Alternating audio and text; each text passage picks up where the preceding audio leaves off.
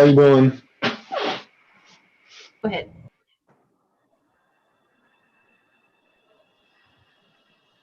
Go ahead, Jenny. Oh, okay, sorry. Good evening. We'd like to welcome you to the January 28, 2021 meeting of the Board of Dwelling Standards and Review. The time is now 6:02 p.m. Present and constituting a quorum are board members, Dave Jenny, Gwen Hunter, Jennifer Hyder, Jonna Robbins, and I'm the vice chair, Jenny Lockmiller. When the property you wish to speak about is announced, please indicate your presence by raising your hand.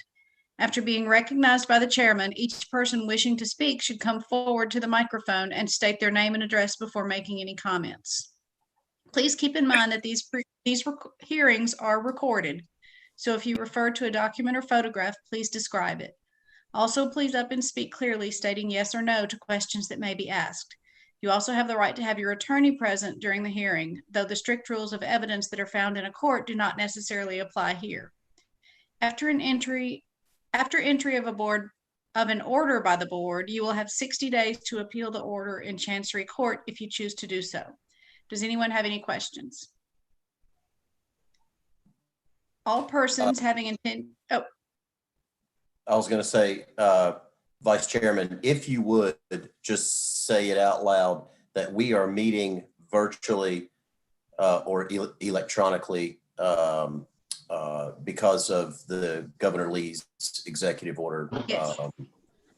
Be happy to do that. This meeting is taking place electronically via Zoom due to the governor's order related to coronavirus. Thank you. Okay. Persons having intentions to speak before the board on property, please stand. You don't have to stand, but you can. And prepare to be sworn in. Raise your right hand and repeat after me. I do so solemnly swear and affirm. I do so solemnly I swear do so solemnly swear and affirm that the testimony that I am about to give is the truth, the testimony I'm about to give is the truth, the whole truth, the whole truth, and nothing but the truth. and nothing but the truth. Thank you. Please be seated. Each board member and staff have been provided a copy of the minutes of the November 19, 2020 meeting. Are there any questions, amendments, or corrections in regards to the minutes? Move the minutes be approved as written. Second. Do we need to say who's making a motion and seconding, or does it matter for whoever's taking the minutes? No, we don't. Okay, because you have the recording. Yes, so okay. All in favor of approving the minutes as written, say aye. Aye. Aye. Any opposed? Not hearing any, the minutes will be approved as written. The first item of business will be 1005 Somerset Drive. Good evening, Vice Chairman Lockmiller, board members. We'll hold officer elections at the end of the meeting tonight. Just do a couple quick introductions quickly. We have a couple new board members. Jennifer Hyder, Jonna Robbins, and I'd also like you to introduce you to the code enforcement officers that did not meet during the orientation. You can see Lorena Bennett and Michelle Bowers here in the conference room, and Lori Spear is joining us off-site tonight. So let me go ahead and share the, let's see if I can share the screen here.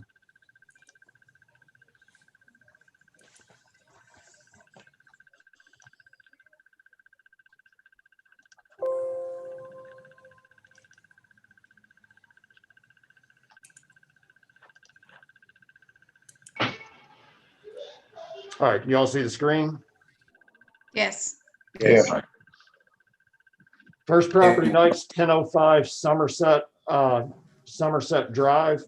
This was a continuance, April 3rd, and I'm sorry, I'm wearing a mask. Hopefully you can hear fine through that. There are a couple other people in in my office that will be participating in the meeting tonight as well. Case was opened on April 3rd, 2020. We had our show cause hearing on July the 23rd and a public hearing on September 24th, where the property was ordered unfit for human habitation. The city was to vacate and close the structure and the owner to repair within 60 days. There's a picture of the front of the house. You can see the codes that they were cited for: roofs and drainage, protective treatment, building security, overgrown and dirty lots, exterior property of the area, and electrical systems hazards. You can see a look at the gutters and the soffits there. The roofs, gutters are full, growth on the roof's in bad shape. Building was unsecure, and a great deal of damage was, most of the damage was that you probably noticed there wasn't a great deal from that front picture that you saw. Most of the damage on this house has been at the rear of the property, is on the rear of the house.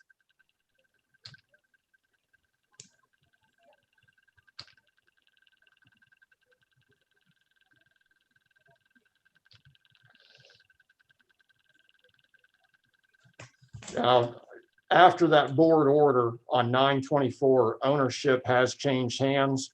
So the repairs, the current owner is in non-compliance, but the ownership did change hands after the 9/24/20 meeting.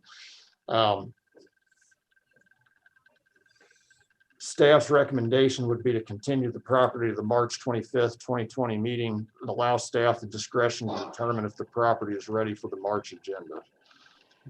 The property is secure, and the property and the exterior of the property, nuisance issues such as overgrowth and those sorts. Of course, we're in the winter months now, but the exterior of the property is being maintained.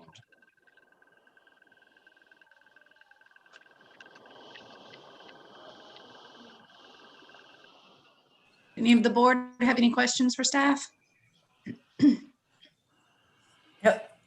Will, yeah, this is Gwen. Have you been in touch with the new owners? Has code enforcement been in touch with the new owners or staff? Yes, we have. Okay. Okay. That being the case, I will make a motion to continue the property at 1005 Somerset Drive to the March 25, 2020 meeting. I'll second. Is there any discussion? Do we need to do an all in favor and any opposed, don't we? We can't just do a, I think we should still call the roll. okay. Okay. Yes. Sorry that I stepped on Hetty's job a little while ago. Apologize for that when we did the minutes. Okay, we can do a roll call now. Okay. Ms. Hunter, Yes. Mr. Jenny, Yes. Ms. Hyder, Yes. Ms. Robbins, Yes. Ms. Lockmiller. Yes. Motion has passed to continue the property located at 1005 Somerset Drive until the March 25th, 2021 meeting. Okay, next on our agenda is 1509 Lynnwood Drive. Another continuance.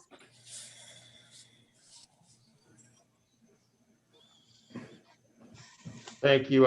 The property owner is the Deutsche Trust Company Bank. Code enforcement officer is Lori Spears assigned to this case. Case was opened on December. Well, you can see the timeline over there to the right of your screen. Public hearing was held on July the 23rd. Most recent meeting, October the 22nd, the owner was ordered to repair up to minimum standards within 90 days. There was also a courtesy inspection provided by David McClelland, acting chief building official, on 10/14/2020. At the 10/22/2020 meeting, there was a cost analysis that was delivered by David McClelland at that meeting.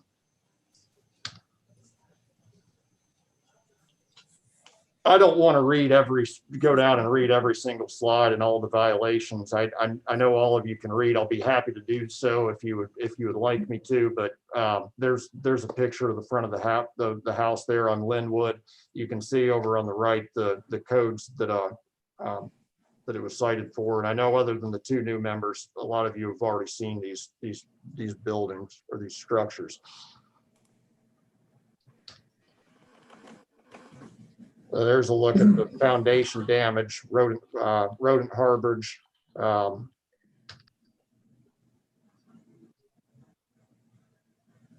More pictures of the foundation.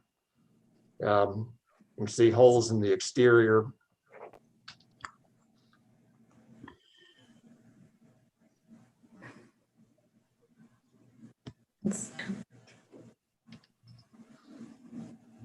Just a reminder on the cost analysis, this is from David McClelland. Inside of the home only appeared to require cosmetic repair, no termite damage found inside. Exterior home needs to have siding replaced due to lack of maintenance. One small area on front corner of home shows evidence of termite activity, no termites visibly present. Cost to reside home is estimated at roughly $8,000 to $10,000. This is well below 50% value of the home's current market appraisal of $143,000 per Tennessee State Real Estate Data Assessment. If you have specific questions of the cost analysis, I believe Dave is on the call. Okay, I didn't see his picture over here, but I'm certain that he's there, so he'd be happy to ask any questions about the cost analysis that you all heard on October 22nd. Just a reminder of some of the history on the property. On 7/23/2020, we had the public hearing. The foreclosure had been delayed due to a title discrepancy, and then there were issues with COVID and the courts being closed. The foreclosure court date was delayed until September 29th. After that point, the foreclosure went through. Permits can now be obtained. The court did order the owner to repair minimum standards within 90 days. Those repairs have not taken place at this point. The structure is boarded, is being maintained. No overgrowth issues or nuisance issues with the property. The attorney with Deutsche Bank has been in frequent contact with Lori Spear, the code officer assigned to the case, and has sought clarification on what it is that he actually needs to repair. Per David McClelland, he needs to repair the exterior siding of the property. This house is going up for auction, so there's likely to be another ownership change. As I said, the repairs haven't been made. We would recommend to continue until the March 25th meeting. And rather than just bring this arbitrarily back, it feels a bit arbitrary at times to recommend a particular date, not knowing how those auctions and those sorts of things are going to take place. But again, if you could allow the staff the discretion to determine if the property is ready to be placed on the March agenda. And we will be very conscientious that in making those decisions that those will be based on discussions with the owner, whoever acquires the property, and whether they show real interest in fixing it. So that is our staff recommendation. If you have questions about the cost analysis, David Clown would be happy to answer it, or any questions about the testimony, or any questions about the discussion with the bank, Lori Spears on as well. Lori, do you have anything to say that you think we need to know about this property or the new ownership or the progress? Last I spoke to Ben Perry was this week, and he advised that it is on the auction. I believe that's taking place in March. I don't remember the exact date. They are looking to auction that off because it was a foreclosure. He stated that he needed verification on what exactly needed to be repaired from the last order with the cost analysis that came through. I did advise him that the exterior vinyl needed to be replaced, and he was talking to his client, which would be the Deutsche Bank, and seeing when they could get that started. So the repairs are being looked into, and also, they've advised of their intention to sell. Okay.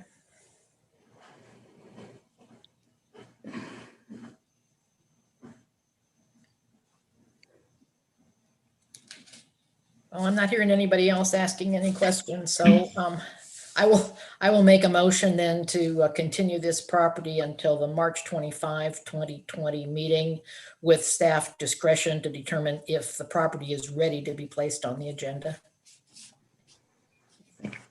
Second. We could do a roll call vote, please. Oh, any discussion? And a roll call vote, please.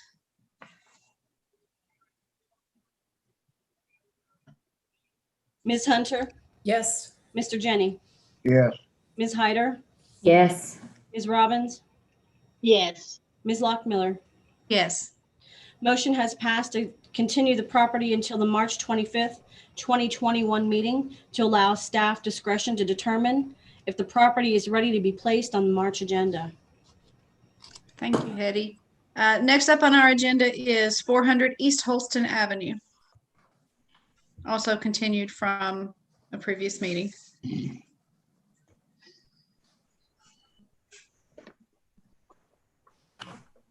I'm sorry about that. I was muted. The property owner is now Stephen Moffitt. Code enforcement officer is Lori Spear. As you stated, the public hearing was held on 10/22/2020 with the following orders: found it unfit for human habitation. The city was to vacate and close, and the owners to repair the exterior of the structure within 90 days. And the city has boarded the property, so it's secure. There's been a great deal of the vegetation. Of course, again, it's winter time, but they had cleaned up a lot of this brush, this debris, all of this, these boards and the trash that were on the front and back decks that you can see in this picture have all been cleaned. So the outside of the property is, as far as nuisance and blight on the neighborhood, it's much improved. It has been boarded, as you can see by this picture here. And again, you can see the front of the front deck has been cleaned off. Of course, we had roofs and drainage issues as well. Now, there had been a renovation permit that was issued to Moffitt Construction. This was back when the previous owner owned the house, and that permit expired based on interaction between the owner and the contractor. After the owner decided, I suppose he never spoke with the contractor again, is my understanding. Lori Spear can give you more information on that. But the repairs were never made. The permit expired. The owner is in non-compliance at this point. I spoke with him today. He came into City Hall. He applied for a permit, a renovation permit today, just a few hours ago, as a matter of fact.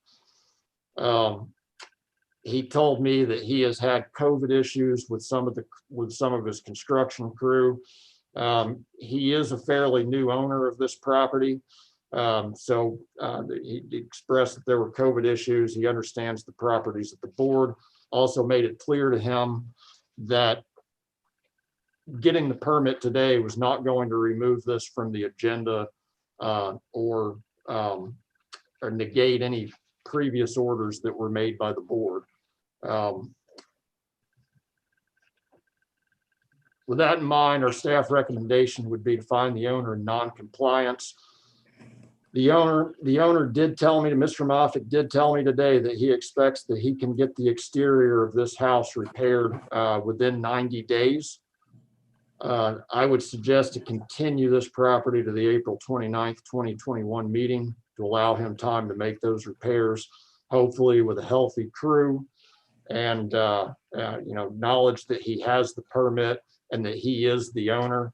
I'm hopeful that can be met. He indicated that was his goal. So our recommendation would be to find him in non-compliance, but to continue the property until the April 29th, 2021 meeting.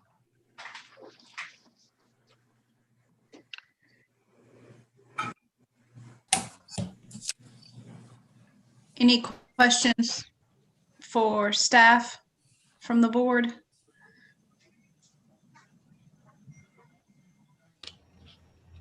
I'd make the motion to find him in non-compliance. Second,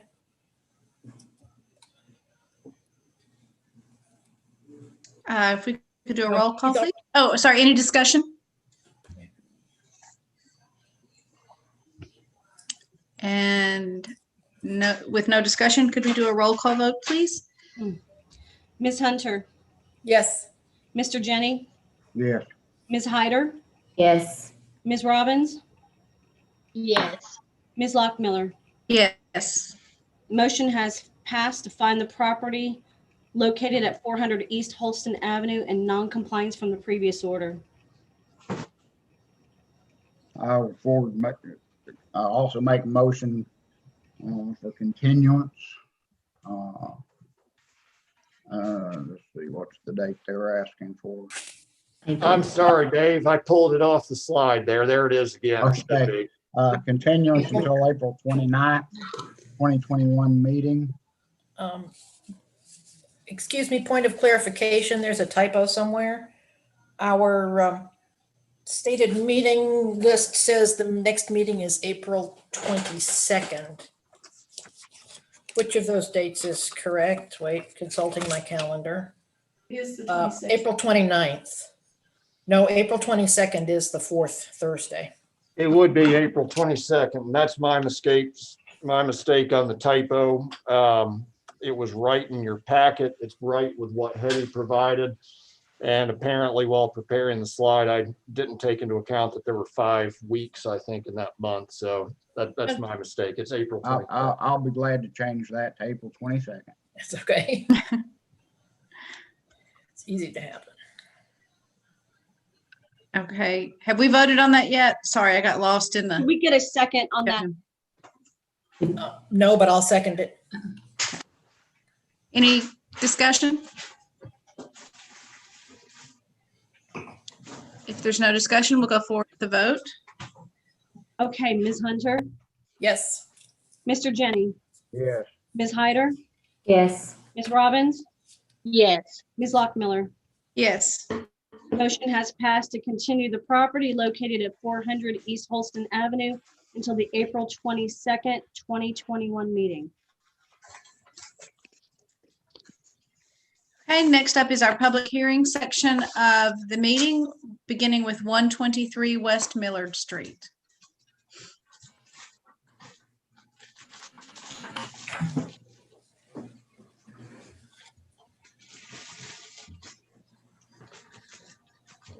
I have a question, ma'am. Can you hear me? Sure. It doesn't, on the list, doesn't look like my property is there. Oops, I lost you. It doesn't look like my property is on there, 210 West 8th Avenue. If it's not, then I don't have to be here. It's on the list to consider rescinding that property. Oh, yes, down at the very bottom. Oh, okay. I didn't see the full list. It's gonna I'm be a sorry. while. It's gonna be a while. That's fine. I just didn't know because I couldn't see the whole list, so I wasn't sure if it's still on the board. Oh. I'll wait. I'm Okay. I'm waiting. All right. Thank you. Okay, Thank you. so 123 West Millard Street.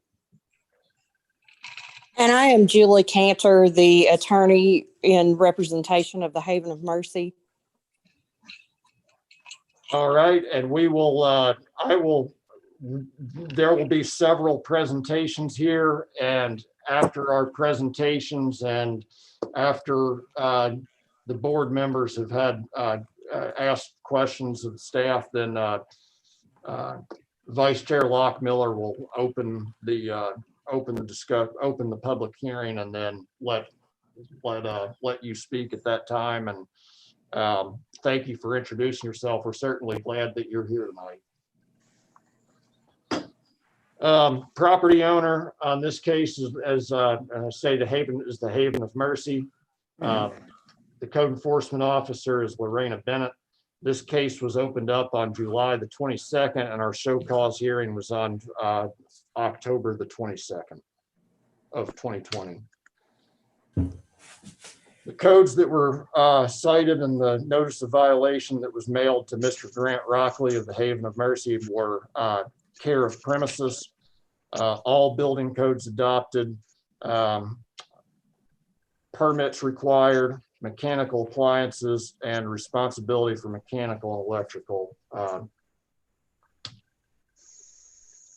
equipment. At this point, I'm going to turn this over to Jeff Cannon, who is a trades inspector with the building division. And I am going to let him speak to these particular pictures and the violations associated with it. I will come back at some point and go over a timeline of how we got to where we're at now. And there will also be a presentation from Fire Prevention Officer Roger Davis. So at this point, I'm going to step away and let Jeff Cannon speak.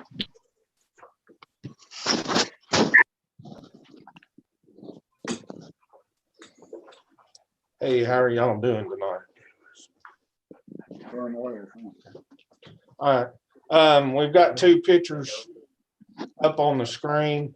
I'm going to direct your attention first to the one on the right. That is a picture of the kitchen area at the Haven of Mercy.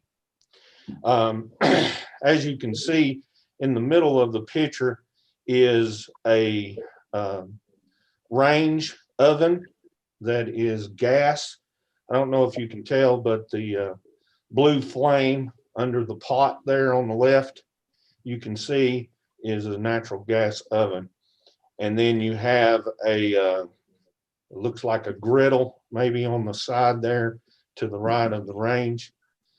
Both of those are commercial appliances by codes, building codes in the IMC.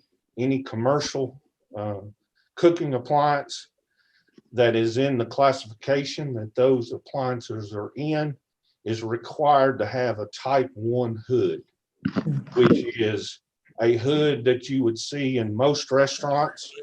It is equipped with a grease duct to get grease vapors removed from the air. It has grease filters and a grease, most of the time, a grease trap that's built into the hood to catch any excess grease that comes down from the exhaust system. Those are also required by code to be equipped with a fire suppression unit that will cut off the gas in an event of a fire, and also dump to extinguish the flames. As you can tell in the picture, most of you would be able to recognize a residential type exhaust fan or exhaust hood. There's actually two of them there. Those are neither equipped with the proper filters or the proper fire prevention or fire extinguishing capabilities that are required by code. The picture on the left is the back side of that wall. Those two residential fans not only venting a cooking appliances that are way above its rating, but it dumps out into the storage room behind it. So what fumes, grease, CO from the burning cooktop is being vented into that storage room that you see. Those two outlets there on the wall are the fan exhaust from those two fans in the kitchen. Any questions about those two pictures before I move on? All right, not hearing any, we'll move to the next. This is in the basement under the main building at the Haven of Mercy. And this is pictures that are kind of examples of several instances that we found on the inspection that we went on. The one on the left shows open boxes where wire splices have been made. You can see wire nuts in the one box on the left, but you can't really see any on the right. But by electrical code, these should be covered, sealed, where somebody can't, stick a hand in them or whatever. Now, this is in the basement. On the original inspection, we found several open boxes of this type throughout the basement, but also in the different parts of the building, everywhere from in the bathrooms to in the dorm area, into the private rooms. There was in the hallways, there was several boxes that were like this. So this is just kind of a representation of more than just those two. There were several. On the right, the picture shows a electrical wire. The yellow one that you can see there is run. As you can see, it's it kind of comes through the wall there, kind of cut in a big hole where several wires are run across. For the most part, you can tell that it has some slack in it, that it's hanging down. By electrical code, that wire should either be up inside the joist that it is now running under, or it should be protected in conduit and strapped so it is secure. This is a storage area. You'll see in some other pictures on down that the storage area is used to store like food and drinks. So there's often people in this area. So these electrical lines have a need to be either properly installed up in the joist or protected from being pulled on or jerked down by somebody, or if one has a nick in it, somebody touching it and getting electrocuted. Any questions on these two, or I'll move on? All righty. The next two are kind of about the responsibility of maintaining things. As you can see, another electrical line that is unprotected, that by code should be protected. It should be protected going through that masonry wall. You can see the pan that is being stored under it. So it is a place that people get things and pull things out and pile things on, and those wires are just dangling there to be pulled out or damaged. On your picture on the left, you can see in the back corner is a couple of electric panels. By code, those are required to have access to. You're supposed to have 3 foot of clearance in front of them and 30 inches of clearance to either work on the breaker boxes or to use them. So you can see that it'd be quite a challenge to work on that one on the right, and quite a challenge to get to if you needed to turn any of the breakers off in an emergency. If there's no further questions, I'll move to the I have a next step. question. Yes, ma'am. What are all the black wires? The black wires, some of them are cable, some of them are internet, most of them are communication or data or cable. The black wires are not powered wires for the most part. Okay. There could be a couple of them that are powered, but just from the pictures, most of them look like they're round. and the round ones are usually communication or cable. Okay, so the real concern is the yellow wire. Yes, yes. Okay, thank you. All right, I'm gonna move forward. These are some pictures on care of premises. The code officer, Miss Bennett, could probably comment more on that, but as you can see, the piles of drinks and stuff that are kind of leaning over and ready to fall, but you can also see the electrical lines that are run below the joist, again, that are unprotected, that could be damaged by storage, moving drinks or whatever that is being stored there. The other one is on the right. If you notice that big sign that says fire extinguisher with a big arrow, that black thing on there is the bracket that a fire extinguisher hangs on. As you can tell, it is empty. So that is an example of either they moved it, maybe they used it and it was a throwaway one, but it was never replaced. Any questions about that for me or Miss Bennett? I have a question on the drain lines there. It appears that the hangers are not there to properly support it. Yeah, I only commented on the things that they were cited on. There's some issues that they weren't cited for. Most of that line appears to be capped off, as you can see on the end, and on one of the other sides it's capped off. But yeah, there's a lot of just general maintenance and upkeep, or as the electrical, a lot of code violations in the installations. But for the purpose of this hearing, I only commented on the things that they were cited for in the to the board. Okay.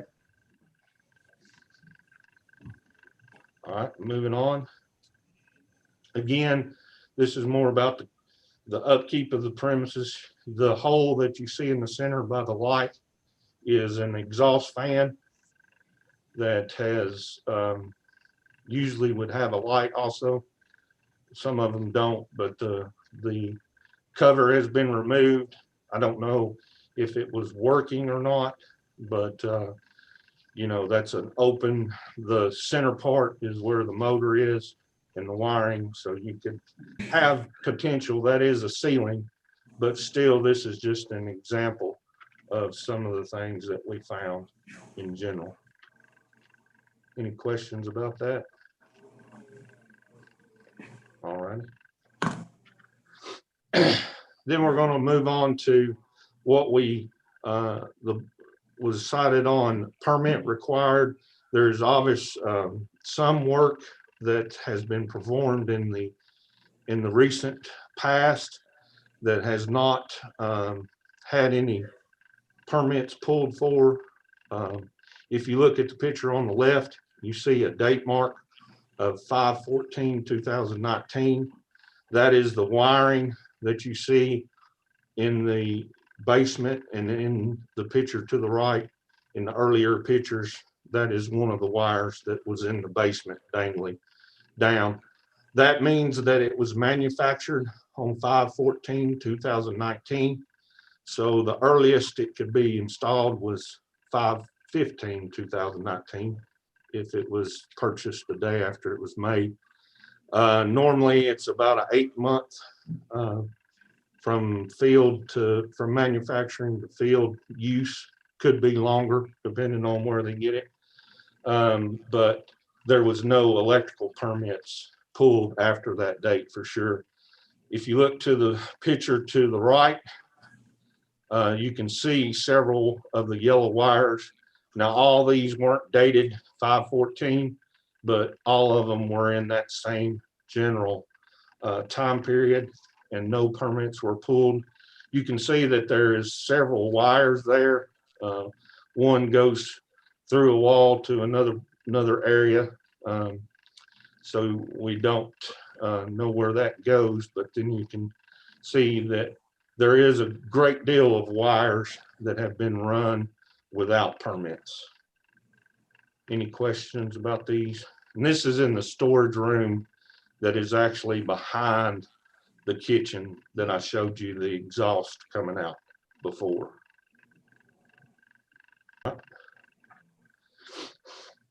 This is in the same room, as you can see, quite a bit of wiring. I count 1, 2, 3, 4, 5 different sets of wires in this one picture. So quite a bit of electrical work has been performed. One of the items on the next screen talks about a sub panel being wired without permits. The picture on the left is that sub panel. As you can see, there's several wires going into that sub panel. You can see quite a packed up bit of wiring in there. There's some wire nuts in there, which normally you would have no wire nuts, which means there's splices in there that you would not normally have splices in your sub panel. So obviously some work that has not been inspected, and we would want to have looked at by our inspectors or an electrician. Any questions about those two pictures? So can I conclude that an electrician from the city has not reviewed this work? Is that correct? That is correct. This is pictures of things that we feel have been done, work that has been completed without city permits, without inspections from a city inspector. Okay. Any other questions? All right. You want to do this part, Will? Okay. I'll turn you back over to Will. I'm just in the room here. If you have any other questions for me, just let us know and I'll be glad to answer it the best I can.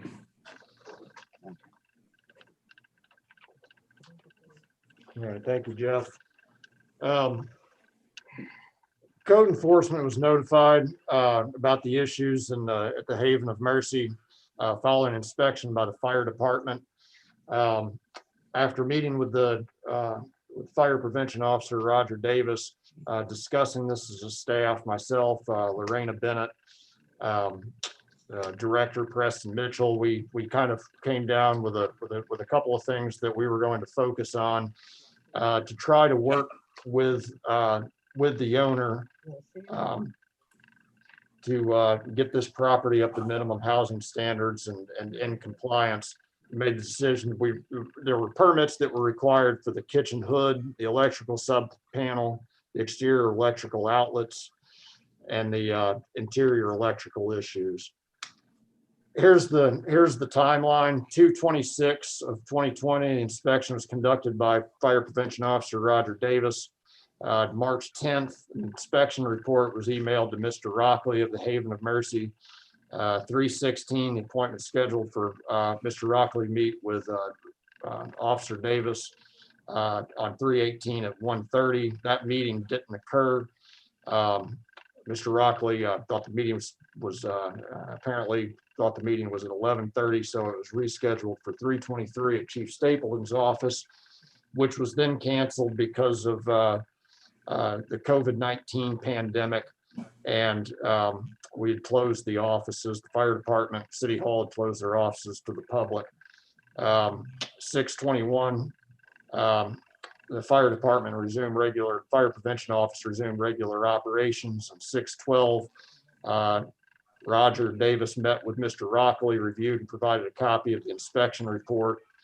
On 6/16, the fire prevention officer Davis emailed Mr. Rockley the corrective actions report. On 6/23 of 2020, Mr. Davis and electrical trades inspector Wayne Lyons conducted an inspection, found evidence of work without permit.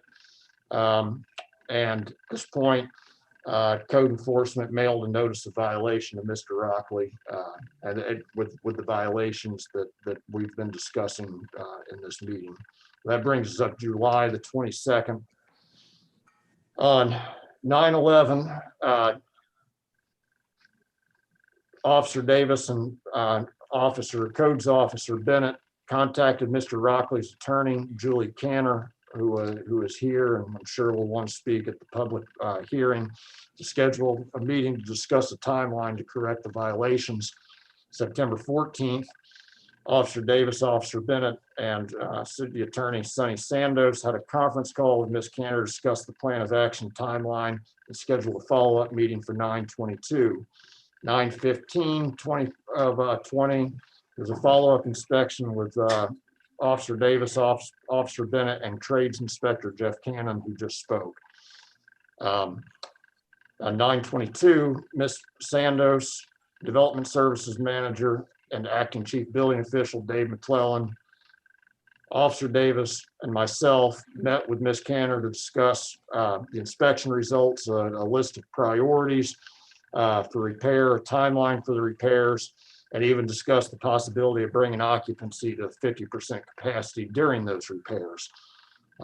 Trying to come up with some sort of list that was manageable without turning a lot of people out, and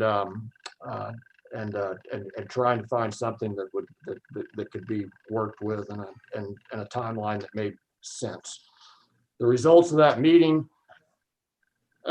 Building department, Mr. McClellan advised Ms. Canner that the cooking in the kitchen must cease immediately. Think back to the pictures that you saw of the hood from the kitchen that Jeff Cannon discussed earlier. The Haven of Mercy had 20 days from the 9/22 meeting to secure an architect or engineer. Haven of Mercy will have 30 days from the 9/22 meeting to have an architect engineer to meet with the building and fire department to discuss repairs. Those repairs in that submittal, there would be the architect/engineer need to submit drawings to include occupancy load for the facility and life safety plans. And then the city would have 7 days to review the plans. At that point, the owner should secure contractors while waiting approval from the city.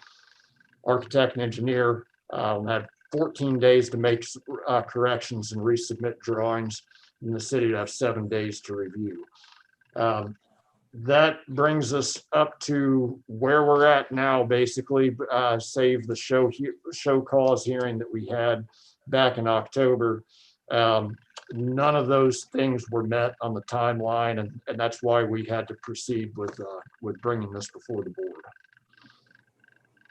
That's the timeline. You've heard from Jeff Cannon. Unless you have questions right now at this time, Roger Davis, Fire Prevention Officer Roger Davis, is here to discuss findings which support the notice of violation. Before we go to Mr. Davis, I do have one quick question. I know you mentioned that the timeline was not completed. Have any of the items in the timeline been completed? No. Okay, so there was a meeting on 9/22 and nothing has happened since then, correct? That's correct. Okay, thank you very much. Building issues were taken care of. There were some non-building issues that were taken care of. Part, but not with the building. But nothing that dealt with any of the violations that you've been discussed. Obviously, our position would differ, but I'll speak up at a later time.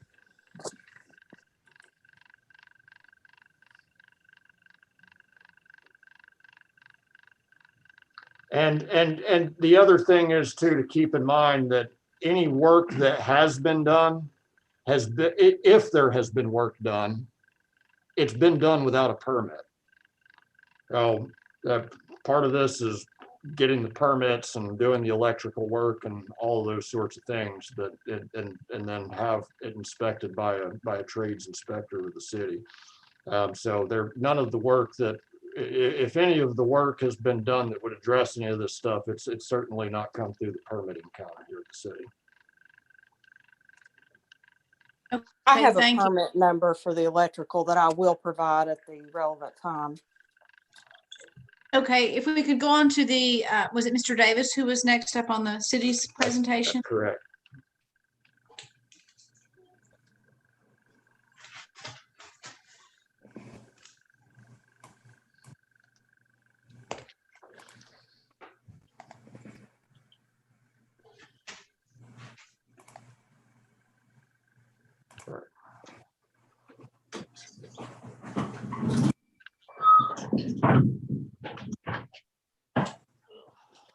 Good evening, folks. I'm Roger Davis. I want to thank you guys and girls for being here and hearing what we have to say tonight. Let me get this thing set to my first slide. First of all, let me just introduce myself. I'm Roger Davis. I'm fire prevention officer. Been with the city of Johnson City in this capacity for a little over 2 years now. I have 30 years experience where I retired from a department in Florida. I retired as a district chief and decided that I wanted to continue basically serving and providing a service to the public. So here I am. Okay, so on as stated, February 26th, I had arranged to do a fire safety inspection with the owner of the Haven of Mercy. And during my inspection, coming back, researching and looking through the code book to find out, because I noted several things, took several photos, and what I found was more than 100 fire and building code violations, unsafe conditions, copies available upon request of my inspections. I provided the owner with the inspection report, and I also provided him with a corrective actions report. And this is way before I involved the codes and building department. Excuse me, are we supposed to be seeing anything on the slide? You don't see anything up there? I see the agenda. Oh, can you take care of that for me? Oh, yeah, there we go. Thank you. There we go. There we go. Okay. All right. Sorry about that. I'm a little bit technically challenged when it comes to this stuff. So That's okay. Will just learned last week. well, that's okay. At least somebody here knows, right? Okay. So basically, I'm just going to kind of go through some of the bullets that I have on my PowerPoint here, and then there's going to be a lot of photos that I'm going to show you. And you can see why I ended up involving the trades inspectors and code enforcement once you look at some of the photos that I have. So I already advised I had more than 100 fire building code violations. The facility houses upwards of 70 people at various levels of destitution. Haven of Mercy, it's an R2 occupancy. There is a fire alarm that's in the building and in the facility. There is no fire sprinkler system.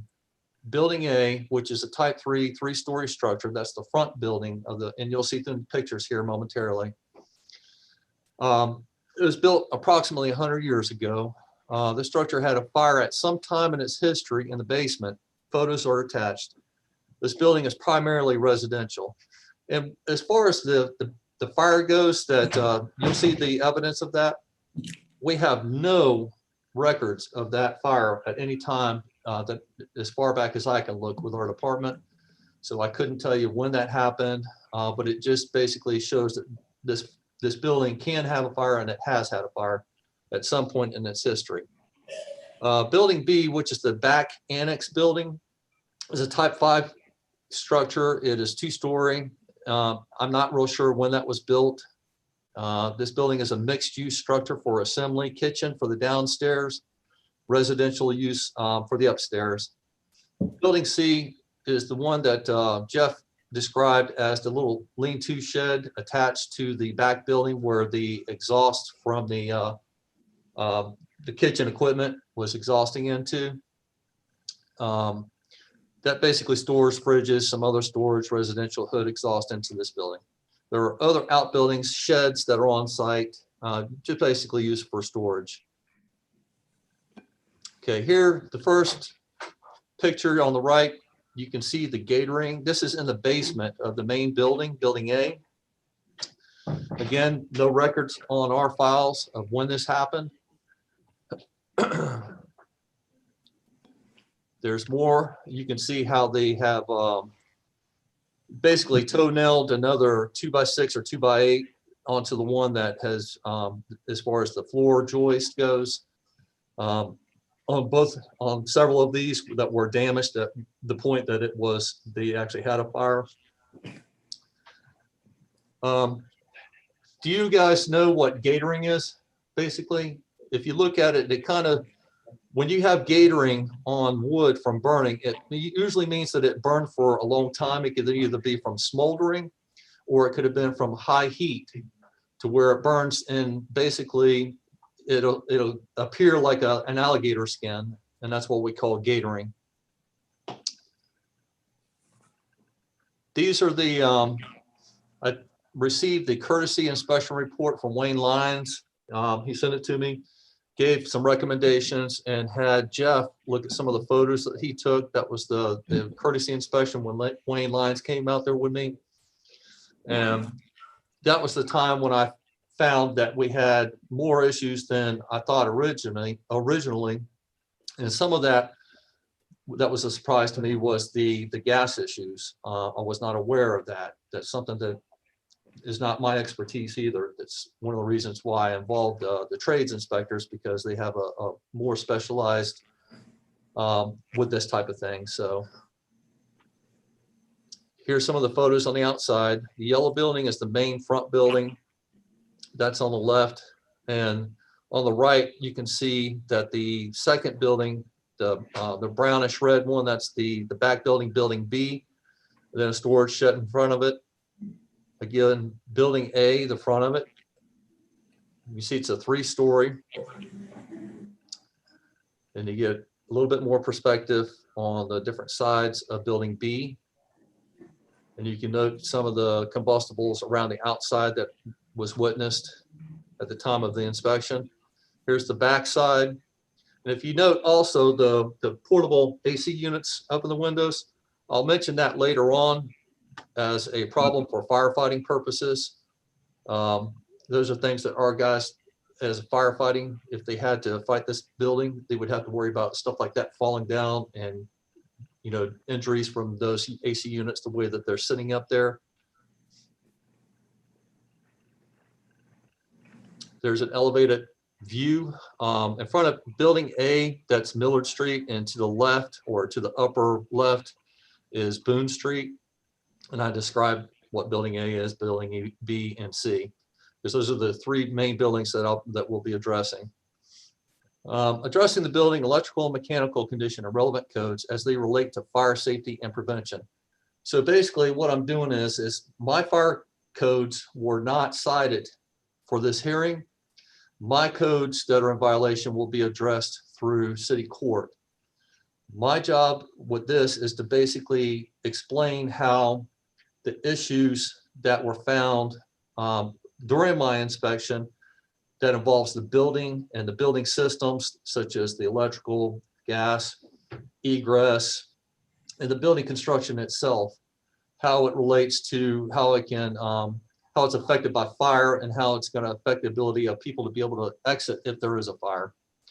Okay, so hazards are compounded by the building construction materials, lack of fire separation, compartmentalization, and fire-rated egress. These factors potentially affect the ability of occupants to exit the building safely in a fire emergency, ultimately poses potential life-threatening conditions for occupants and responding personnel. When I say responding personnel, I'm talking about emergency workers. Fire codes addressed through citation to the city court. So that's just me saying, basically, my stuff is being addressed through the city courts. But make no mistake, out of those 100 codes that I told you about, several of those address the same thing that I'm addressing, that they're addressing through the building side tonight.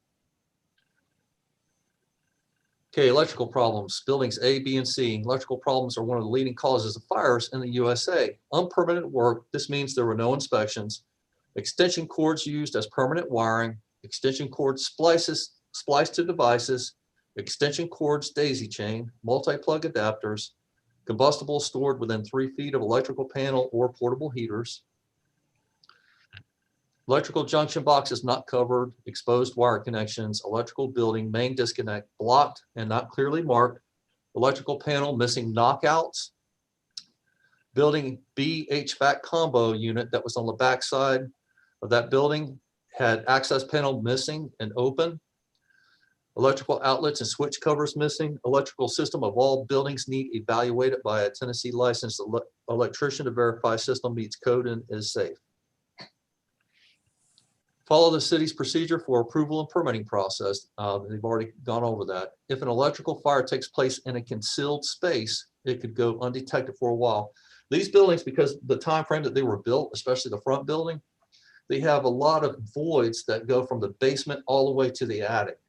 A lot of concealed spaces. So you can technically have a fire in a concealed space that had, and once it builds up enough steam and breaks through, it won't be detected usually because the fire alarm system that's in the building has smoke detectors and stuff like that in the living space.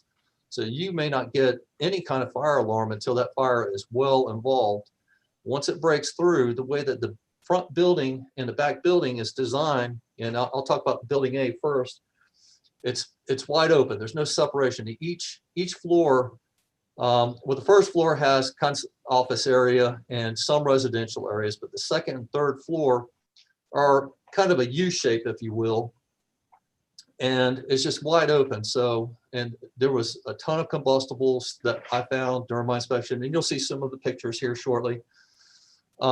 It's just wide open. So if you have a fire, it's going to have nothing to kind of break it up. Compartmentalization, the way that buildings are built today, is they're compartmentized more to try to reduce fire travel, or they will have fire protection systems put in place like sprinkler systems or some sort of suppression system. And okay, so exposed wiring, appliance wires, junction boxes, switches, outlets, overloaded extension cords, etc., are an electrocution hazard or could ignite nearby combustibles if they overheat or start arcing. Building electrical codes apply and address through these trades. Images of some of the electrical issues throughout all three buildings. Pay attention to the extension cords everywhere. Electrical evaluation required. So to start out, you can see you have a lot of extension cords. Extension cords are not allowed to be used for permanent wiring, okay? They had several extension cords, many extension cords throughout all the buildings. Many of them were daisy chained, which means they're attached to another one and to another one. Some of them were spliced. And we'll just go through some of these pictures. If you actually see something on a picture that you're not sure about, just speak up and I'll stop and I'll try to answer the question as best I can, okay? Here on the left picture, you can see more extension cords. This one doesn't even have a ground to it. To the right, and you can see how you have stuff that's combustibles, personal belongings and stuff that are close to a lot of these. And let me just note too that extension cords are a big cause of our fires too, because they overheat especially if they have too many items on them, or they don't have a ground on them, or they have multiple cords attached, or they can get kinked and cause overheating. And if you have anything that's close by, that's where you can get the ignition of the fire. Here you can see more cords. You got the orange one, you've got the multi-adapter. To the right, you got a picture of the basement. You can see the open appliance, light fixture, the extension cord that was used for wiring run through the attic. You got more wiring. You've got the open light fixture here. And you can see that's where the fire had been, in that area right there. As you can see, the wiring close to the combustibles that were stored in the basement on the left. They had several beds that were donated and had not been put in place yet. Many of the beds, the materials are highly flammable. Close to the open junction boxes or light fixtures that were open. So you can see that they were really close to electrical sources, which could be ignition source to the combustible. On the right, you have the electrical panels that were wide open. You had some and I'm sorry if you can't see well enough, but there is some knockouts, where breakers go, that are missing. They got combustibles within 3 foot of the boxes.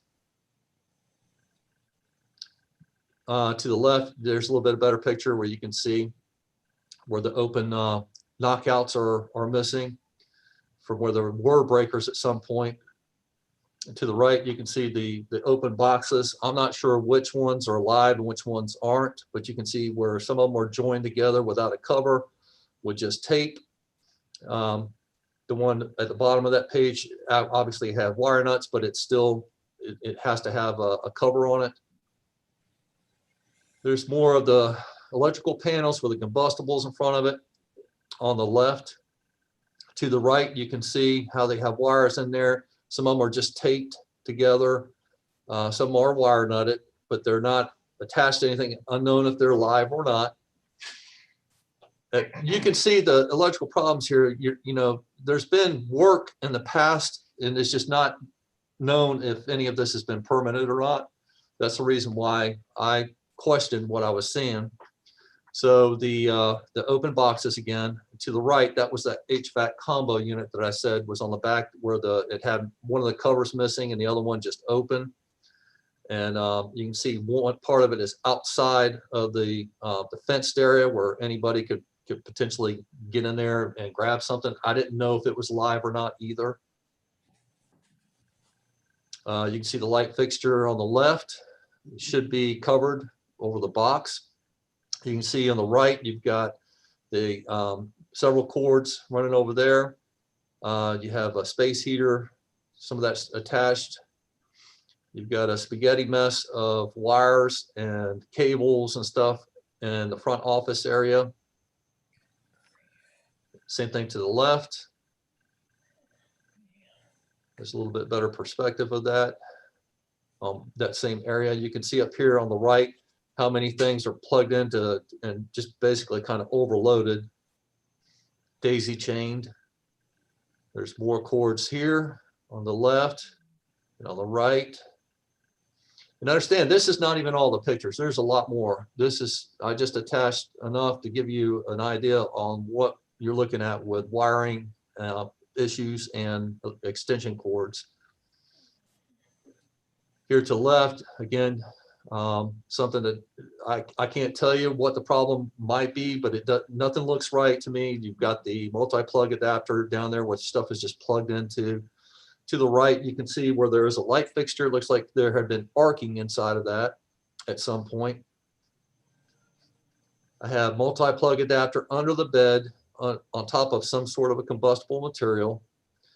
And let me just point something out too. The building itself is combustible. So even if they don't have easily combustible materials, at some point, if you have something arcing or overloading, you can still get building materials that can ignite at some point. There you have more cords on the right. I believe that's actually probably a duplication, just a different viewpoint of the basement of that one where it was close to the bed. To the left, the open light fixture. There's more of the combustibles that are close to the wiring and stuff that's hanging down in the basement on both sides of the pictures. More of the electrical panel. Those are two duplicates too. I just want to point that out.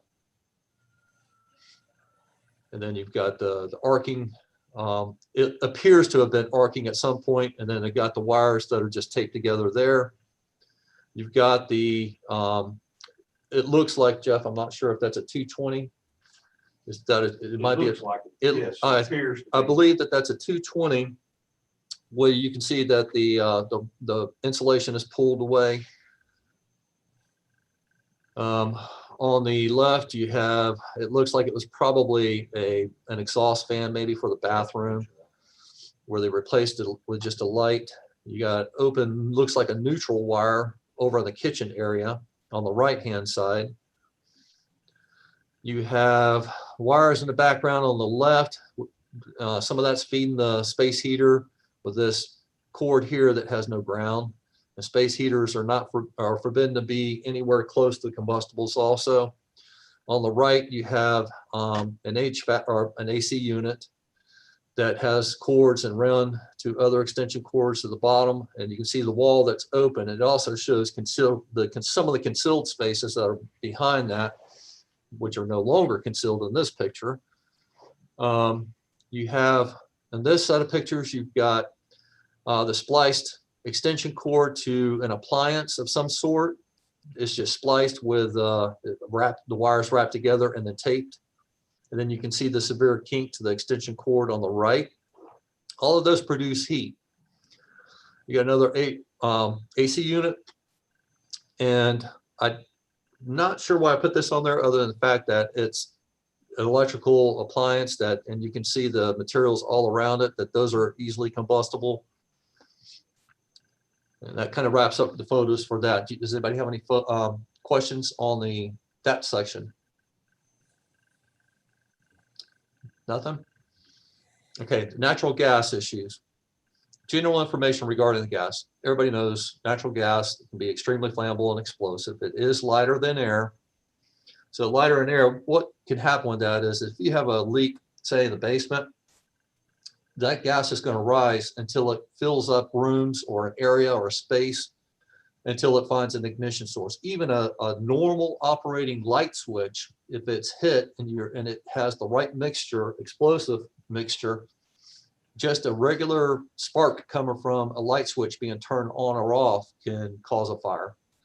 And if it's in an enclosed area, you could get an explosion, which is going to destroy partial or the whole building, potentially killing any of the occupants or severely injuring them.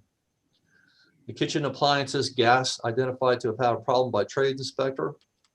The kitchen has been removed from service per acting chief building official.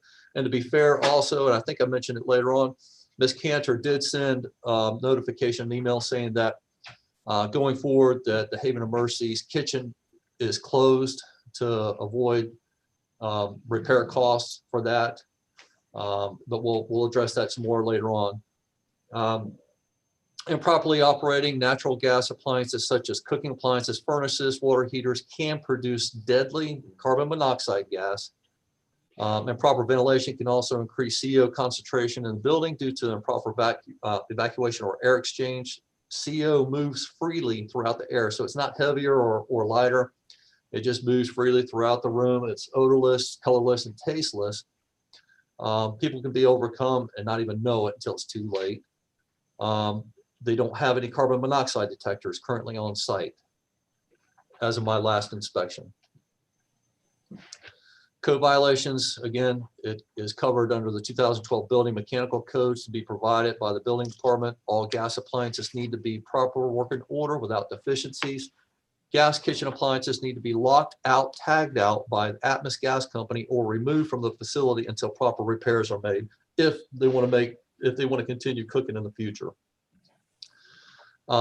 We would accept any equivalent method that there may be out there, to avoid from moving the equipment. We're really not sure about the locked out, tagged out because we're not sure if the facility has water heaters that operate off the gas. So we would be concerned if we had the gas shut off by the gas company that they wouldn't have hot water.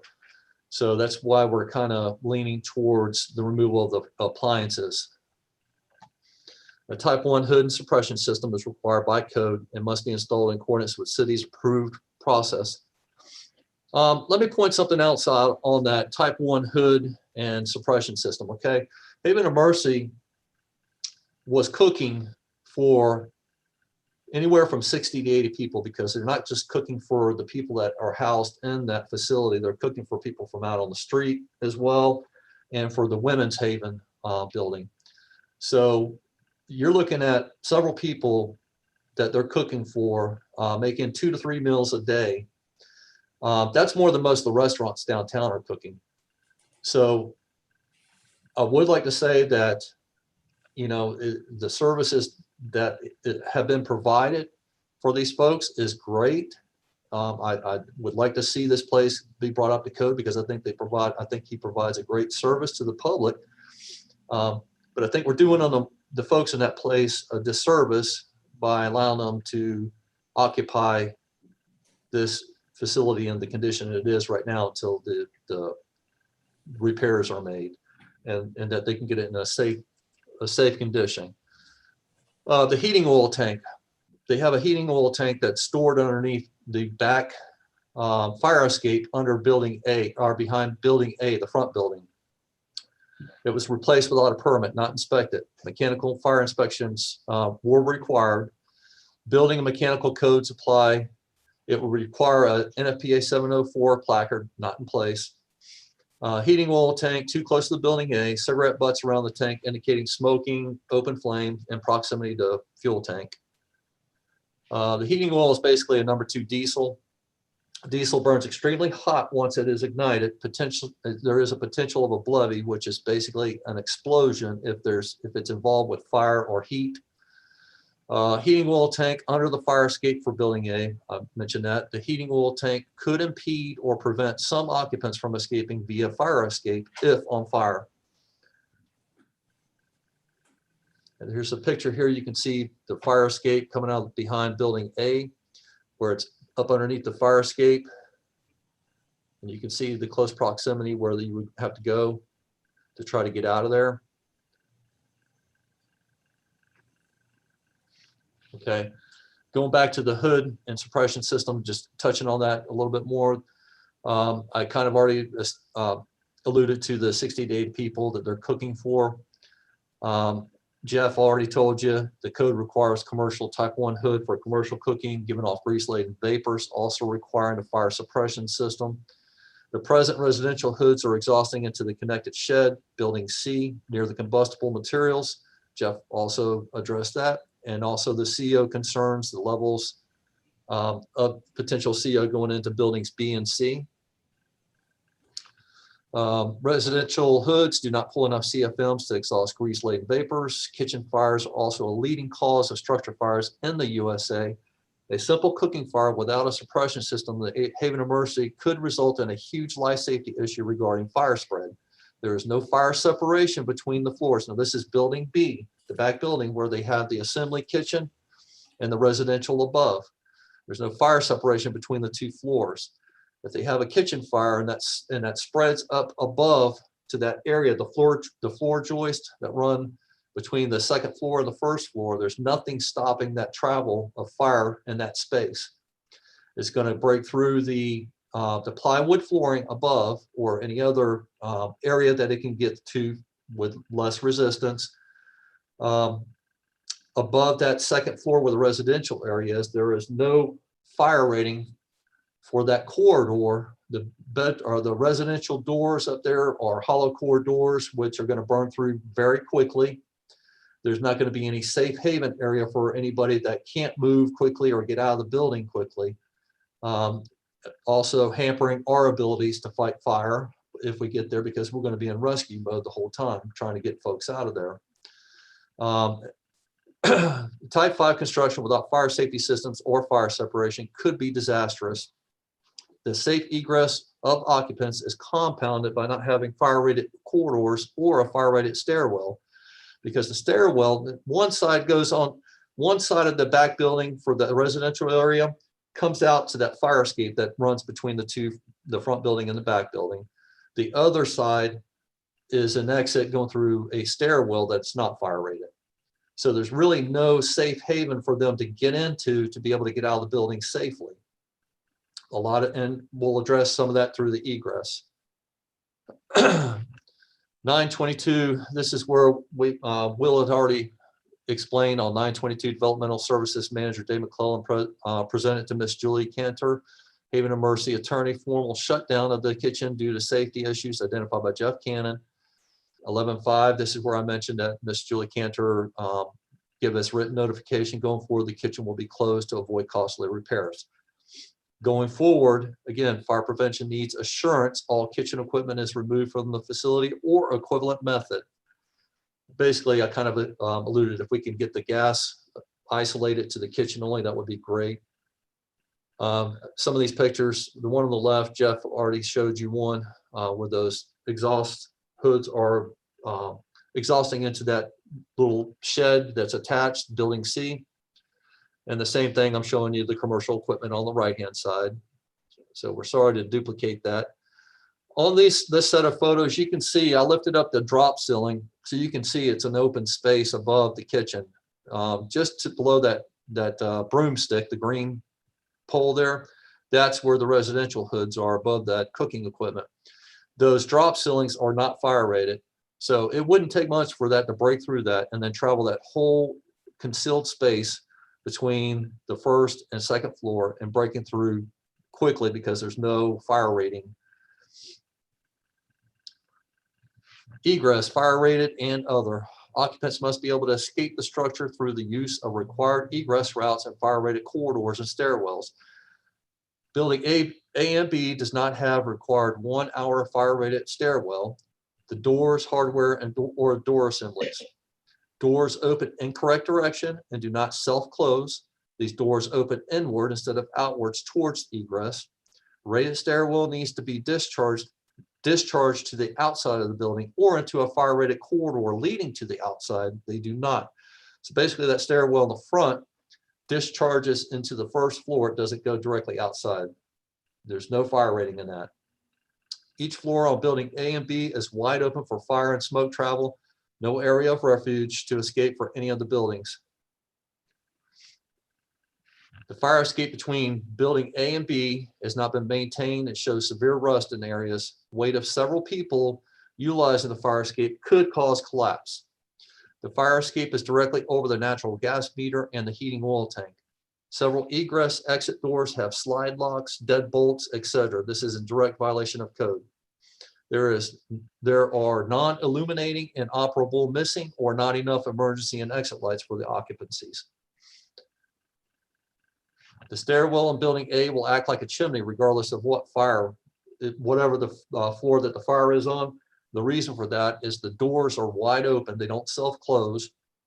So if you have fire products, any area of that building is going to move upward until it reaches the top floor, and then it's just going to continue down. So it's just going to basically be a chimney effect in that stairwell, the way it's set up now. So that's going to affect their ability to get out. Many individual rooms have padlocks and hasps. A malicious person could block someone with any device in the hasp to prevent escape if there is a fire. One of the exits in building B, kitchen assembly area, goes through the kitchen. So they have over 49 people that can occupy the assembly area, probably more than what they're rated for during the holidays, like Thanksgiving and stuff like that. They're required to have 2 exits. One of those exits right through the kitchen area without any fire rating around that. That's against the fire code. It's not enough exits for that space. One of the exits in building B, kitchen assembly area, goes through the kitchen. Okay, I just went over that. Building electrical codes apply and address through those trades. So I have some photos here to kind of show you some of the, you can see this door has a padlock on the left. On the right, there's no exit sign above that door. That's the main in and out of the building for the front building, building A. You can see a non-illuminated exit sign above the doorway here. And on the right, same thing, that's going out of the back of building A. And it's fine if it's daytime, but at nighttime, if you have a smoke-filled building and it's dark, you're not going to be able to see it. So somebody that, even if you know the layout of the building, it's going to be extremely difficult to try and find your way out. You can see the right-hand side, the stairwell. You can see at the top, you might be able to make out that the doors are open. They don't self-close. These doors are required to self-close and they open the wrong direction. Let me explain to you what I mean by they open the wrong direction. If you look at the top, the photo on the right, the top left, let's say that's the doorway coming out of one of the dorm areas. If that door opens towards the dorm area and not towards the egress area, and they can't, and you get people piling up against one another trying to get the door open, the weight of the people behind them prevent them from opening the door. They can't get through there. So you can see the dilemma with that. And you can see there's an exit door here that on the right, that's one of the doors that go from the dorm into that stairwell. On the left, you can see a non-illuminated exit sign. Again, smoke-filled, dark, nighttime, you're not going to see that. They're going to have a hard time. They're going to be tripping over each other. Again, if we have a fire there, our fire personnel are going to be pulling people out all over the place, and it's going to be a really, really bad and chaotic scene. On the left photo, you can see the exit sign there, and you note the sign on the door says emergency exit only, do not open. It's wide open, it won't self-close, opens the wrong direction. The door on the right, you can see the self-closure is broken, so you have to manually shut that door. Again, there's more photos of the stairwell in the front, building A. You can see how it's open up at the top. There's nothing. Basically, when I talk about a stairwell or a corridor having to be fire rated, it's basically, imagine that an envelope of fire protection. It has to be rated, depending on if you have sprinklers or not, but this one has no sprinklers, so it would have to be a 1 hour fire rated corridor or stairwell, which is to act as a safe haven for them to be able to get out from wherever they enter that stairwell. It has to be opening up and closing behind them to prevent smoke and fire products from getting in there, and allow them to get out of the building without having to go being discharged in another part of the building, if that makes sense. It has to be discharged directly outside at the bottom. On the right, you can see the padlock. That's on a closet or a room for where somebody sleeps. The same thing on the right and the left. This photo right here, the exit sign's over the wrong doorway. It should be over the left. It should be illuminated.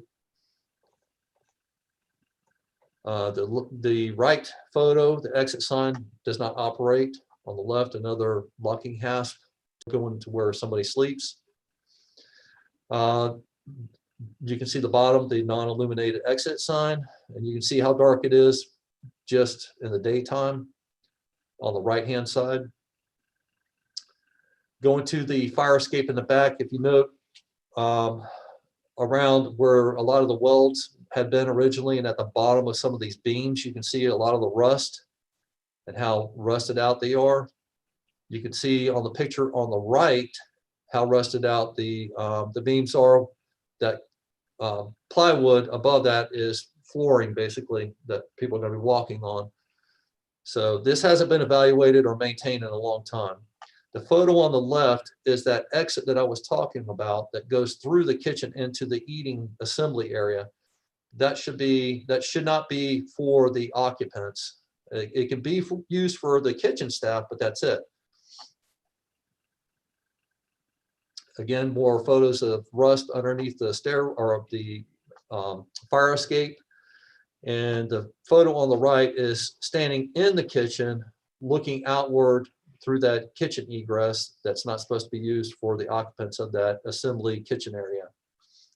And a non-illuminated exit sign. More rust on that. On the left, on the right, you can see the deadbolt, the slide lock, that's an exit door. You can see the photo on the left is the same door, just a different look. The photo on the right, you can see how kind of what a mess that is. The sign does operate, but it's I don't know what's hanging around it. It looks like it could be security. I'm not sure if that was an electrical problem or not, but I attached it just in case. Again, on the left photo, you have the padlock. On the right, you have a regular doorknob instead of a panic hardware to be able to get out. This is in building B, by the way, okay, the back building. And you can see a lot of these doors that, like the number 8 door here, that's just a hollow core door that's going to burn and be devoured quickly by fire. This is building B in the back, the stairwell again. This whole stairwell is not fire rated. And you can see the exit sign is broken above it. They got a non-illuminated exit sign on the door. Again, extinguisher, there's no extinguisher there. You can see there's no panic hardware on the door. There's nothing there. And so it just opens and closes. If the wind catches it, it's not going to close. Okay, conclusion. The Haven of Mercy was found in substandard, dilapidated condition upon initial fire safety inspection by myself. The fire safety inspection regarding building issues involves existing building fire codes. Haven of Mercy campus initially exhibited 100+ fire and building code violations. multiple life safety issues identified. No grandfather clause for life safety issues. Historical lack of permanent work means there has been no plans review or trades inspections. As outlined by myself, the Haven of Mercy has made low cost improvements. So again, I want to specify that they have made some improvements on, they removed almost all of the extension cords. They removed a ton of the combustibles. So that stuff was looking good the last inspection that I went. However, you still have the electrical, the gas, and the lack of protected egress and lighting issues and the wrong exit and door assemblies and panic hardware are missing. Current life safety hazards relate to egress as well as the condition of electrical and gas. How will fire affect each building, create evacuation firefighting challenges? Question. Discuss timelines conveyed in email. So basically, you were shown some of the timelines that were sent through emails and meetings with the Haven of Mercy owner. I counted with my records on emails and reports that there's been 30 plus emails and meetings where I communicated with Mr. Rockley and or Ms. Cantor since February of 2020. Ms. Cantor a little bit later on when she was hired by the Haven of Mercy. I would like to ask if you have any questions. I'm here to answer them, and I can summarize what I went over fairly quickly if you need me to. I actually have some things I would like to say if there's no questions. Does anybody have any questions? Nothing? Okay. So. Wait, hey, sorry. I have a question. This is Jenny Klockmiller. Okay, Jenny. I have a question. So since this is something that you have a level of expertise in, when do you think the fire happened based on the condition of there's no way of telling. Yeah, there is no way for me to tell based on that. I mean, it had to have happened because we don't have it in our records. We don't have it in our paper files. We don't have record of it in our last fire reporting software program. So, and I've talked to some of the people that have been here a long time. They don't remember a fire being there. So it had to be before that. The chances for a fire are very great in this building, in this facility, in the condition it is right now. Now, they have reduced part of that issue by shutting down the kitchen until at which time they decide they want to do whatever repairs they need to for that. You know, I feel as though that if Mr. Rockley, the owner, would like to get this place up to par, well, I would love to see him do that, but we have to get it in a safe, you know, these people are sleeping in this buildings. And again, to go back and stress, and I say this with all seriousness, and because I'm basing this on past experience where I've had fires, I've actually had to pull people out of buildings as a recovery, basically after the fact. And it's extremely devastating for family members, loved ones to know how their loved one perished in a fire in the condition and the way that it happened. So I don't want to go into that, but I will say that the chances of casualties, serious casualties, and fatalities in a significant fire in this facility is it's going to tax the city. It's going to tax our fire department, the emergency services. There's going to be a lot that has to be done. They're not going to be able to, initial units are nowhere near going to be able to firefight because they're going to be doing nothing but rescue. Anybody that's already escaped is probably going to have smoke inhalation, cuts, fractures from jumping out of the windows. So they're going to be providing care to patients and triaging and trying to assist the EMS units. The hospital is going to get overwhelmed quickly. The topography of the site is not in a way that's easy for us to ladder the building on all sides, on any of the buildings on all sides, to be able to get to windows, to be able to get them out.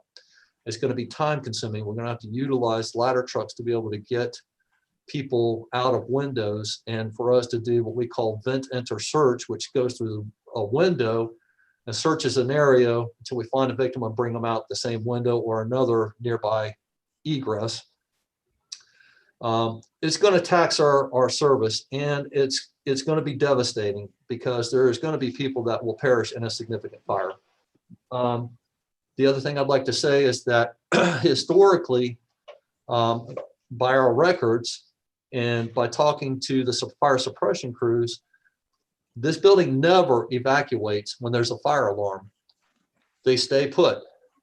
And if they stay put and there's a fire in a concealed space, thinking there's nothing wrong, and they just reset the alarm, which they also historically do before our units get there to investigate, the fire is going to get a head start on them. And if they wait till they see fire or smoke, it may be too late. So with that said, whatever you guys decide that you want to do with this facility, I have a recommendation, and it's based on everything that I know, everything that I've experienced, everything.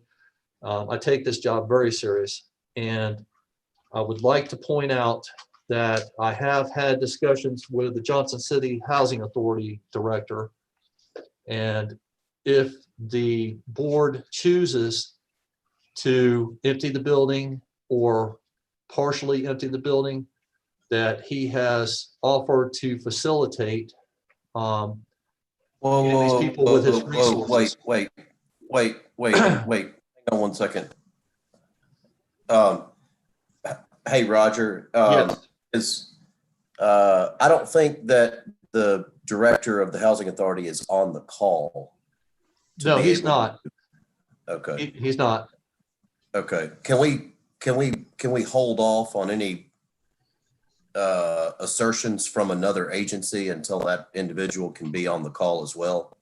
Well, that's fine, but I talked to him directly yesterday.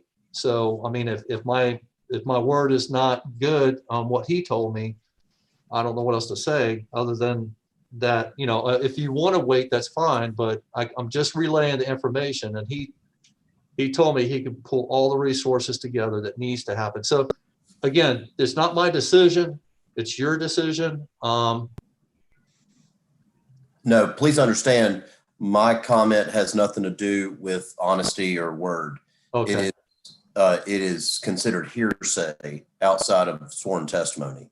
So, so that's all. I just want to Well, I wanted to simply ease, and I totally understand, and I respect that. I do.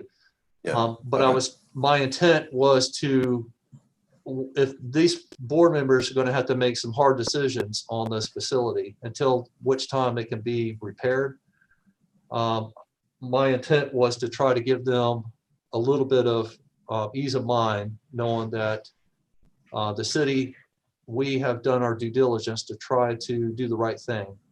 So with that said, I completely understand where you're coming from. Does anybody have any questions?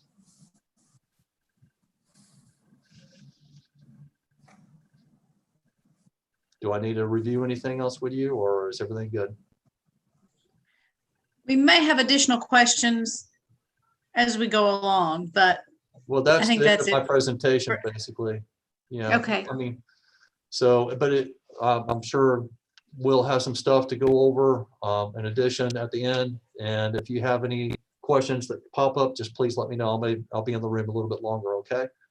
Great. And, Thank you so much. And Preston, I wasn't trying to be disrespectful. I'm sorry about that, but it just my first time doing this. So. Oh gosh. No, yeah. no. So it's a learning experience for me too. Yeah. Oh yeah. No. There's no concern for that whatsoever. Okay. Thank you. Thank you, folks. Thank you very much. Okay, I'm Vice Chair Lockmiller.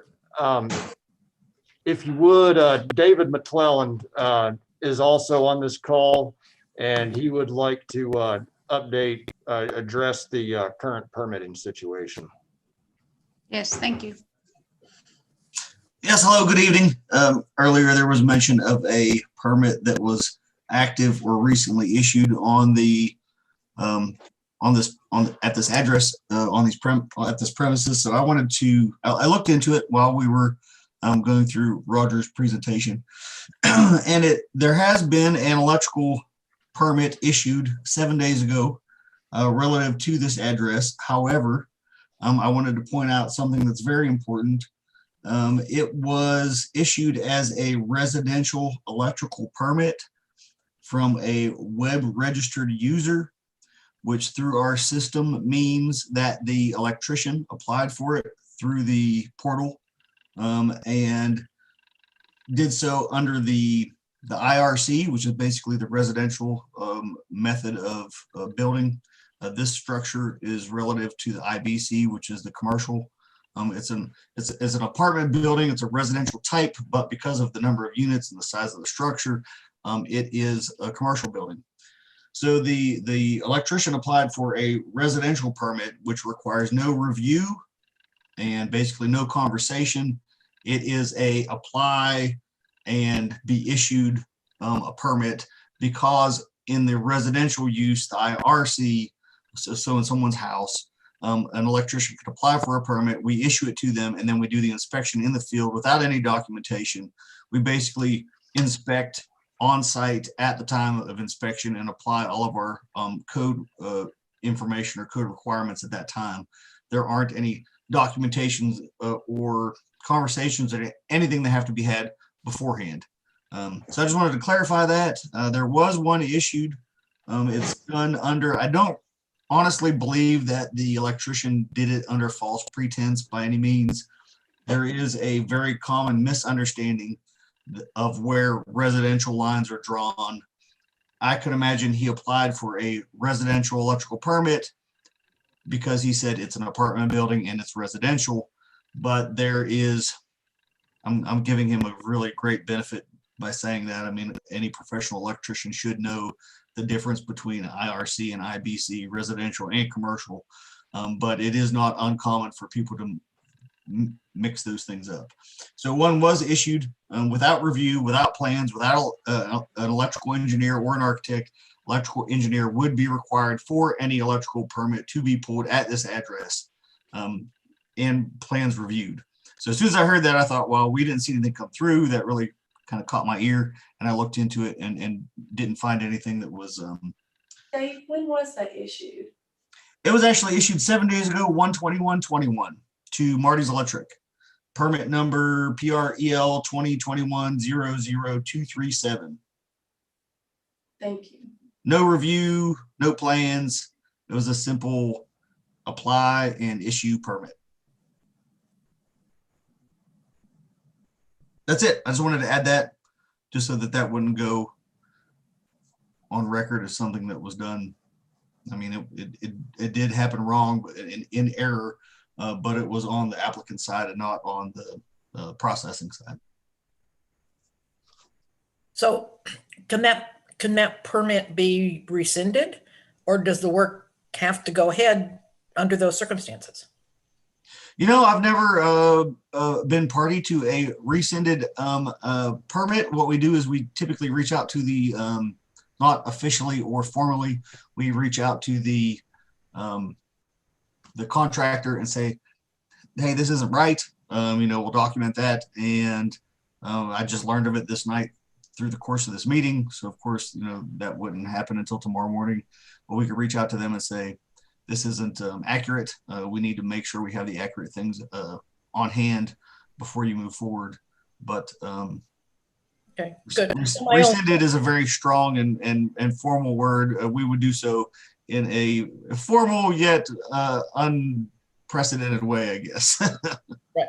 Well, just so that no one goes to the trouble of doing work that ends up being a waste of everybody's time and money. I would imagine he's probably already done work since it's been 7 days. There haven't been any inspections or anything, but we can have him put on the brakes. Yes, ma'am. Okay, good. Thank you.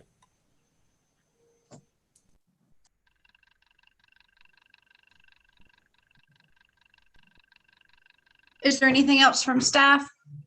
No, ma'am. Then I think at this point, we need to open the public hearing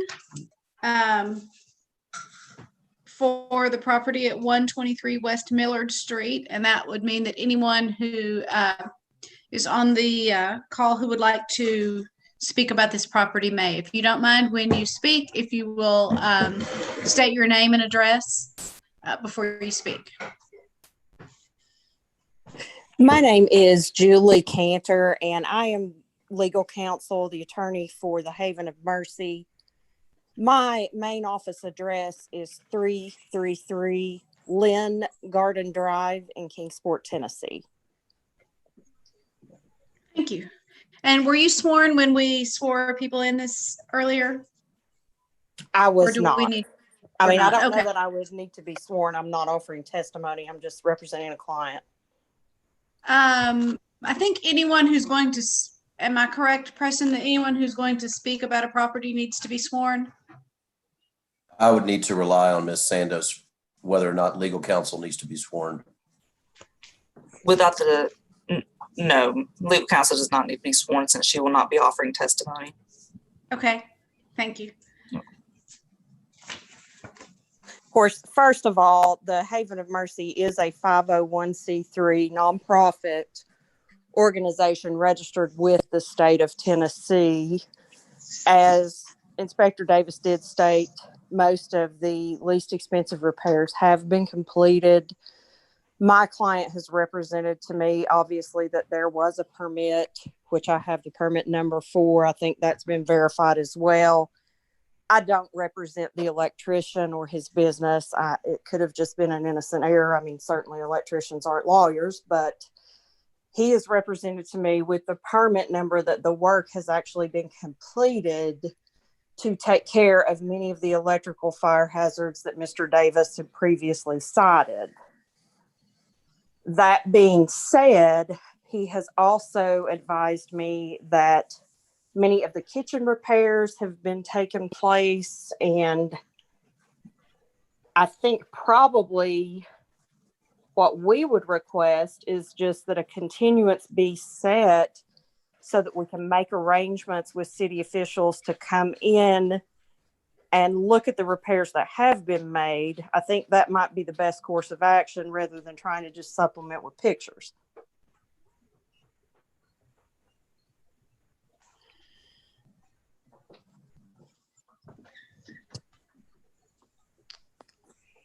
I'd like to add to that.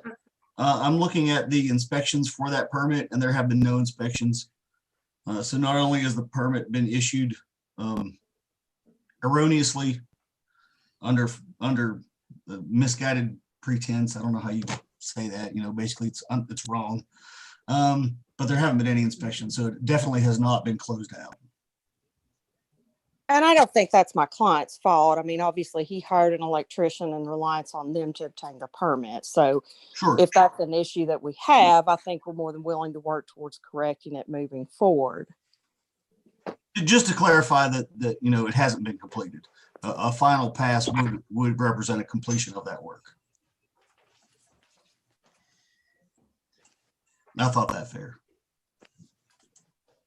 Concerning the work that's been done in the kitchen, not sure what type of work has been done in the kitchen. Obviously, I would say that a commercial kitchen hood, correct me, Dave or Jeff, if I'm giving bad information here, but as far as the hood goes, that would require a permit, which hasn't been issued. Absolutely. But not only just a permit, but proper plans supported by licensed design professionals to be reviewed, not only for the hood, but also for the suppression. So we would have our mechanical inspector, who is Mr. Cannon, along with the fire prevention, who would look at the suppression. So there's a couple of layers to hoods, proper hoods, grease hoods. Both of those things would have to be submitted by appropriate personnel, and then reviewed, approved executed and inspected for accurateness, none of which has happened.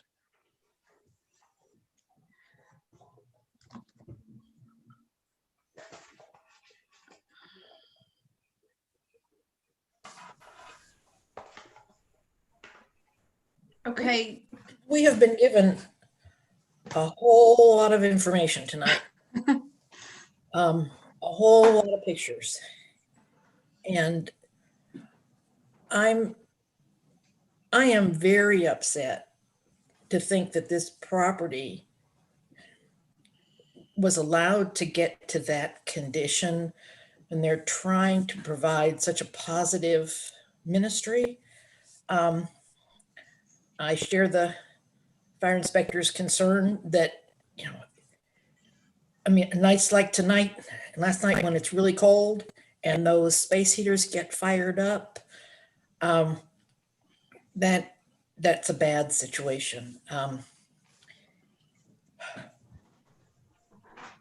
I wish we had any kind of documentation. Ms. Cantor, do you have any documentation about what work has been done since these pictures that we saw tonight were taken? Do you think these pictures are accurate? And if not, how? Well, I mean, obviously I'm not a property inspector, but I have the receipt showing that the electrical work has been paid for. Mr. Rockley has recently been hospitalized with some health issues, so that has impeded just a few things. But, you know, again, I don't think it's a matter of lack of desire to try to correct things. I think Mr. Davis accurately said that many of the low cost fire hazards like the extensions cords, things like that, have obviously been removed and have been rectified. So, I mean, I think it would be best, in my opinion, to, if you have specific concerns, I mean, obviously I know what the listed violations are, but if there are specific things that you want photographed, then that might be the best place to start, which is why I'd asked to hold it in abeyance so that an inspection can be done, pictures, so on and so forth. And he has advised me that the gas stove the gas stove that had the two electric stoves were replaced with microwaves, I think. And I do have some pictures of those changes that have been made. And I think it would probably be accurate to say more residential type appliances as opposed to the commercial ones that were in place last pictures that were presented tonight. I guess it's just a matter of, I was trying to, for some reason or another, I'm not able to share the screen to show these, but Just for general knowledge, residential type appliances wouldn't be permitted in this facility.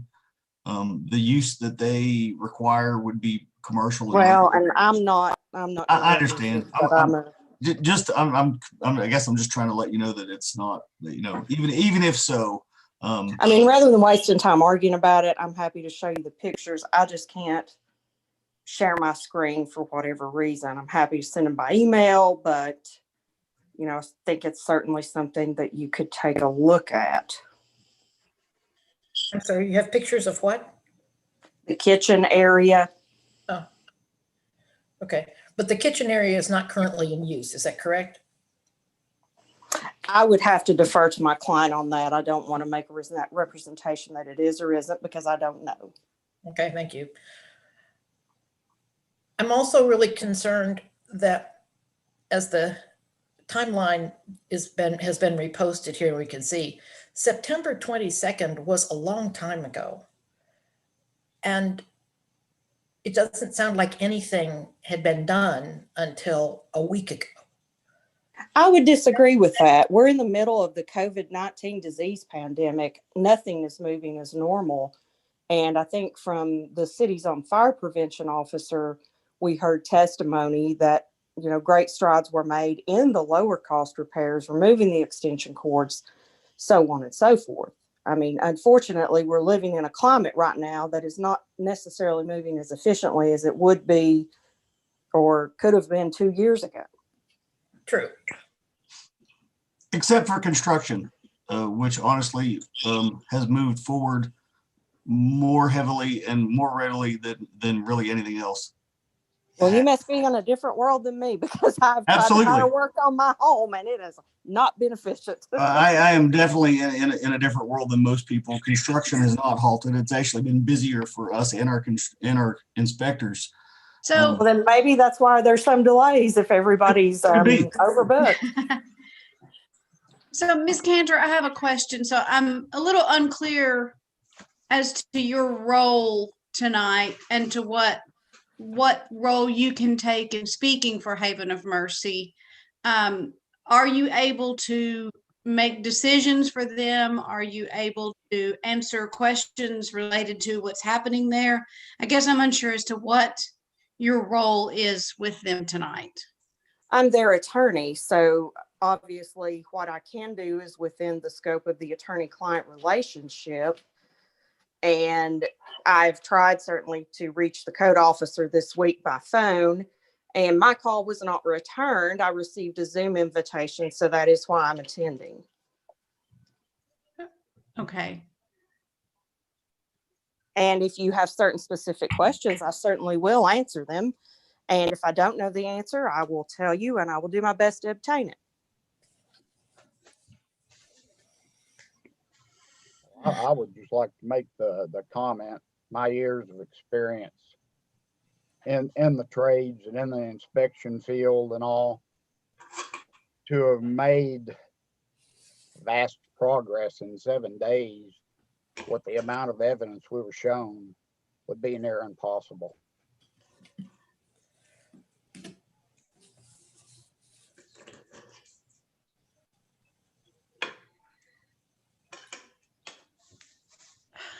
So I guess at this point, and I think this is where I need a procedural help from maybe Preston, as far as the public hearing.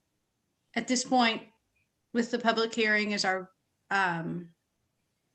So I would actually recommend that, first of all, public hearing remains open.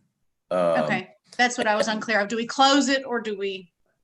No, I would actually recommend that you keep the public hearing open, at least at a minimum tonight, right here. First of all, I would also ask whether or not there's anybody else, ask Wendy if anybody's called in. Maybe we should put the phone number up on the screen and allow anybody else to call in. The other is, I would encourage the board, this is a tough case, especially for these new board members. You guys have been hit with a hard one tonight. But what really makes this one so tough is, as was noted, the amount of evidence. So try not to drown in the evidence. Process all that you've been given and that's been provided tonight, and then fall back on what is your charge? What is your charge tonight in terms of do you believe that you have enough evidence to deem that this is habitable or uninhabitable? And then do you have enough evidence to make an order to repair or some other activity? So keep in mind, kind of organize the evidence that you've received tonight, and then fall back on what your charge is. Is it habitable or uninhabitable? And then what would be your order? But from here, I would turn it back over to you and see if Wendy has anybody in the green room or if anybody else is interested in calling, but I do not recommend closing the public hearing anytime soon. Okay. Yes, thank you. Do we have anyone else who'd like to speak about this property?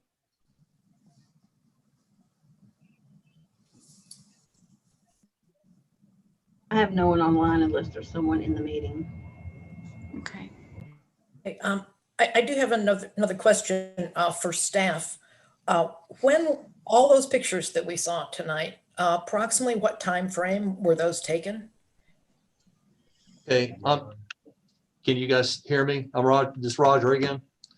Okay, I did want to say a couple things, but those photos were taken on my initial fire inspection. That is showing you the condition of everything on my initial inspection. As I stated, on the low cost improvements, the Haven of Mercy made some good improvements on removing extension cords. He had his extinguisher serviced, and he did remove a lot of the combustibles. However, we asked for an evaluation of the electrical system. We asked him to hire an architect to help him with these repairs that still need to happen.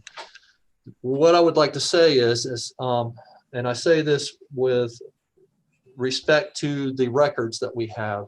I researched our records.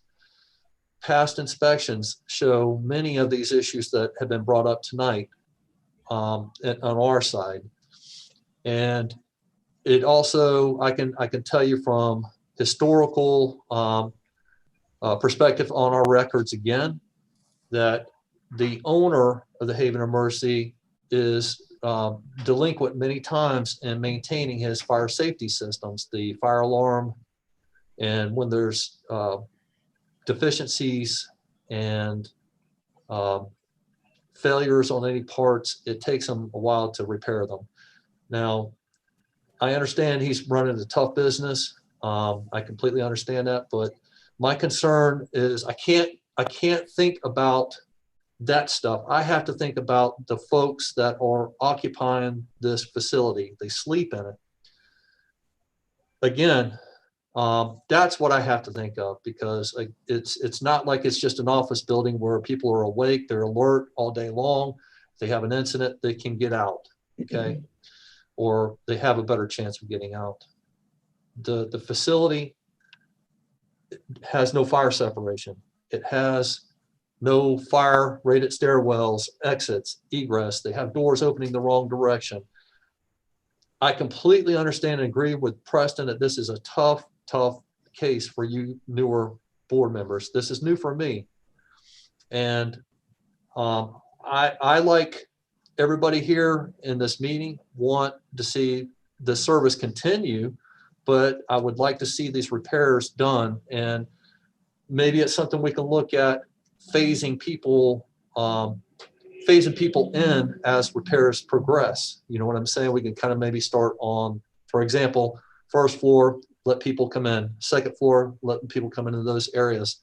I don't want to put the guy out of business. I think he's providing a great service. I just want the facility to be safe for the occupants. And I have to, on my side, have to be concerned about our firefighters as well, and the firefighting efforts that they're going to go through to try to save people. And it's again, my experience with the devastation that comes after a fire when there's a fatality or a severe casualty is devastating for loved ones, and it's for the firefighters as well.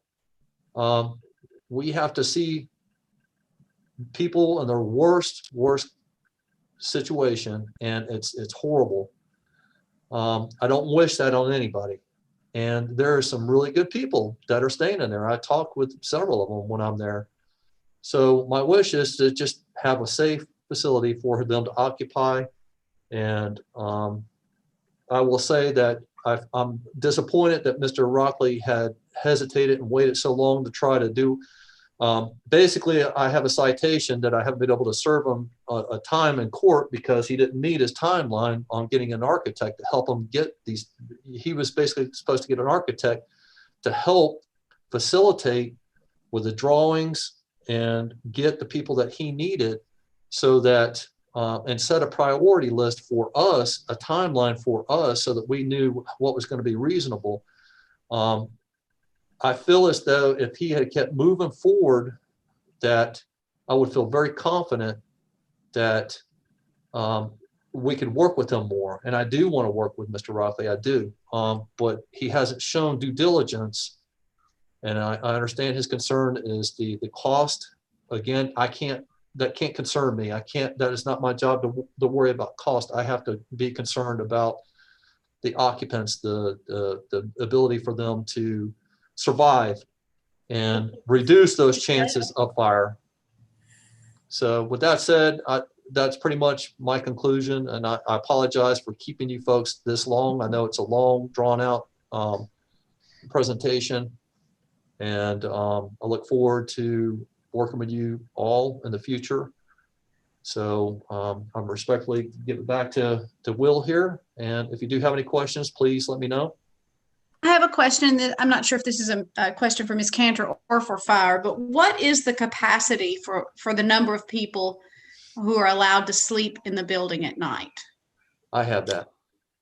And I don't know that answer, so I'll defer to Mr. Davis. Okay. And I'm giving you a roundabout number because, and it's pretty close. I don't have that information in my file right here, but it was basically like 78 people occupying the kitchen, the eating area. I believe it was like 10 up in the upstairs of that. And I believe it was like 60 something for the to sleep in the building up front. And again, these numbers were set a long time ago. 61. Well, that's what I found is when I was there, I actually found 61 beds. 96, I believe, was, well, actually I've had Mr. Rockley even mention at some point that they probably have had as many as 100, depending on what's going on. So it is kind of a number that I feel should be revisited based on what we end up with at the end of the repair process, so that we have a fair number. But right now, it's reasonable to say there's 60 plus, or I'll say 60, give or take, people sleeping in there right now. Is the building currently operating at a reduced capacity based on the health and safety concerns? No, there was never a reduction put in place by or imposed from any of us.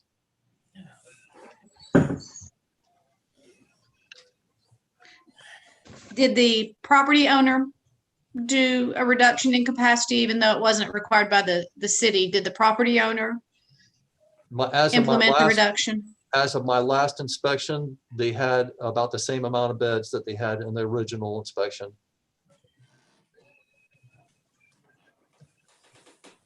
Do you, on your last inspection, were the hasp locks still on the doors? Some of them had been removed. Now the exit door still had a lot of them, but the individual rooms had some of the hasps removed. Again, the extension cords, they made great stride in the extension cords. And I feel good about those improvements, and I commended him on those improvements, and I realized that it took a lot of time, and a lot of his occupants participated in this effort. But with that said, again, I have to look back at historical. These are the same type of issues we have continually with the Haven of Mercy. So that's my concern. Without having these other repairs or evaluations done, I feel that it's not conducive to safe occupancy of this facility the way that it is right now.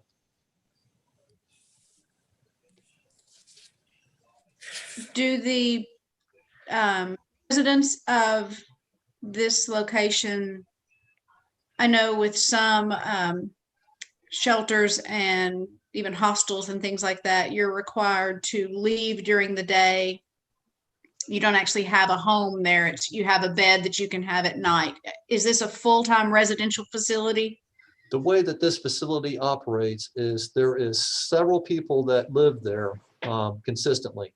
There is some people that are in and out, but basically you have a large number, I would say at least probably a quarter of the occupants that are there that basically live there. And the rest you might get, kind of a rotation of in and So out. there's no requirement that people leave during the day? That I am not aware of. They do have a list at their front desk that tells when people leave and come back. I don't believe that they have a requirement that they have to leave in the daytime. I think that what they have is basically just like the ones that are living there. They can come and go as they please.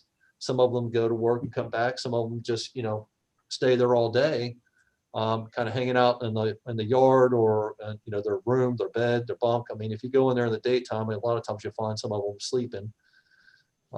So I would speculate that this is a place that they can come and go as they please, Okay. based on what I've seen and what the type of occupancy is. And I think that's an accurate description, Mr. Davis, and it certainly is obviously not meant to be a permanent home, in that the Haven does want to try to rehabilitate people into the community. So it's, I don't think there are any basic lockdown rules and that you can't leave or you have to leave. I think you do have discretion to come and go as you please within reasonable hours. And I know that Mr. Rockley does require drug screens for the facility as well. I think that's the only mandatory requirement.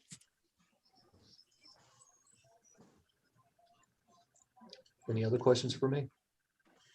I think this is a question for Ms. Sandos.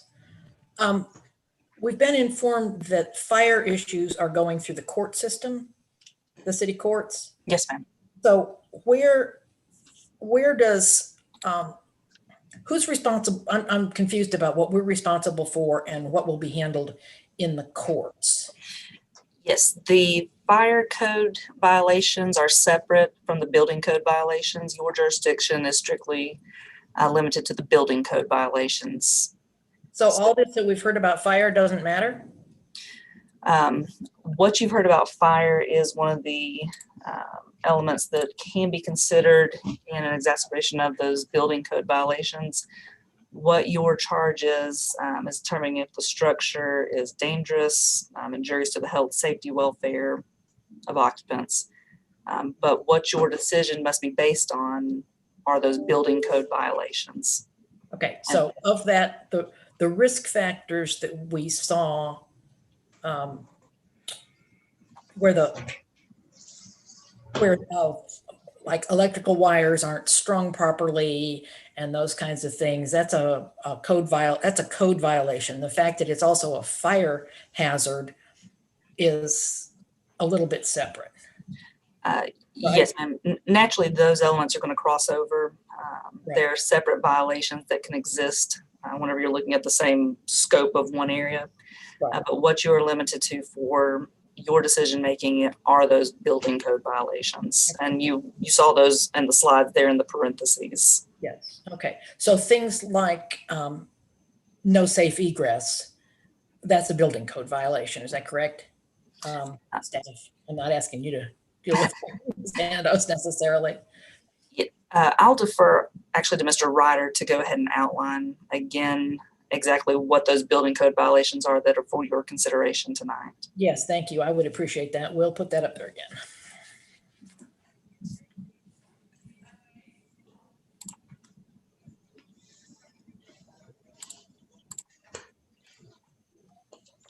Or am I back up?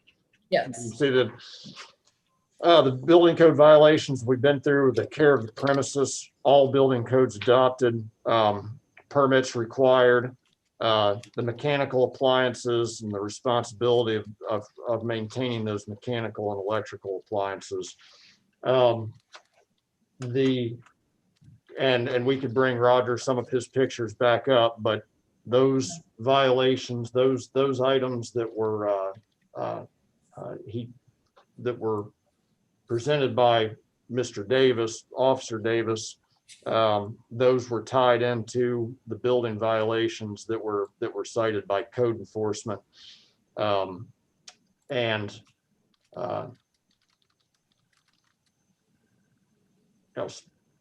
the refer to Jeff Cannon as far as the stairwells, those are. Yeah, the stairwells, the building code does address egress.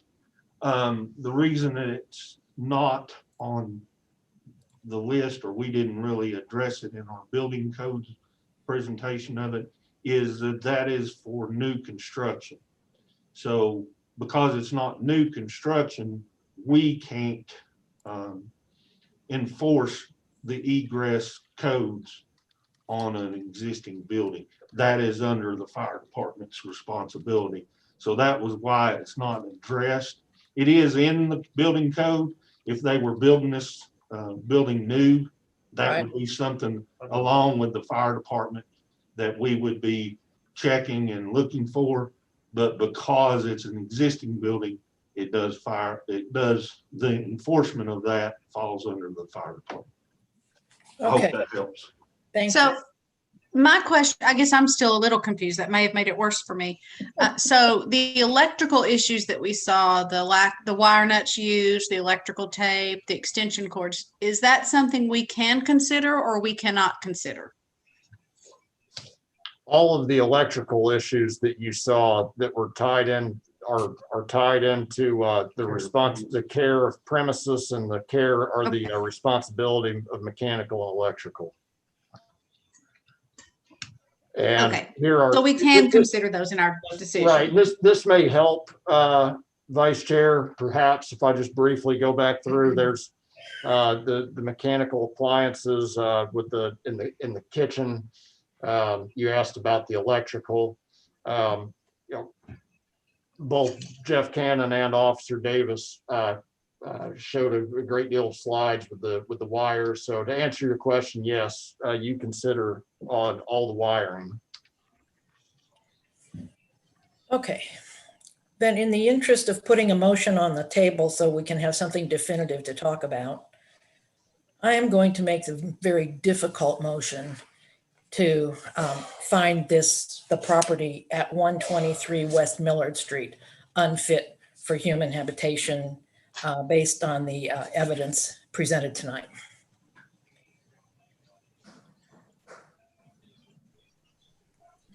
I will second that motion, and now we can open it up for discussion. Can I ask a question? This is Jonna. Sure. Earlier he was talking about Johnson City Housing. Is there any way that the housing can house these people until this building is up to code? I think that was the situation where because they're not here to speak for themselves, we weren't allowed to use anecdotal information about that. Am I correct on that, Preston? Yeah, we just need to be careful obligating an agency when they're not here to speak on their behalf. Okay. I think too that the other part of that is not making a decision, not making a decision on whether or not something is habitable or uninhabitable based on where the occupants might or might not go. The decision to find it habitable or uninhabitable needs to be based on the evidence that you've received thus far, and then afterwards make an order from there. The other thing, if I could just make a quick note, because there's been a motion, I believe there's been oh yes, and then Chairwoman Lockmiller seconded it. Just something to consider because of the complexity of this. You've still got the public hearing open. I don't know what's about to happen. I don't know what the vote's going to be. I don't know what your order would be if you do find it uninhabitable. But I would want to ask the city attorney whether or not she believes that because of the complexity of this case, should the public hearing be closed, or is there a possibility that additional evidence at some point in the future may want to come forward, and do we leave it open?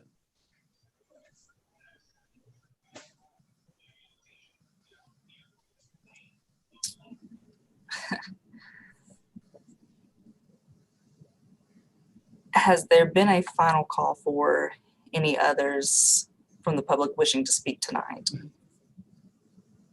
don't know that I specifically said the words final call, but I did make, I can do that, definitely. I just want to confirm that there is nobody waiting to speak. We have no one waiting. It would be my recommendation to close the public comment at this time. Okay, can I do that at this point now that we've got a motion and a second? Can I do that during discussion? Or does it matter? You can do it at the conclusion of your discussion. Okay. So we'll continue our discussion. I'd just like to share that the reason I felt we had to make a motion is those of us that have been on the board for a while have seen a lot of properties that look very similar to this. A single family property or one that's vacant. If a property is vacant, it's not been hard for us in the past to say, this is unfit. We wouldn't want anybody to move in here. It's not right for the people moving in. And tonight I feel like I'm looking at exactly the same situation. There are just so many things that are problematic about this property. And some of our most vulnerable citizens are living there. Now, granted, if they aren't living there, where are they going to live? It's cold, you know. We have limited resources. But the fact that staff has informed us that problems have been consistent at this facility, I don't have any reason to think that anything significant is going to change unless we make a very firm decision that forces those changes. We can do better as a city. We can do a lot better than that. I'd love to see this property turned around. And if closing it means that's the incentive to reach out to their donors and get the support that's needed to improve the property or find another property, that would be great. But I'm pained by this, but I just think it's too great a risk to the people that live there and to anyone that would be coming in to help those people. I agree very strongly with Ms. Hunter. I was really struck by a slide that we were shown earlier that I don't think any of us on this board realized that this had been going on for as long as it had. And there was a slide shown earlier that showed an email that showed that there was a concern about it being a life safety issue back in June of 2020. And then when it came to us in, was it September, October of 2020, we all were very, very concerned about it. And very concerned about the idea of making these decisions in cold of winter, which is now what we've been forced into doing, rather than addressing this situation in June. It might not have been quite as devastating. I would like to make the comment of actually the dead of winter is a more hazardous time for that building. Right. That's true. I'm sure were all around, although you weren't having to go through and see the results. But what you have here, in my opinion, is a miniature John Sevier. And that was one of the most awful things I ever went through in my life after that fire.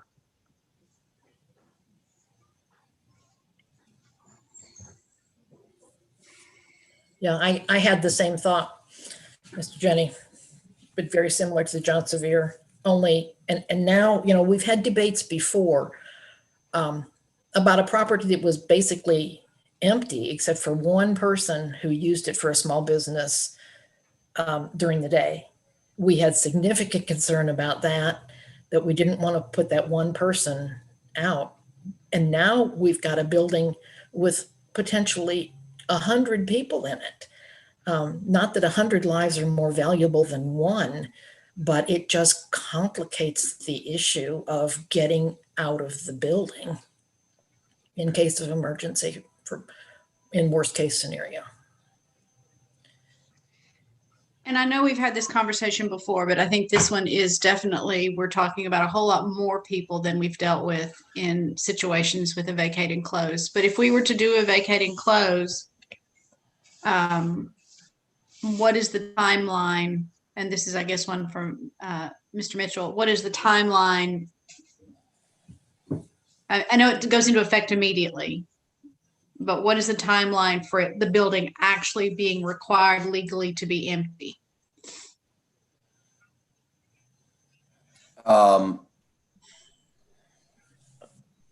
My understanding based on, I'm sorry, Preston, go ahead. No, that's all right. I was thinking through that.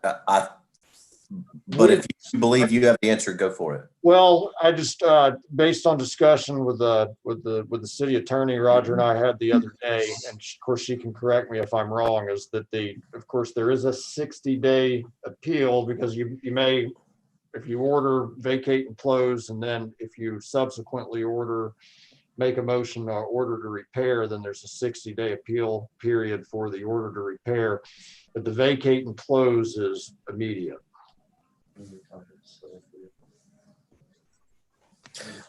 Let me ask, well, I don't want to jump here. Before we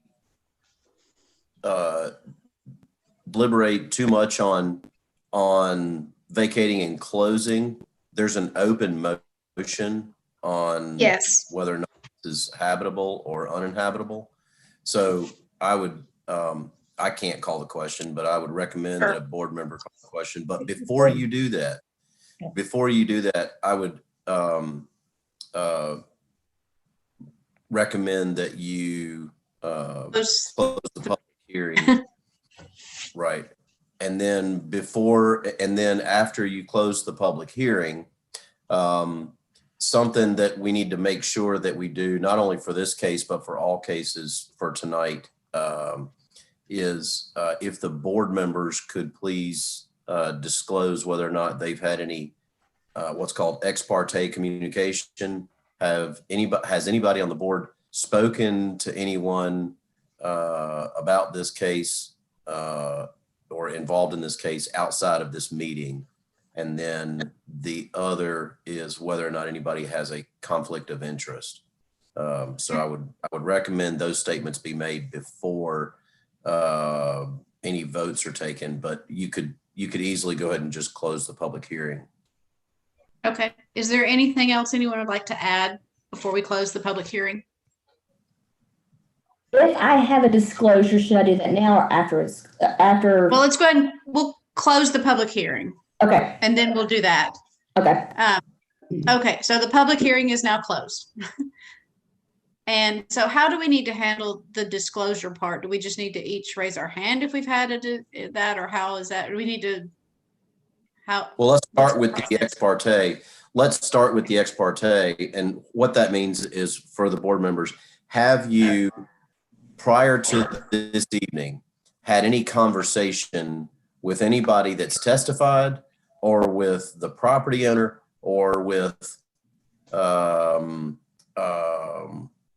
the property owner's attorney, anyone involved in this particular case? Now, we live in a city that's, where we come into contact with one another. Running into somebody at the gym or at the grocery store, that's okay. Have you had any conversation about this particular case with anybody outside of tonight? And if you have, that too is not the end of the world. You just need to disclose that, yes, you've had a conversation about this case outside of this hearing.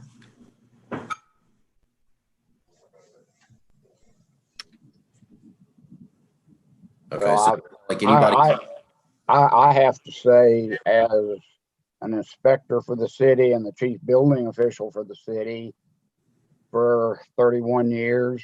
Years ago, I had dealings with this building. I have not had anything in the time frame of when this case was brought before the board. Okay, thank you. And so if nobody else has had any other conversation about this particular case, this current case, not anything from the past, about this particular current case, then we would just move on to whether or not anybody has a conflict of interest. And conflict of interest needs to be direct. That's what I was going to say. Could you clarify? Because when I looked it up before, it was basically a financial stake with the property. So could we clarify for us what a conflict of interest would mean and which ones? And do you need, I guess I'm asking is, do you need to disclose it if it doesn't disqualify you from voting? And I'm glad that Ms. Sandos is on tonight. So if you should clarify conflict of interest. Conflict of interest can, primarily those are financially based. If there's going to be a personal gain from any decision one way or the other regarding a property. Additionally, there can be a conflict of interest if there can be any improvement for you personally regarding an outcome, or that would compromise your judgment while serving in your professional capacity on this board. It is preferable to disclose any potential conflict of interest. However, there is a statement can also be made. Those are, or any additional questions can be led to me for determination of if that truly does fall within the realm of conflict of interest. Thank you.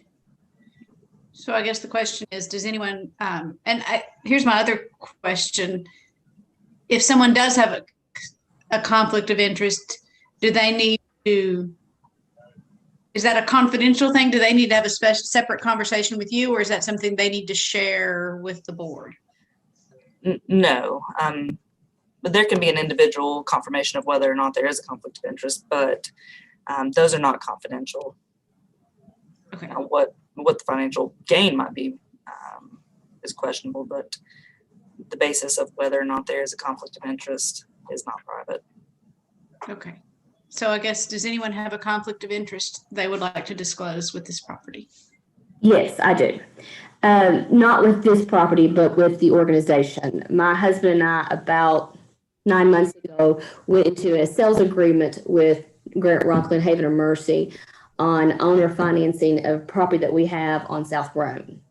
So we've owner financed some property that they are doing their consignment shop out of on South Rome. We do not gain any money from the property on Millard Street. We have nothing to do with that, but I need to disclose that I do have some kind of workings with Grant Rockley and Haven of Mercy. And to Ms. Hyder, we would ask, does the relationship that you have with Mr. Rockley and prior engagements with him, does that compromise your professional judgment and your capacity to serve on this board with regard to this matter? No, I've got nothing to do with this property. No, not at all. I mean, it won't compromise my judgment. No. Thank you. Okay, so we have closed our public hearing. We've all confessed our sins. So I guess next up we need to, we have a motion, and the motion is to find the property at, turn my paper over, 123 West Millard Street, unfit for human habitation. And I guess we need to take a roll call vote for that. Jennifer, before we do that, I can recuse myself if that feels better, if everybody would feel comfortable for me not to vote on that, even though I have no financial, tie to this property, just to be, it doesn't matter to me. I mean, so I feel like everybody feel better. So that's not a decision for the board. Oh, okay. Well, sorry. I just want to make sure. So, okay, sorry. Okay. Okay, I'm going to call roll. Ms. Hunter? Yes. Mr. Jennings? Yes. Ms. Hyder? I'm going to recuse. Ms. Robbins? Yes. Ms. Lockmiller? Yes. Motion has passed to find the property located at 123 West Millard Street unfit for human habitation. So our next step is what is our next step? Does it, Do you have any further motions? Again, I'd like to ask for advice from staff or Ms. Sandos. Generally speaking, an unfit is followed by vacate and close. Do we have any other options?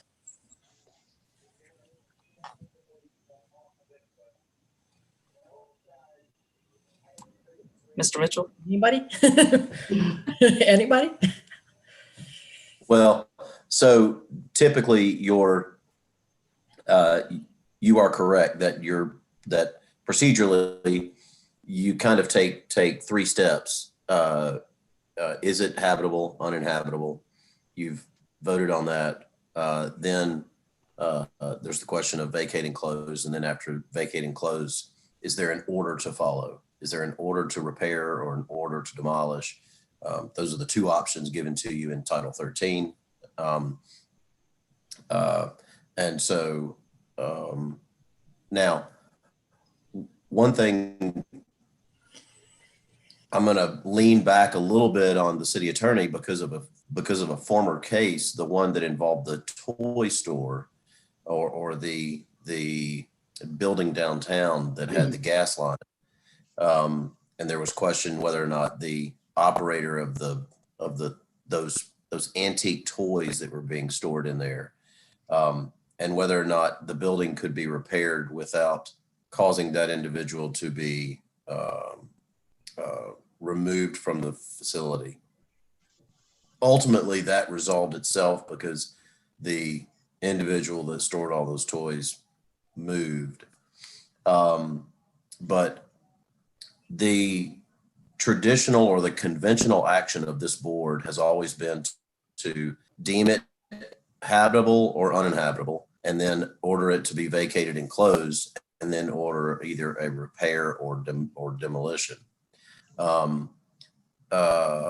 Are they required under Title 13 to vacate and close, or are they allowed to order repair while occupied, keeping in mind that they have just now deemed it uninhabitable?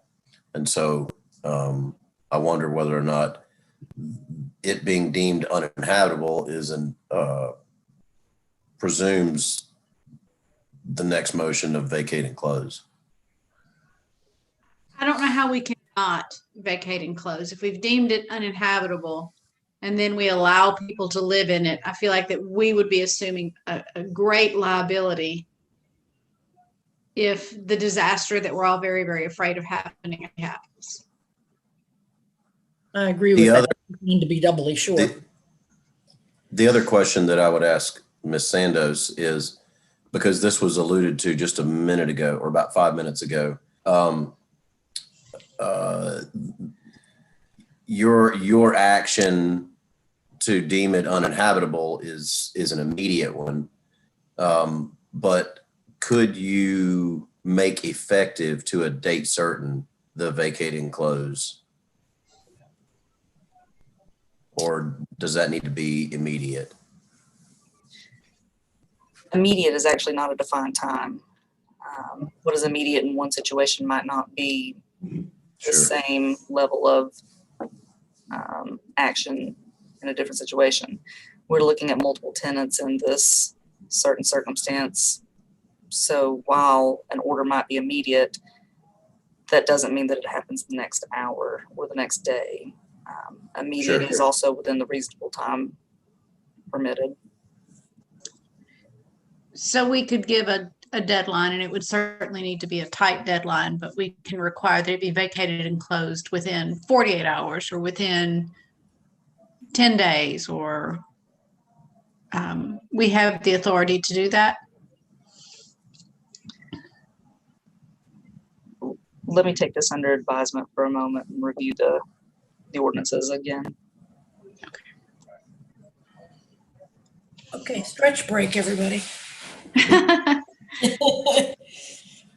Unhealthy to sit too long.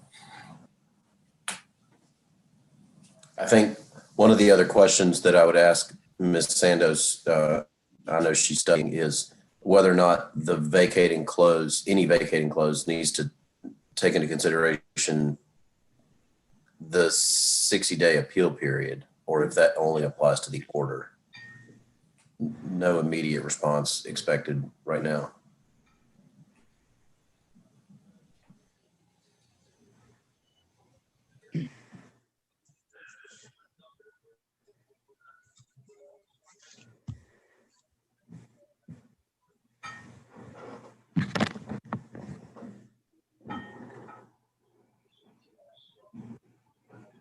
While Ms. Sandos does that, do we want to take a 5-minute break since she needs to do some things?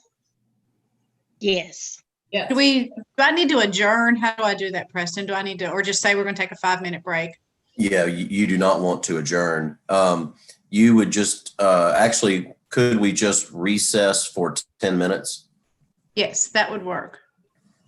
Okay, so it is actually, according to my computer, it's 8:43, so we will recess until 8:53. I will mute Okay. everyone and put the screen back up, and then you unmute yourself when you want to come back on. Okay.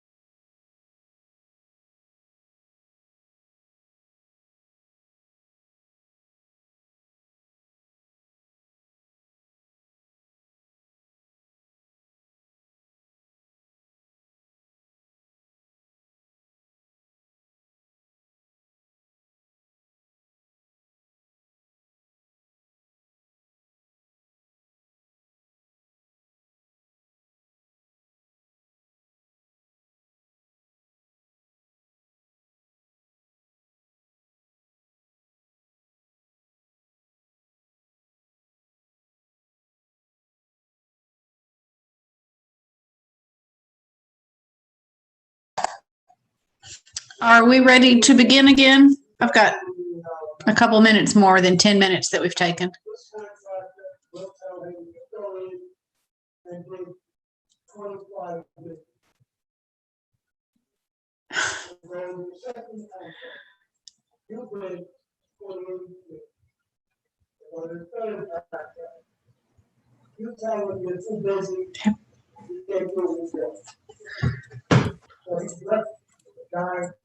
Okay, we'll go ahead and start back up. I think Ms. Santos was checking code on us for the timeline for a vacate and close.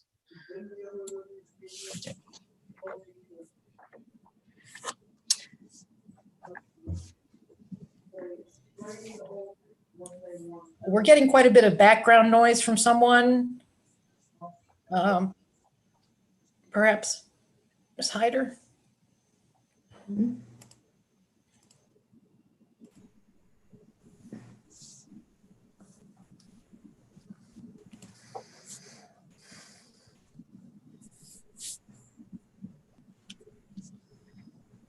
Okay. Have you called the meeting back to order? You're muted. I have. Yes, I have. We've called the meeting back to order. And we were, I think we had, before we had a recess, we had asked Ms. Santos to check into the timeline on a vacate and close. Sure. Yes.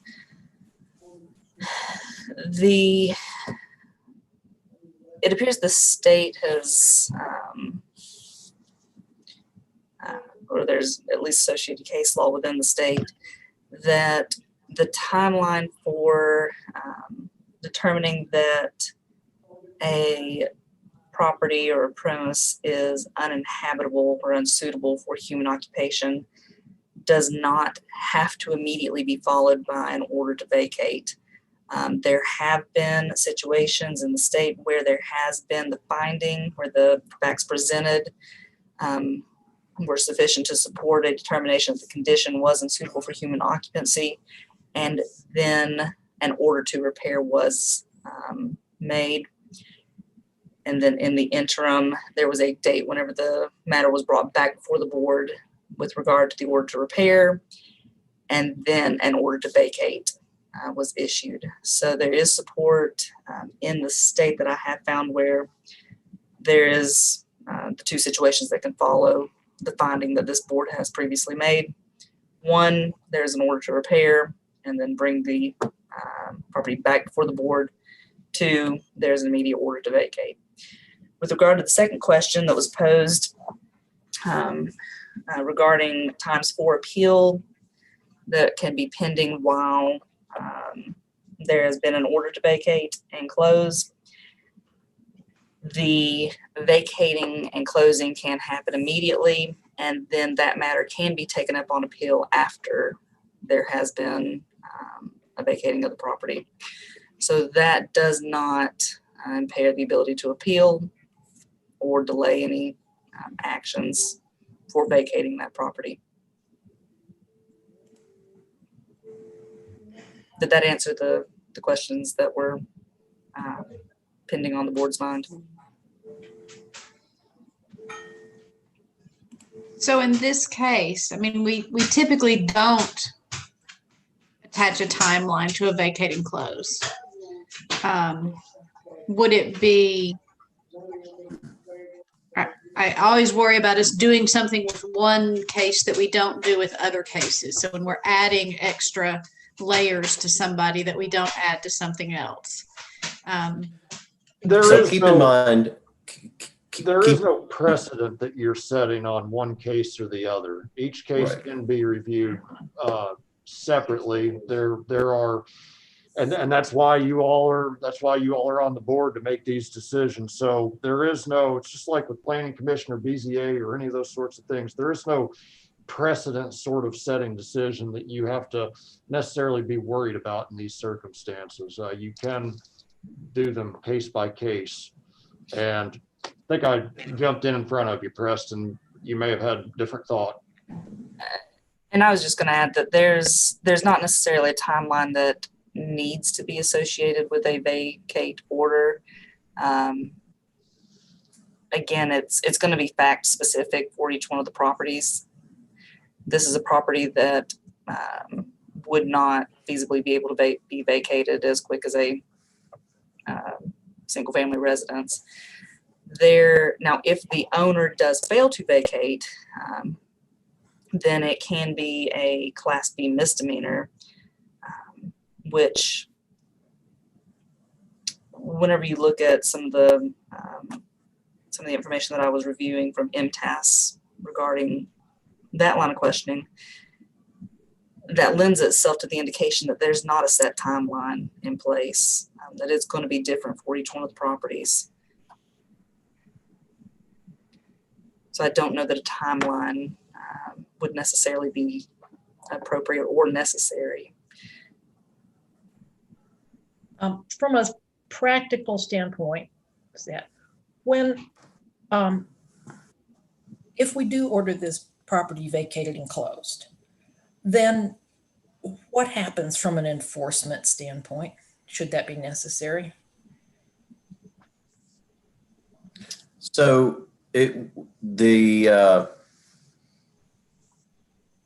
you mean an enforcement on vacating or an enforcement on the minimum housing standards?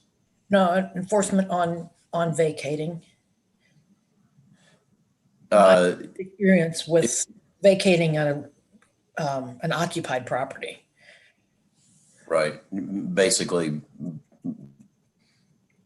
temporary eviction is what I'm hearing you ask. And so I I would need to rely on Sonny in a situation where the Board of Dwelling Standards issues an order to vacate and close. Does that become a police issue, or does that remain with the original case officer, or is that how is that legally processed? Depends. It can become a police issue, and there are, like I said, there are misdemeanor charges that can be associated with that. That is a police enforcement issue. Thank you. So we can, something what I'm hearing you say is we can be a little bit elastic with the time that it takes, just from a practical standpoint. We can't be elastic, but there's an understanding of reasonableness that has to be, and the law uses a reasonable standard a lot that is really case specific and fact specific to the application of what it's being enforced to. Okay, I think that's what I meant. Yes, it would not be reasonable to expect that many people to, flee the building in an hour or even a day, maybe. And there are going to be extenuating circumstances that go into if there were to be a vacate order. There's a lot of factors that are going to look into that to truly meeting that order. And I can't tell you what all those are going to be right now. And I don't think that anybody sitting here could tell you an exact timeline that would be reasonable to attach to that. Okay, thank you. That's helpful. I think part of the other information that we've received from Ms. Sandos is that you have already ordered the building, or you have voted that the building is uninhabitable. You still have all the evidence in front of you. The information that she's provided to you is that there is the ability to, if you chose to do so, you could order a repair short of vacating and closing. If you were to consider ordering a repair, keep in mind that kind of like what I was mentioning before, especially for the new board members taking all this on, try not to eat the entire elephant at once. There was a tremendous amount of information provided to you. So using Mr. Ryder and Mr. Cannon as witnesses, is there work that could be ordered, fairly low-hanging fruit work that could be ordered in the next 30 days? Or I guess it would have to be a minimum of 60 days because the order to repair does fall under that appeal. So order a certain amount of work to be done within the next 60 days, the type of work which could allow for folks to maintain occupancy. And then if that work is not completed within the 60-day period, you could then consider this other action. But what she has indicated is that your historical process of ordering the building or deeming the building uninhabitable and then ordering it vacated and closed and then ordering a repair or demolition is not required to remain in that sequence.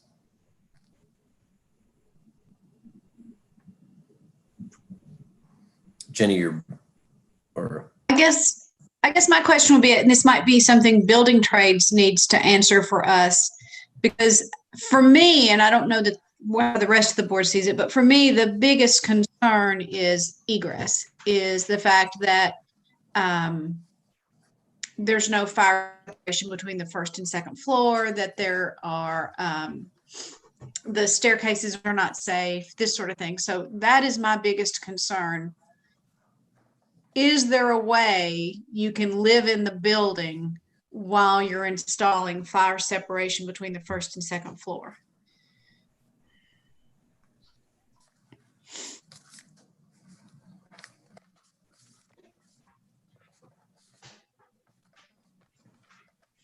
Trying to I'd get like my to- screen share. I think I can speak to that a little bit. If Will, is that all right?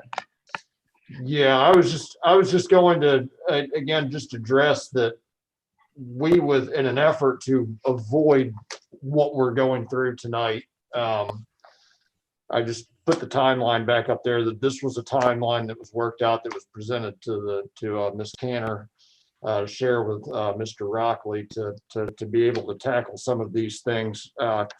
And that's why we're here in the dead of winter. I mean, we tried to sort through a lot of this stuff starting back. I mean, you had a fire inspection in February.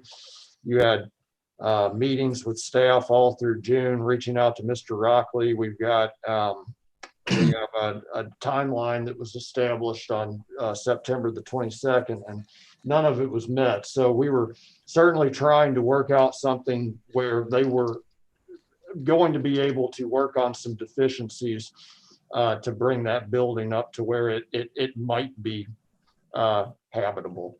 And we certainly made that effort. And now I'll let Mr. McClellan address that specific question about the fire issues. Sure. But before that, I do want to add that before anything happens in this facility, they need to get design professionals involved. Nothing can happen in this facility without design professionals. You have to have architects and engineers to come on board, to go to the building, to generate drawings. All of that takes time. And those processes are never very quick, to be honest. To even take a month is a quick turnaround for something like that. For them to draw it, give it to us, review, get it approved, go back out, find a contractor to execute it, and then make it happen. Even in that time frame, a month would be an extreme expedition. Just to give you some time, some framework of what has to happen in the times that are required. Your question about egress, while it might be, I can't speak to fire maintenance, egress and separation in an existing building without a change of use is not addressable unless the use becomes so intense that it shifts it to a different use.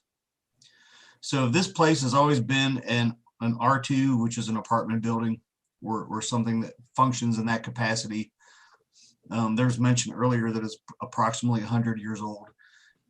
If this building was, this is existing building code. So existing building codes allows existing buildings to exist as they are for an eternity without a change, unless there's a change of occupancy. So if it became an apartment building 100 years ago, and it still is today, we cannot make them change anything that was built 100 years ago in reference to that apartment building, unless it's new construction. So the new things that happened, like all of the mechanical systems and all of the electrical systems and placement of extinguishers and sprinkler systems and all that kind of, anything that might be new in reference to that building that has been brought about because of convenience or things they wanted to change, we can make those things be brought up to code and made current. However, if there was originally a kitchen on the first floor and there was originally bedrooms above it and there was originally a staircase that came from these bedrooms, I can't speak to any of this stuff because I don't know what was original and what hasn't been, but I'm just trying to give you a framework. If these things are all original and they're not compliant with today's codes, we can't make them do anything about it. That would be like us going into single family homes and saying, you live in a really old home, but we are going to make you bring it up to today's codes because today's codes are newer and better. Can you imagine the outrage and the time and the effort and the money and all the stuff to change everything throughout the city just because every code changes, every couple of years? We can't do that. We have to allow existing buildings to stay existing And unless they shift to a different hazard category, so, if they change from a business to a residence where you sleep at night, then it goes up in hazard category, and you can make them change things. But otherwise, you can't. So I want you to keep that in mind. I don't know the original use of the building. I imagine that it's probably been a long-term residential use for multiple tenants. That doesn't mean that you're allowed to put 15 people in one bedroom because I don't know the situation. I'm just trying to give you a framework. If it was meant to have, one bedroom, to have 1 or 2 beds in it or something like that, and that was still the case, we can't make them do anything to their fire separation between them above and below or in the hallway or the stairs. Okay. Well, and actually now that the fire separation was a fire issue that does that fall under what we can even address, does it? That's correct. The primary Okay. things that from the framework of what I've seen and what I understand that's being addressed is primarily the electrical, the mechanical, the things that have been done without permit, and general care. Do you think that encapsulates basically everything that has been represented as what we're trying to address? In a nutshell, I mean, that's what you have there. I think that makes sense. Yeah, they're the codes that were on the notice of violation. And Will brought this point up just a minute ago, and it really sort of brought me back around to this. There was a timeline. This started in March. The timeline was created in, did you say June, July, somewhere in there? That was, There yeah, we go. here's your timeline. Fire inspection was in Right. February, all the way up through here of getting the notice or getting the copy of the inspection report to Mr. Rockley, to code enforcement becoming involved, and towards the end of June, 6/23, mailing a notice of violation in September, or I'm sorry, in July. And this was it, the 9/22, that was the date. And then What the has changed 9/22, since? yes, ma'am. 9/22. What has changed? What I'm wondering is what has changed since 9/22 that indicates that these repairs will be made without an order from us as has anything changed with the financial status or anything of the organization that will make them more able to make these repairs, I guess is where it's more of a rhetorical question. Well, Jenny, that's what's really bothering me, is that this is such a long timeline where the owner had every opportunity to at least show some good faith effort and has been very non-responsive. We want to be reasonable, but the total lack of response, he hasn't built any credibility for showing that, shy of us making him empty the building, is going to force anything to happen. And I don't like to have to force people to do things, but I'm feeling a little backed into a corner here. I am with you. I feel like we absolutely have no other choice.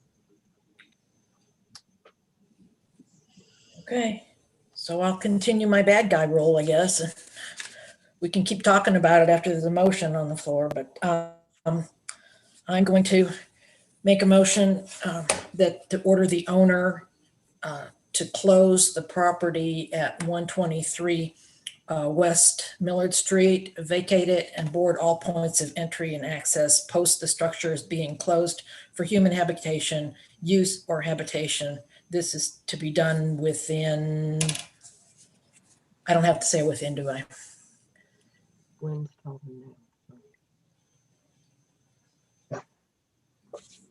Vacate and close, we've established, I don't have to put a timeline on it, so there's my motion.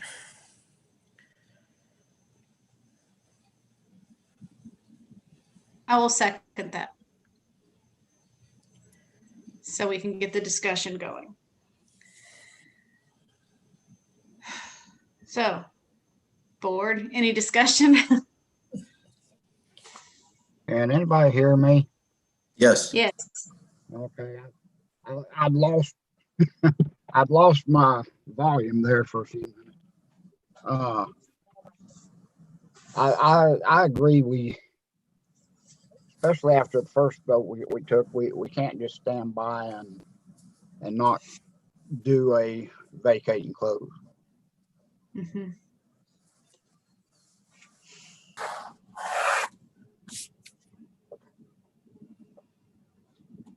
Can I ask a question of Ms. Sandos, just because of the current situation we're in nationally? Is there anything under the orders or CDC guidelines or anything at the federal level about protection of eviction under states of emergency and that kind of thing? There is currently still a moratorium on evictions in the state of Tennessee. This is not an eviction. This is not deemed an eviction pursuant to what is in place. Thank you. I just wanted to ask the question out loud. These are, yeah, they fall under separate sections.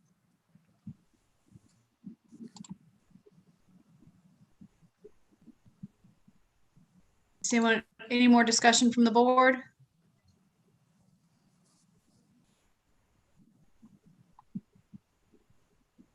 So I have a question again for Ms. Sandos. If the vote goes in favor of the motion that is on the table, based on the information that you've provided, do they need to make a findings of fact that and actually my experience has been that they need to make findings of fact prior to their vote. I understand, at least I believe that based on what I've heard from Hetty in the past, is that the exhibit acts as the findings. And so if that is true, do we need to make a statement or make a finding of fact to support a time in which the vacation should occur? There needs to be a statement. There does need to be a statement for finding of facts, and after the determination, there needs to be the findings of a fact in support of the determination need to be put into writing to be provided to the property owner. It is best to articulate those as well during the meeting for the purposes of having accurate minutes.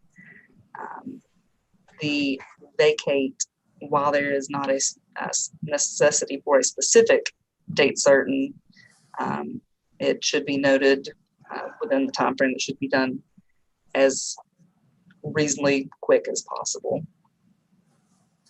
So thank you. What I would advise the board is this is a little bit different than what you guys have done in the past, but first of all, before I continue, Hetty, was my presumed statement just a minute ago accurate that the Exhibit A acts as the findings for each case? Yes, it does. Thank you. And so they have in front of them Exhibit A. And so if they do, then what I would recommend is that you make reference to that exhibit. And then I need to be careful here because I'm not trying to lead the board, but just try to provide you some guidance So can I just amend the motion to include as according to the facts? Yes, yes, I would recommend that you make reference to Exhibit A, but then I think you should make reference to or also to the comments that you just made, or at least maybe I'll pose it as a question. When I had suggested several minutes back that you do not have to follow the historical order that you've done, that being deem it uninhabitable, vacate and close, and then order to repair. You do have the ability to intercept and order to repair before vacating and closing. But then you made comments, and so this is what I'm trying to get you back to. You made comments as to why you believe that just ordering to repair for the next 60 days may or may not be appropriate. And so I would suggest that you go back to those comments and include that in a finding of fact that would also be a part of your exhibit if you were to move to vacate and close. Does that make sense? Yes, thank you. So does the motion need to start over again? There is a motion, we can just. I would amend it since it's your motion. Thank you. I will amend the previous motion to say that part of the findings of facts that were put before us indicated the lack of progress that has been made so far. The owner has been given plenty of time to show some good faith effort, but we have not seen any demonstration that that effort has yielded any results. So we have found that it's a very dangerous structure for the people that are currently occupying it. Therefore, it is my recommendation that this, my motion that this building be, the owner vacate and close this building as soon as possible.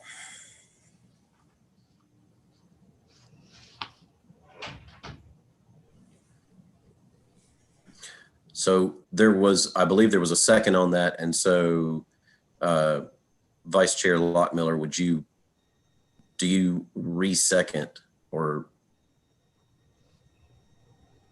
you're muted? Yes, I second the re-second the amended motion. Thank you. So you're back to discussion. Thank you. Right, we are discussing. Does anyone have any other things, anything else they would like to add?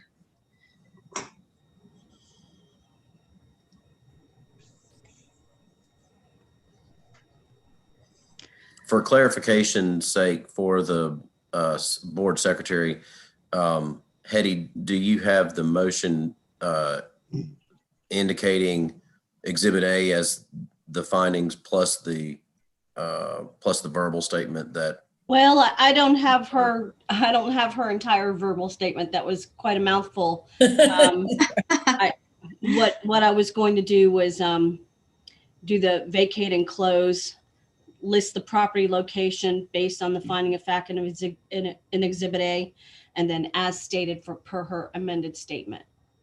Thank you. Is that okay? Yes, ma'am. Thank Okay. you. You would just need to get that information from the tape. Yeah, I will. Is it okay for me to go ahead and call? That would be up to the chair. Are we ready? Is there any further discussion? Then no, we can call for the question. Okay, Ms. Hunter. It gives me no pleasure, but yes. Mr. Jenny. Yes. Ms. Hyder. Recuse. Ms. Robbins. Yes. Ms. Lockmiller. Yes. Motion has passed to order the owner to vacate and close the property located at 123 West Millard Street based on the finding of fact and Exhibit A and per Gwen Hunter's amended statement as stated.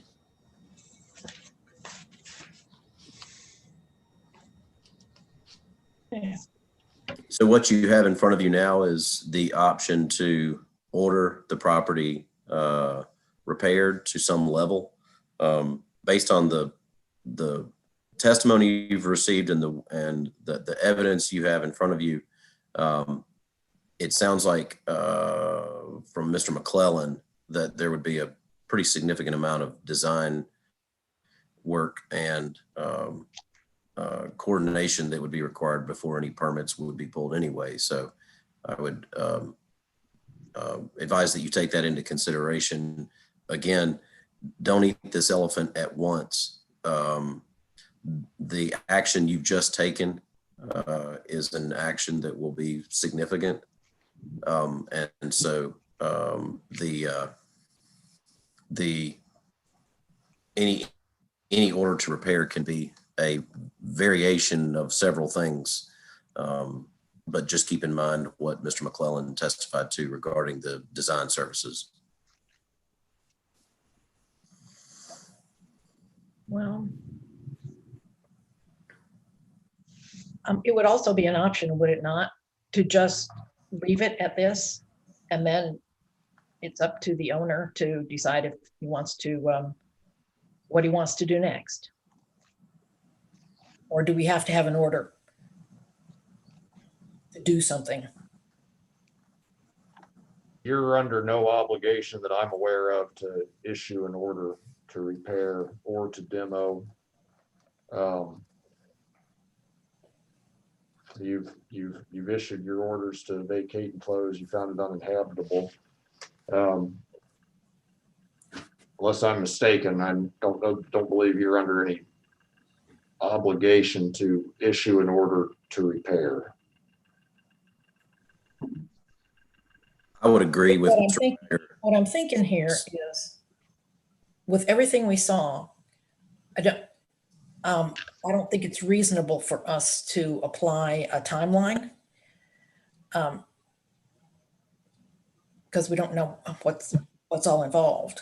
My inclination is at this point to leave it at this, and then just continue it to our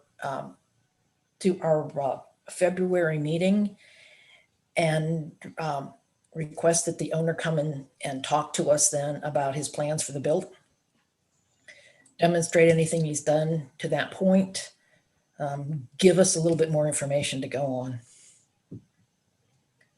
But if it's vacated and closed, can you even get access to the building for any sort of evaluation from an architect or an engineer?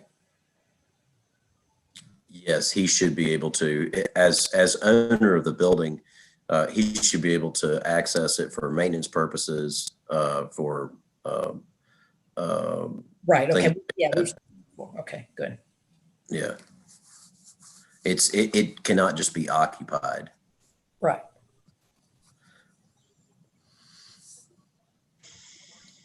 Okay. And so if you were to leave it at this stage, based on what I heard Ms. Sandos,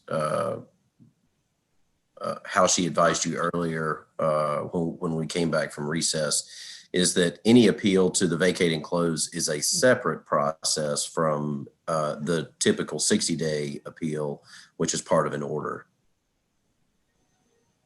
Is that correct, Ms. Sandos? Yeah, if there is an appeal, it would be that the evidence presented did not support the determination by the board, or that the board had acted in a way that was illegal, arbitrary, capricious, or fraudulently. Those are the basis for an appeal. Okay, then I'm just going to make a motion to continue the property at 123 West Millard Street until the February 25th, 2021 meeting.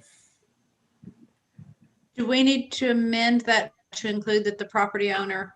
Oh, and the property owner be present to answer questions, to share information about any progress on the building and to answer questions. Hey, Dave, any issues with gas and power once it's vacated? Not technically. I mean, you can have a vacant building with those things on as long as they're being maintained and everything's okay. But I mean, I guess if power is in a state, so if power and gas is in a state that it's causing the vacate and close, which seems to be the situation, but it's not being used. That's a really good question. It seems like they should be. It really seems like they should be shut off for safety, if their condition is what's in question. but if they're not being used, I think we'd have to look into that a little bit further to see what has to happen there. I don't have a solid answer for you on that. It'd take a little more conversation, I think.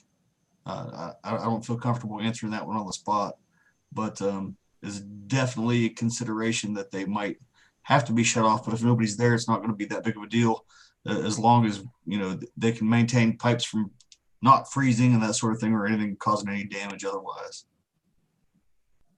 Which of course we're trying to extinguish the fires. Right. Well, it's not sprinklered, so the existence of the gas and the power, cooking is really the biggest issue, and then the use of the power. But if it's still live, there might be grounds to have the power turned off. Gas isn't leaking, is the use of it that was questionable. So there's some considerations that have to go in there. It's hard to say off the cuff.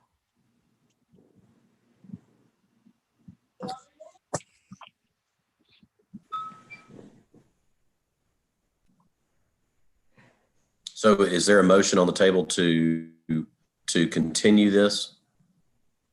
Yes, with the property owner coming to the February meeting. Any more discussion about that? Do we have a second on that? I think Dave seconded. Did you second it, Dave? Or did I second it? But I will. Okay. And is there any more discussion? And we'll call for the question. You're muted, Hetty. Muted, Hetty.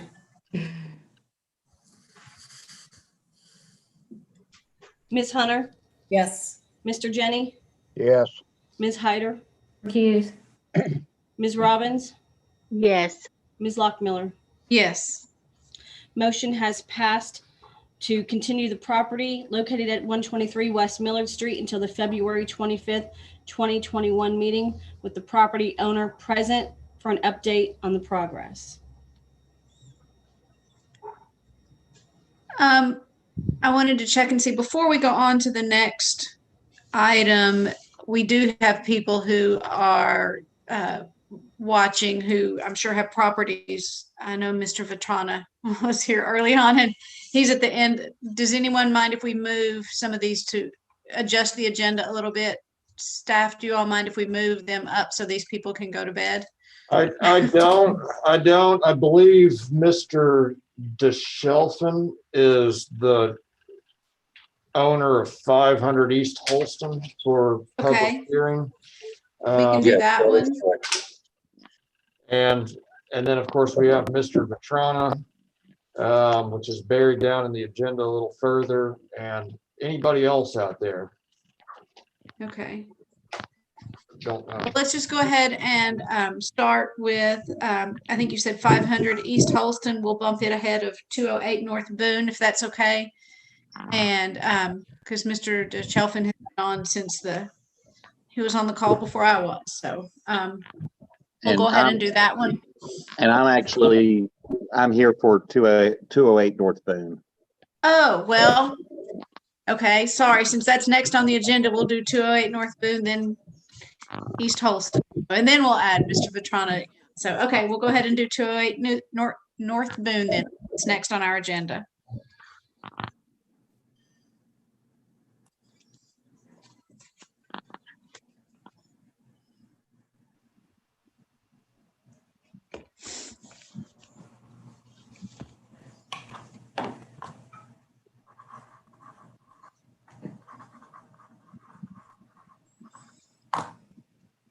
And this one is a public hearing.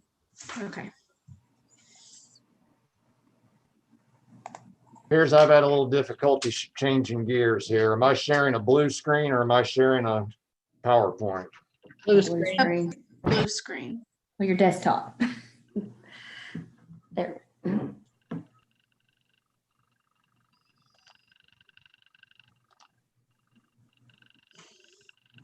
Okay. There we go. Okay, great. 208 North Boone Street. This case was opened on November 25th, 2020. This is a public hearing.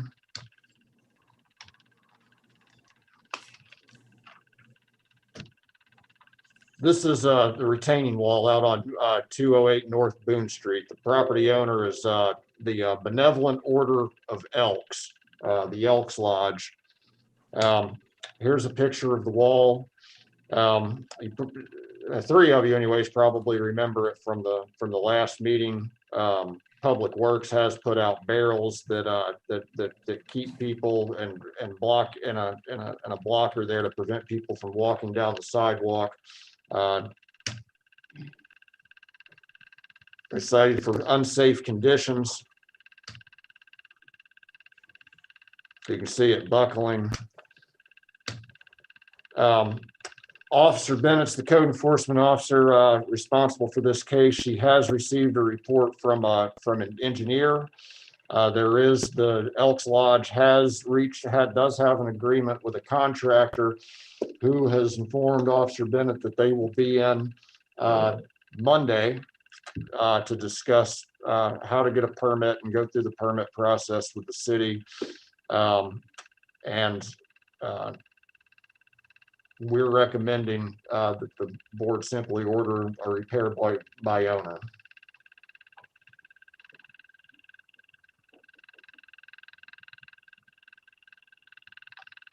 Okay, does any of the board have questions for staff?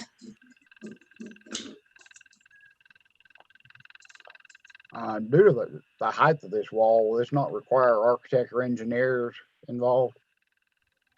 It does require architectural engineer. It requires stamped drawings, and that will all be part of the permitting process. Okay. When they hopefully follow through and apply for the permit.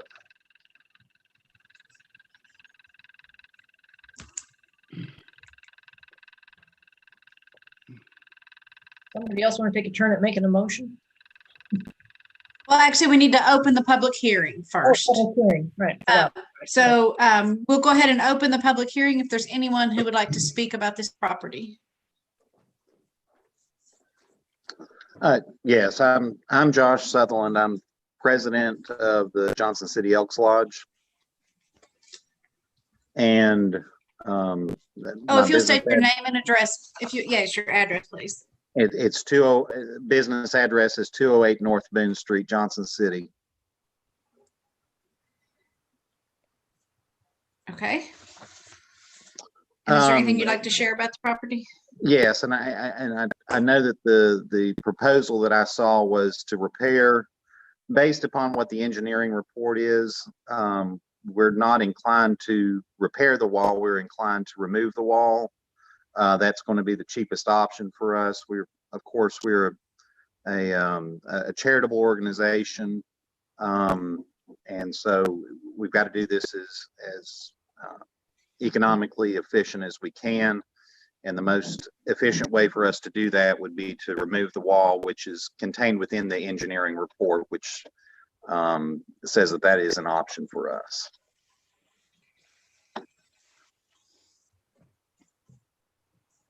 Okay.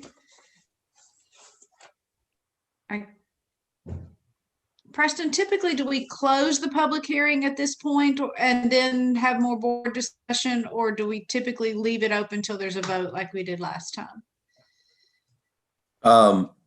No, typically you're going to want to close it before you have any votes, but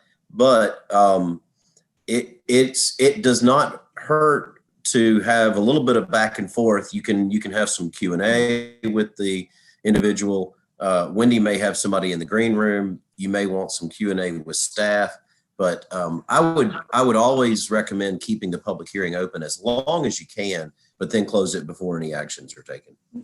Okay, thank you. Is there any discussion? Does anyone have any questions for Mr. Sutherland, or is there anyone else who would like to speak about this property? I have a question. Is there an environmental impact to removing that wall? Because it appears, according to the picture, the wall is also holding back earth. So is there going to be some kind of environmental issue, erosion, with that, removing that wall? That would all be covered again if they do get and we're fine. We want the issue corrected either through demo or repair. If they do come in, I'm not an expert on anything environmental per se, but if not per se, I'm not an expert in environmental issues, period. But if they do get a demolition or a permit to demolish, then that will also have to be approved by the city engineering department, and they will certainly be able to address all that. Okay.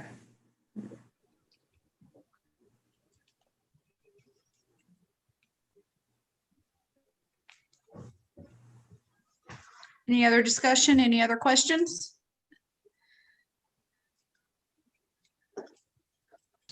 I was advised by Wendy that we've got a caller on the line who we're not sure who they are. They're on a Galaxy S10e, and we need to find out which property that they are here for.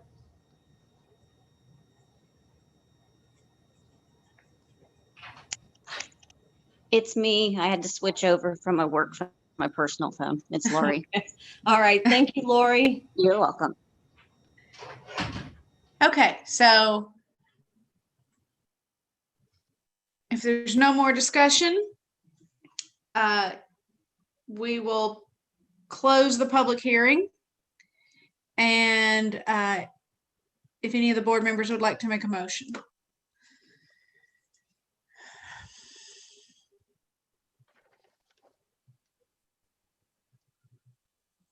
Okay.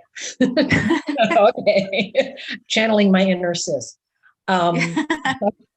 I will make a motion then to order the owners of the property at 208 North Boone Street to repair or replace the structure up to minimum standards. I think that's about what I need to do. Based on the findings of fact in Exhibit A. These repairs should be made within, I don't have to put a time frame on there, do I? Or should I? I'm confused again. These repairs should be made within. You don't have to. Were you wanting them to repair, replace, or repair or demolish? Repair, demolish, or replace. Okay. Whatever it takes.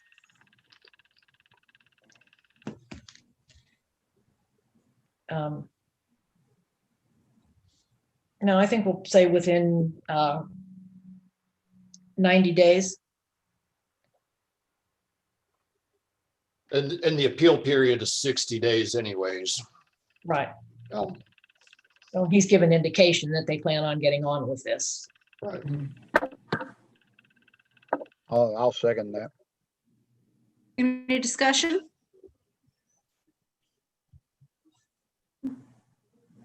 If there's no discussion, we'll call for the question. Ms. Hunter? Yes. Mr. Jenny? Yes. Ms. Hyder? Yes. Ms. Robbins? Yes. Ms. Lockmiller? Yes. Motion has passed to order the owner to repair, replace, or demolish the structure located at 208 North Boone Street within 90 days. Thank you for being here, Mr. Sutherland. Thank you. Sorry you had to wait so long. Thank you. Next up is for public hearing 500 East Holston Avenue.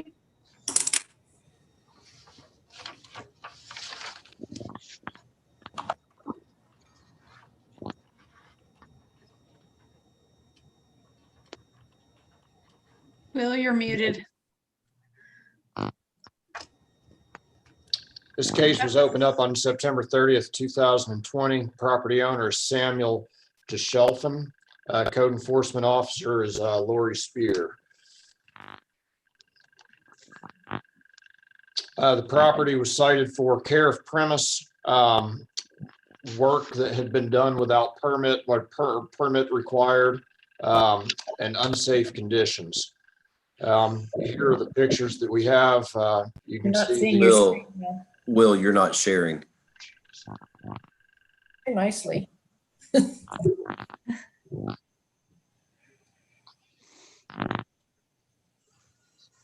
All right, let me back up. There you go. There are the 3 violations that the property is cited for. Here's some electrical boxes that we have on a circuit box. This would require a permit. It's an unsafe condition. More of the electrical issues within the building, overhead light fixtures, exposed outlets or the uncovered electrical outlets in the wall.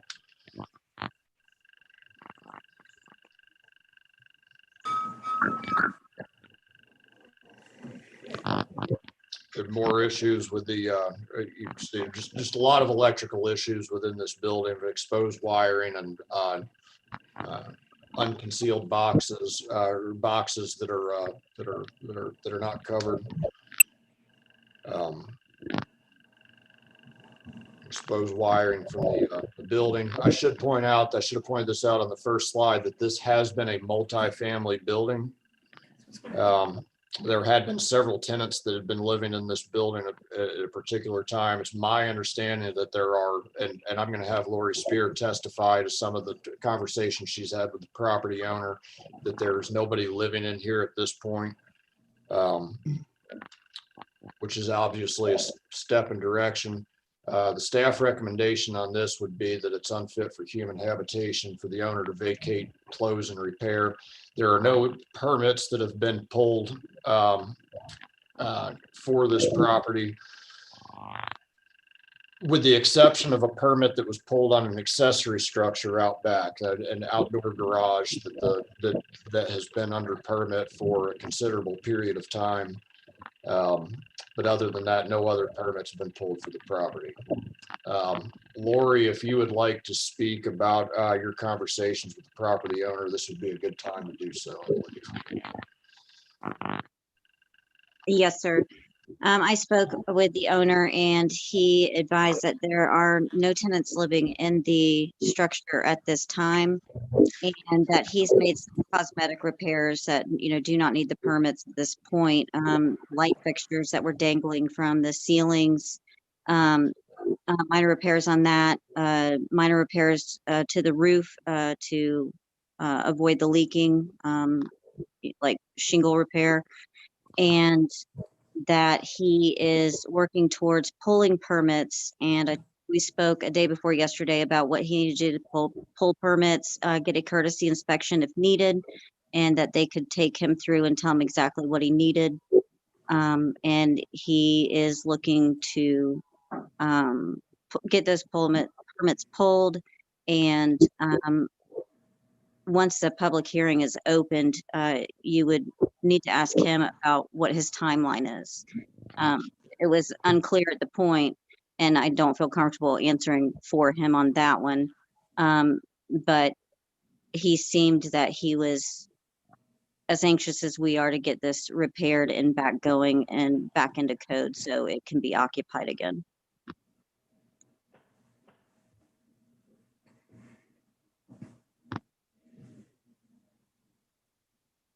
Okay, thank you. Does anyone have any questions for staff?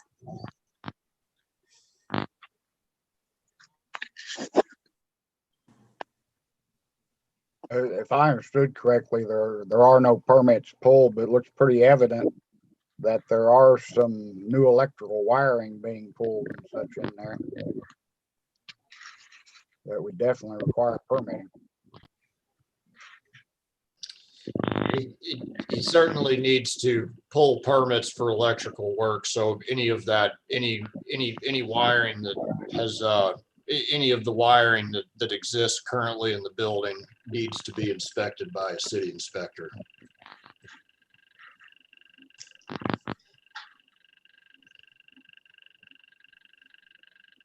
Under the If there's no proper permitting process. If there's no further questions for staff, we'll go ahead and open up the public hearing for 500 East Holston Avenue. If you'd like to speak about this property, please state your name and address before you begin. Yes, this is the owner, Sam DeChelfin. And my mailing address is 500 East Holston Avenue, apartment 6 is what I use. Okay. And what are your plans for the property? Well, I have made, I've owned the property for approximately, let's see, what is it, 6 years, a little over. It is about 110-year-old building. It was not in the greatest shape when I bought it, and I have made some improvements to it over this time period. Without going into a lot of details, I thought I'd have the entire house redone at this point, but due to a separation and a divorce over the last 3.5 years or 4 years, my plans did not go as planned. However, recently I started to make improvements outside to put in sidewalks and a retaining wall. And as mentioned, there is a permit for a garage. And those have been ongoing since I think it's about March or April when we originally started. And I've had a lot of problems with the contractors. I had to relieve one and hire another one who at this point has not finished work that he should have months ago. And he was also supposed to get an electrician to pull a permit for the electrical, and I will explain a little bit more about that in a moment. To have them come in and get a permit and to check anything that is there and to make sure it meets code and then to complete whatever needed to be done. Unfortunately, second contractor has disappeared without finishing everything. He did some of the things, most of the wall is up, which did not require a permit, by the way. A back patio was put in, quite a large one. That did not require a permit, and I checked with the building codes department before that was done. The accessory building does, and there is a permit for it. It is approximately 6 months old. It was just renewed. I was planning on having that installed because it is a pre-constructed building that will be brought in on a truck. The site was supposed to be ready for them to do that months ago, but again, the contractors did not do what they were supposed to do. So there is about probably $30,000 to $40,000 of work between the garage and the sidewalks and the other work that is outside. I have also recently, in order to address these issues, I had the contractor repair the roof. He got a roofer and did it. I simply paid him, so I don't even know the roofer's name, to be honest with you. But it did solve the problem. I have confirmed that with the tenant in the particular units that were involved. There was also apparently a slight leak from one of the boots up on the roof, and that was taken care of. So those issues were dealt with and completed. There were also a couple of other issues which are no longer on this information that were taken care of and closed out. It is my fault that we did not get a permit, to be honest with you. It's the first rental property that I owned. I'm a retired person, although I do work, but I'm retired from the business that I used to participate in. And I've owned about 6 houses in my life, and I've always been able to do work.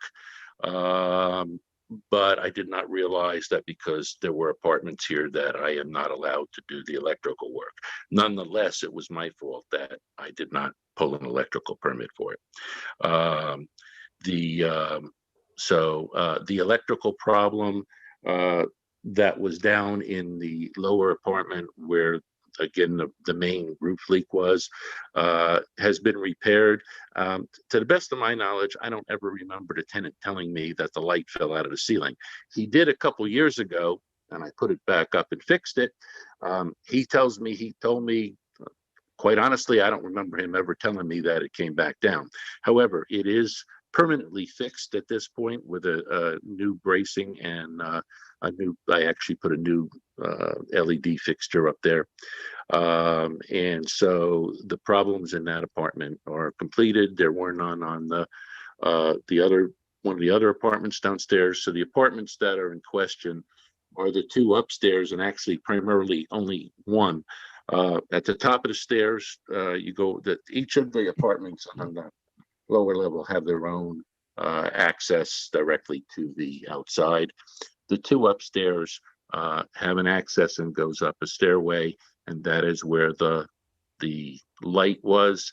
The reason there's no light there, quite honestly, is again, I don't know how familiar any of you are with electrical, the way things were done. I know a couple of the people there are, but this house had knob and tube wiring in it. It was upgraded to some degree over the years.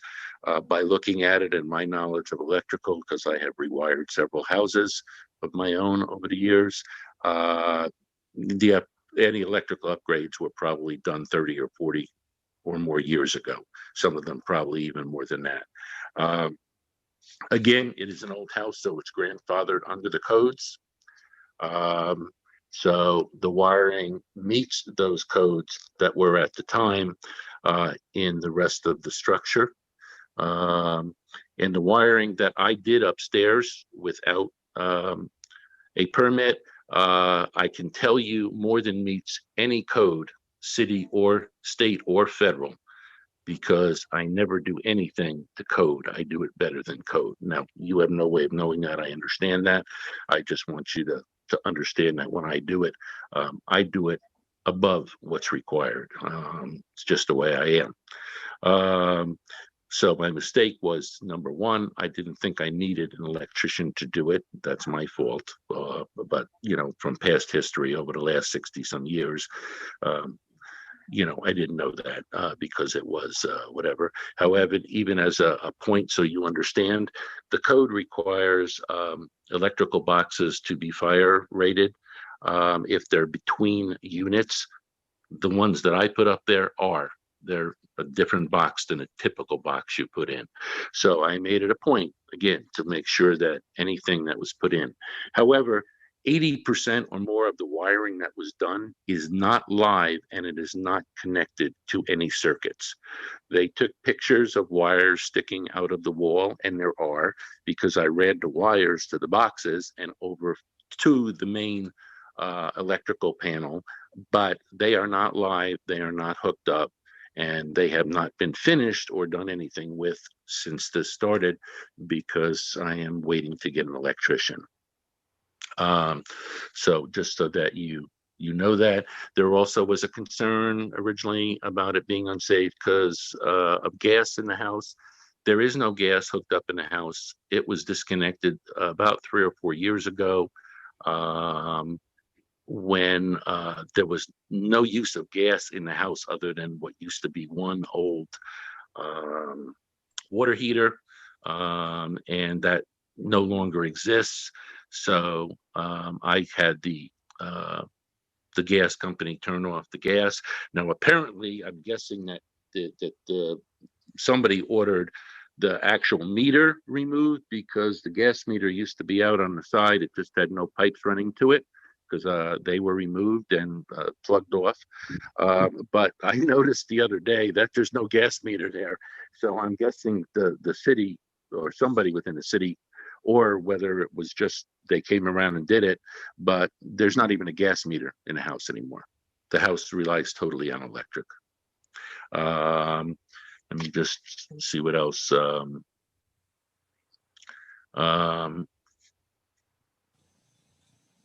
So as far as unsafe conditions go, there aren't any, because any of that wiring is not live. The unsafe condition that would be is that there's no light in the stairway. That's because I took it out when I was rewiring, and there's new wiring up there, but I have not put anything up there because, again, I'm, wasn't going to do something until I got the electrician here. But there is wiring for it. It's just not hooked up. It's not live. The wire hangs out of the ceiling. The boxes that are uncovered or that there's no cover on are not live. I think there are a couple that are live, but that's because I was working on electrical and I did not put them on. But at the moment, the apartments, the two of them upstairs, are not rented out. I have no plans to rent them until I get this taken care of. Because of all the money that I was spending outside, it unfortunately has made it difficult for me to do everything as well. Like I said, the second contractor was supposed to get an electrician, get a permit, and we were supposed to go over what needed to be done and have them do it. That hasn't happened because literally my contractor has disappeared. I can't get a hold of him. He hasn't been around. So I don't know what's going on there. It also lists that there's no smoke alarms. There were smoke alarms in all of the apartments, as well as fire extinguishers in all of the apartments. I personally either installed them or existing ones that were here, which there were some when I bought the building, but most of them had been taken down. And apparently most of the ones that I put up have been taken down by tenants because most of them were smokers. And while I realize I am responsible for that, I hadn't been in those apartments upstairs for over a year.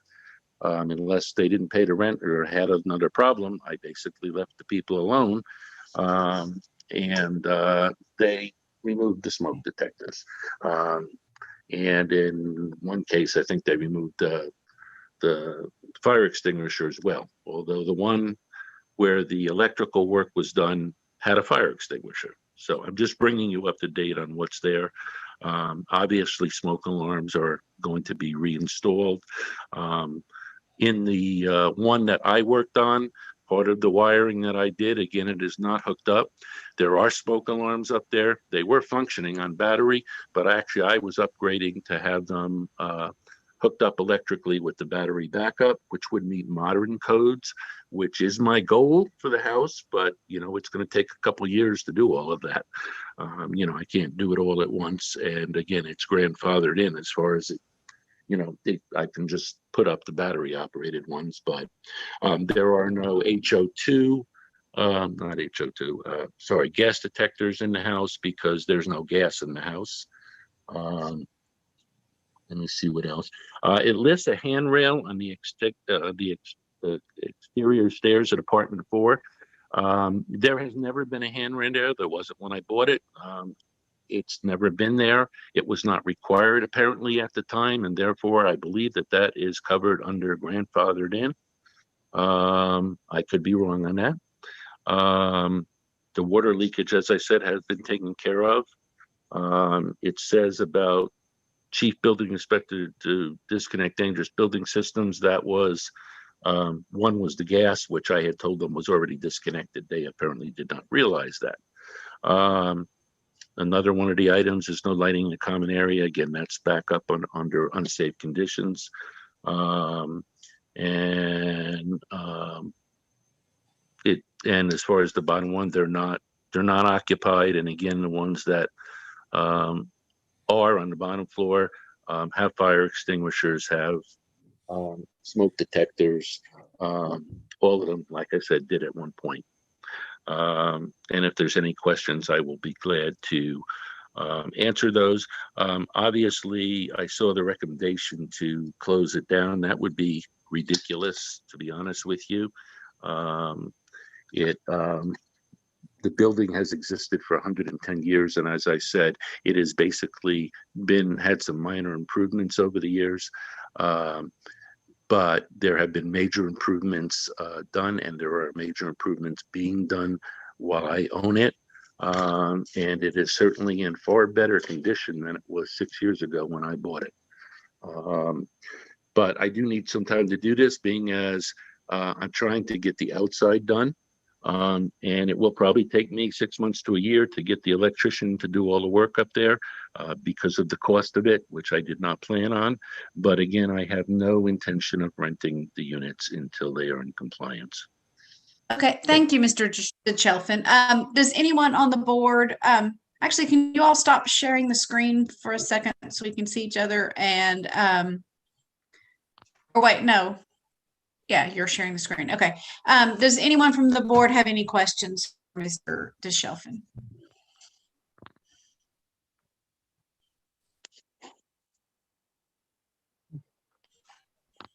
How many tenants live in the unit? I mean, like in the building currently? There are 2 tenants. Just two, including yourself? No, I live at 815 Holston Avenue. Oh, sorry. Okay. No problem. No, I mean, I have stayed upstairs because I'm working. I'm doing other work up there that I don't need a permit for. But I mean, just so you know, some of the things I want to put in, I want to replace the vanities and the toilets and possibly the bathtubs and stuff. But my understanding is that does not need a permit because I'm not changing the plumbing or the electrical in any of that. And again, I haven't done that yet, but that is what I want to do.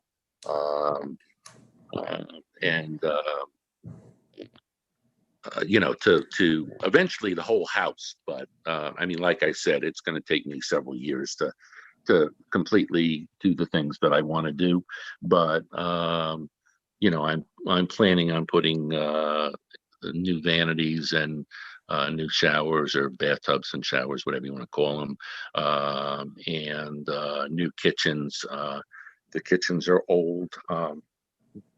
Some of them have been updated from 100 years ago, but I'm guessing that they were updated 50 or 60 years ago, looking at, what's there and so forth. My goal is to completely upgrade the whole house and, make it a much better looking place, more in line with the homes that are right around me. Also, quite honestly, it will enable me to get better rents and have a better renter, because it's old and whatever, I don't get the best renters,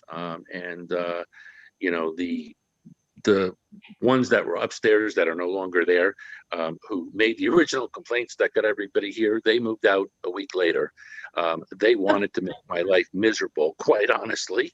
Okay, thank you, Mr. DeChelfin. Does anyone else have questions for Mr. DeChelfin or DeChelfin? Sorry if I'm mispronouncing.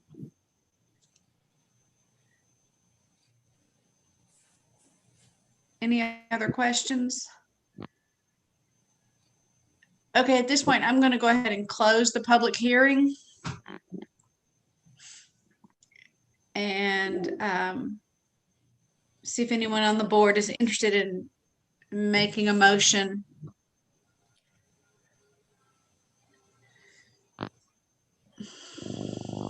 Well, could you remind us of what the original, put up that screen again that shows what he's being cited for and staff recommendation? Yeah, there's the care of premise permit required unsafe conditions. Very difficult to determine what's live and what's not live until the work is properly permitted and we have an inspector go in and make sure that it's all been done correctly.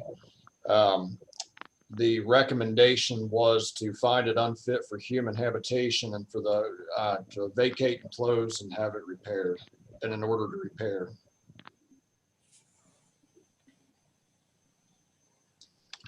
Because we do know at this point that electrical work has been done that is unpermitted, and we need a permit for that and an inspection, correct?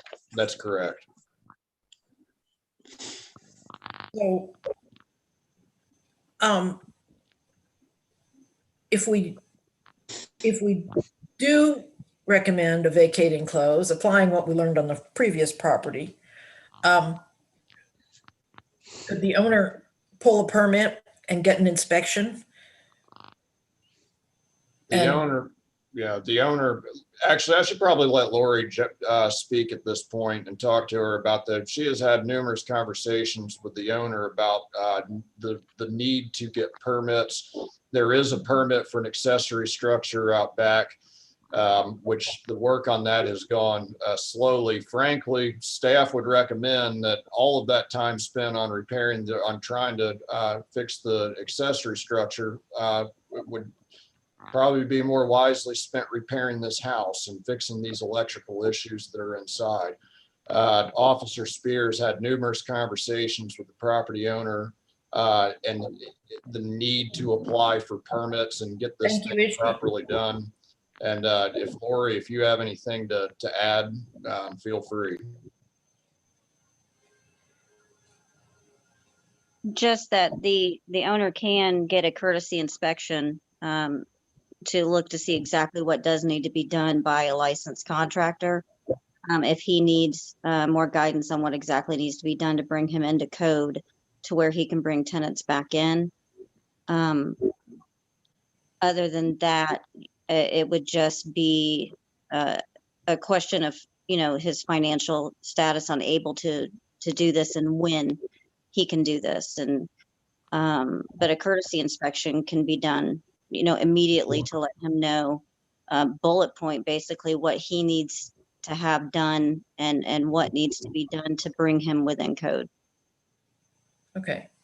So if we do make motions based on that information and the staff recommendations, then there is still 60 days to appeal those decisions. No, there isn't, is there, for vacating close? Oh, brother. There is for an order to repair. Now, the discussions have, again, Lori, we've had discussion, or you've had discussions with the property owner on, I'm sure this comes as no surprise that they're,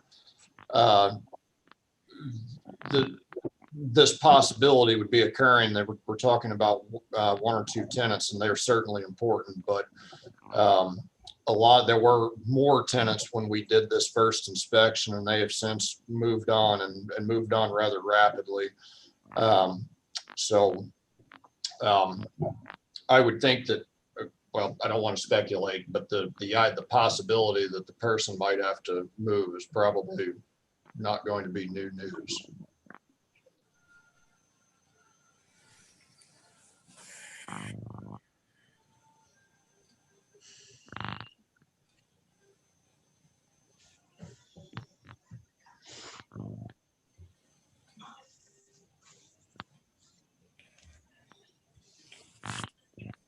Can I say something?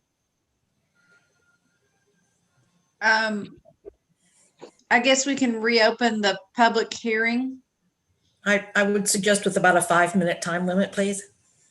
Yes. Okay. I agree. So Okay. yes, you may, yes. Okay, thank you. Can you hear me? Yes, we can. Okay. I would just like to point out that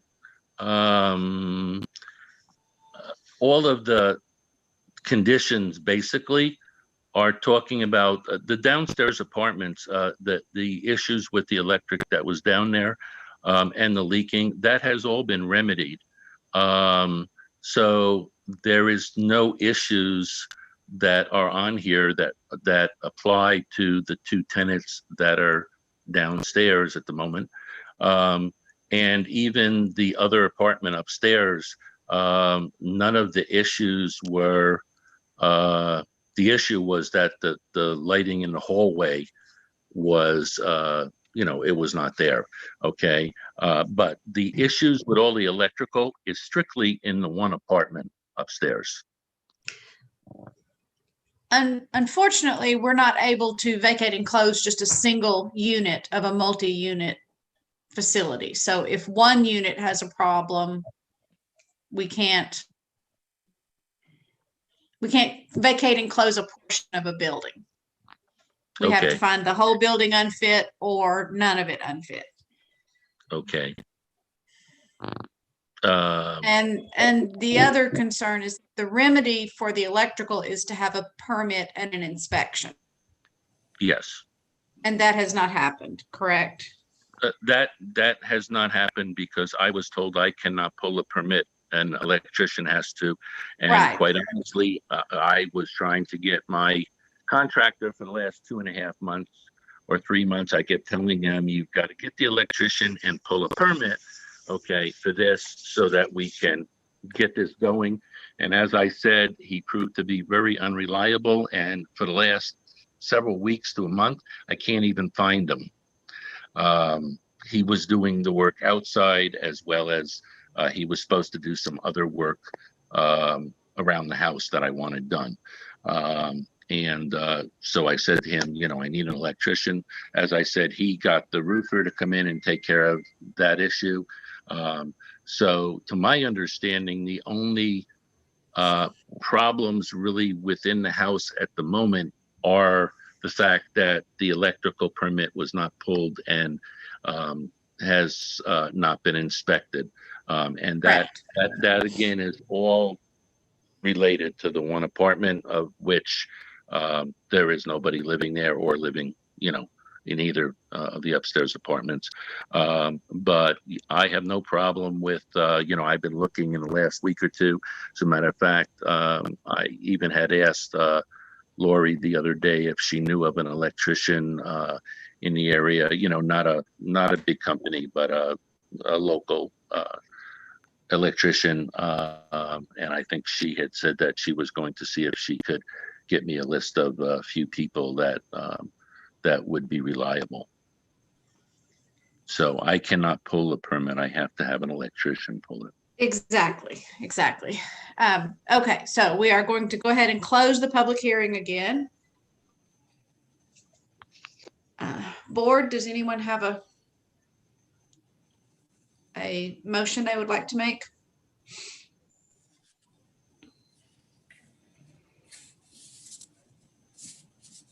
Come on, Dave, bail me out here. I think we have to make a motion to vacate and close. I understand what he's saying as far as, the one apartment, but when you have a multi-apartment building and such, and you have one unit that's not in a safe condition, it affects everybody. So that would be my recommendation. Was that a motion, Dave? Yeah. Well, hold on. Before you make that motion, before you be able to move that it be vacated and closed, you would need to move whether or not it is habitable. Did we not do that already? No. Oh. That we did.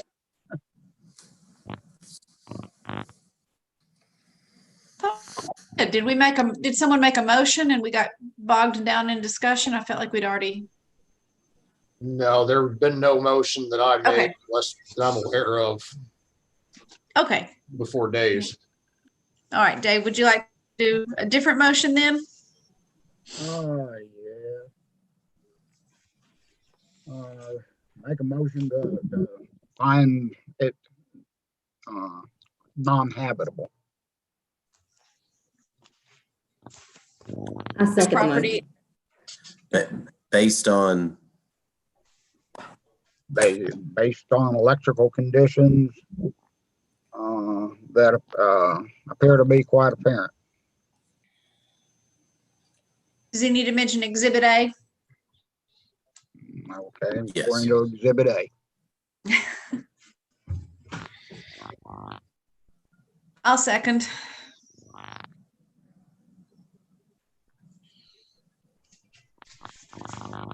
Any discussion?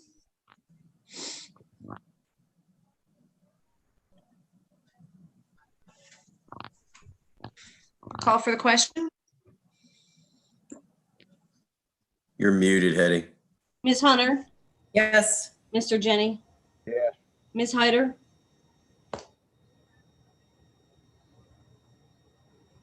Ms. Hyder, Yes. Ms. Robbins, Yes. Ms. Lockmiller, Yes. Motion has passed to fund the property located at 500 East Holston Avenue unfit for human habitation based on the finding of facts in Exhibit A.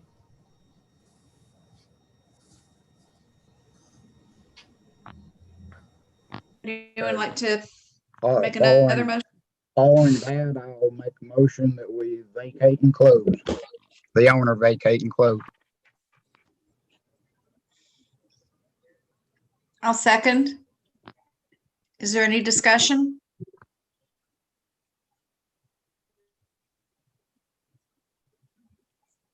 I'll call for the question. Ms. Hunter, Yes. Mr. Jenny, Yes. Ms. Hyder, Yes. Ms. Robbins, Yes. Ms. Lockmiller. Yes. Motion has passed to order the owner to vacate and close the structure on the property located at 500 East Holston Avenue. Would anyone like to make a motion to repair? Yes, I'll make a motion to order the owner of the property at 500 East Holston Avenue to repair the structure up to minimum standards for human habitation, occupation, or use. These repairs are to be made within 90 days. I'll second that. Based on the findings of facts in Exhibit A. Who is that I'll second? second that. Hyder? No, Joan. Jonna. Okay, thank you. Any discussion?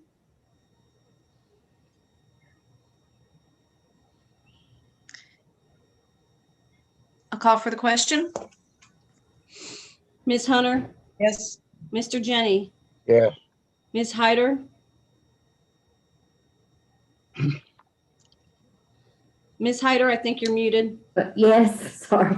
Ms. Robbins, Yes. Ms. Lockmiller. Yes. Motion has passed to order the owner to repair the property located at 500 East Holston Avenue up to minimum standards within 90 days. Okay, thank you. The next property, I think we were going to move down to Mr. Vetrana's property. He's in section 7. 210 West 8th. All right, am I sharing? You are sharing. All right, I know this property is quite familiar. And again, I keep forgetting we have 2 new board members. The property owner, Penny's Nest Incorporated, Mr. Vetrana. The code enforcement officer is Lorena Bennett. Here is a picture of the property when this first came to our attention. We have all the codes that this building was cited for.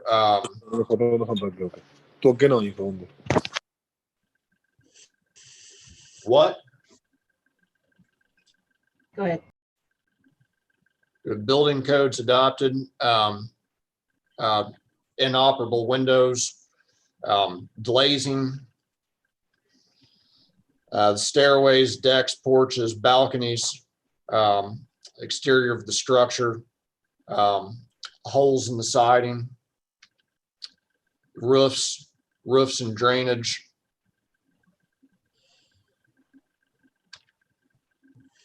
All exterior doors, assemblies, and hardware.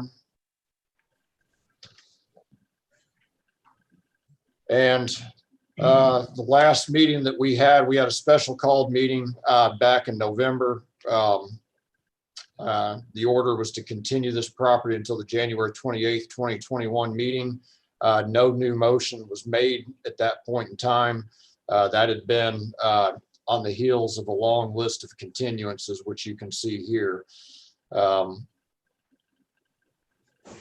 Going back to the October meeting, motion was for the order the owner to remove the stairs in the front of the property due to safety concerns. That was done. Clean up all the exterior debris around the property. Permits were pulled for electrical work. That was done, inspected, passed electrical inspection. Here is a list of those permits. For the electrical remodel, 200 amp service, a renovation for an interior remodel, which he completed and passed. And again, we've already mentioned the stairs have been removed, dual electrical meters have been replaced with a single meter, accessible doors and windows that they're no longer boarded. The one at the upstairs is still boarded. That's not a functioning door.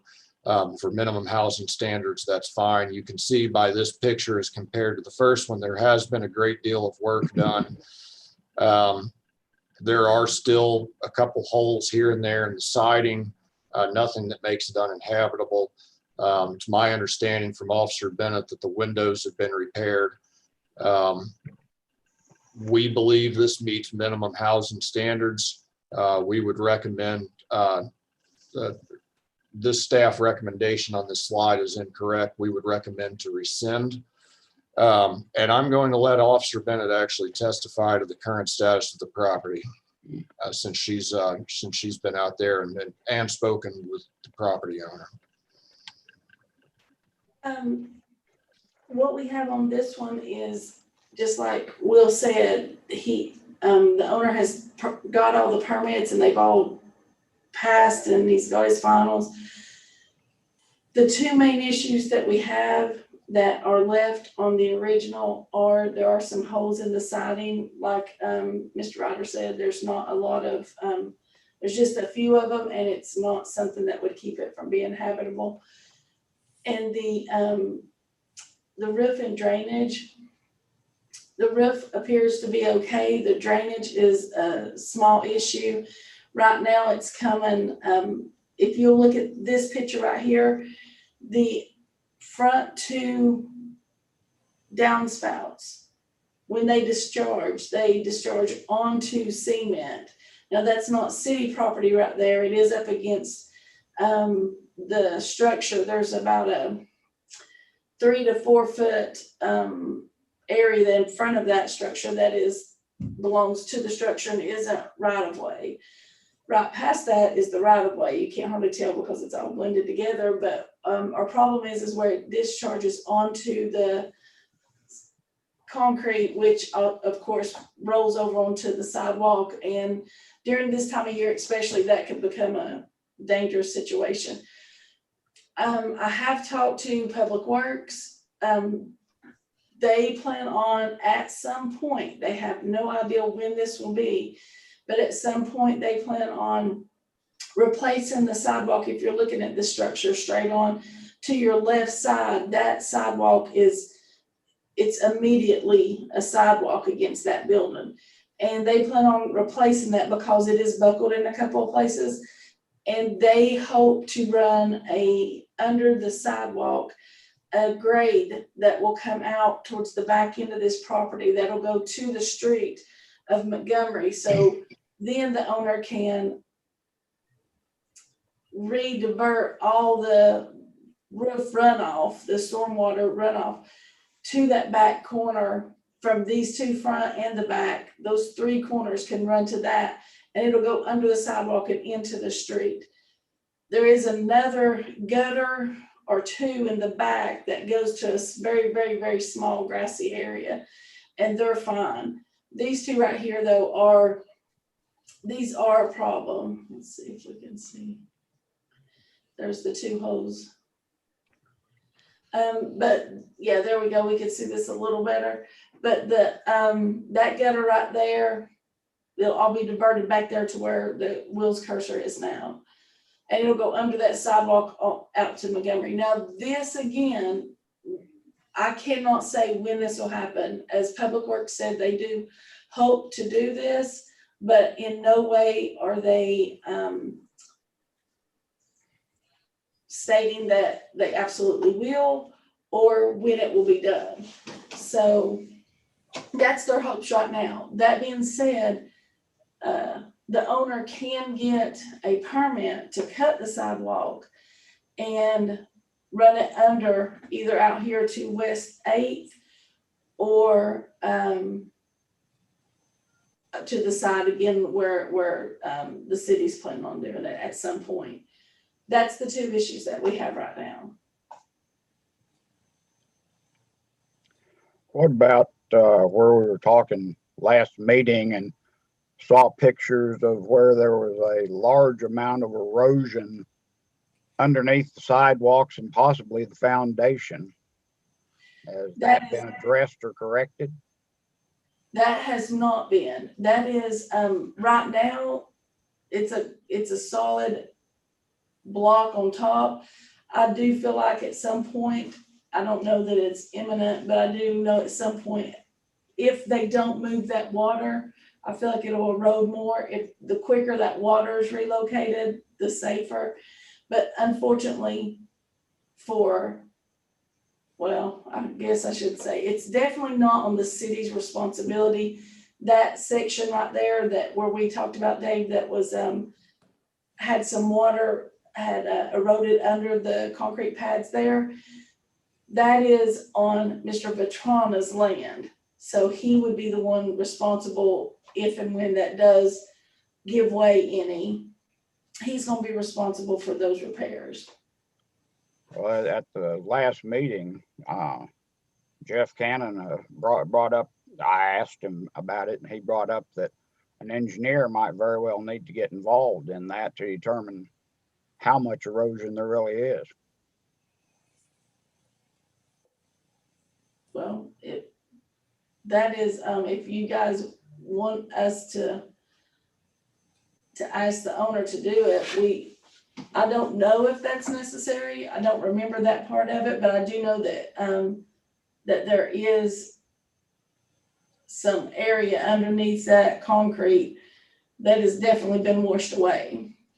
Do you have a picture of that? Do you remember from, I guess in November, there was a close-up of that corner that showed that?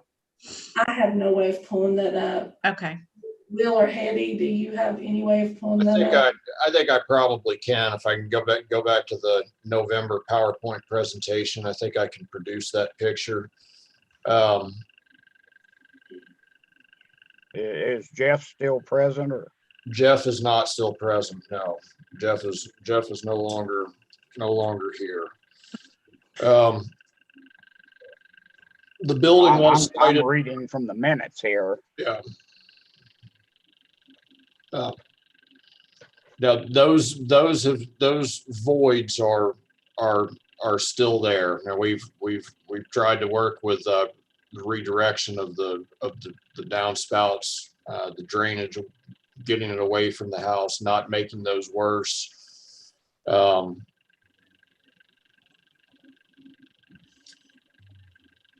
But the voids are still there. So if you want to continue the property until those are fixed, then. Well, they look quite significant from those pictures. And when I was talking to Jeff about it last meeting,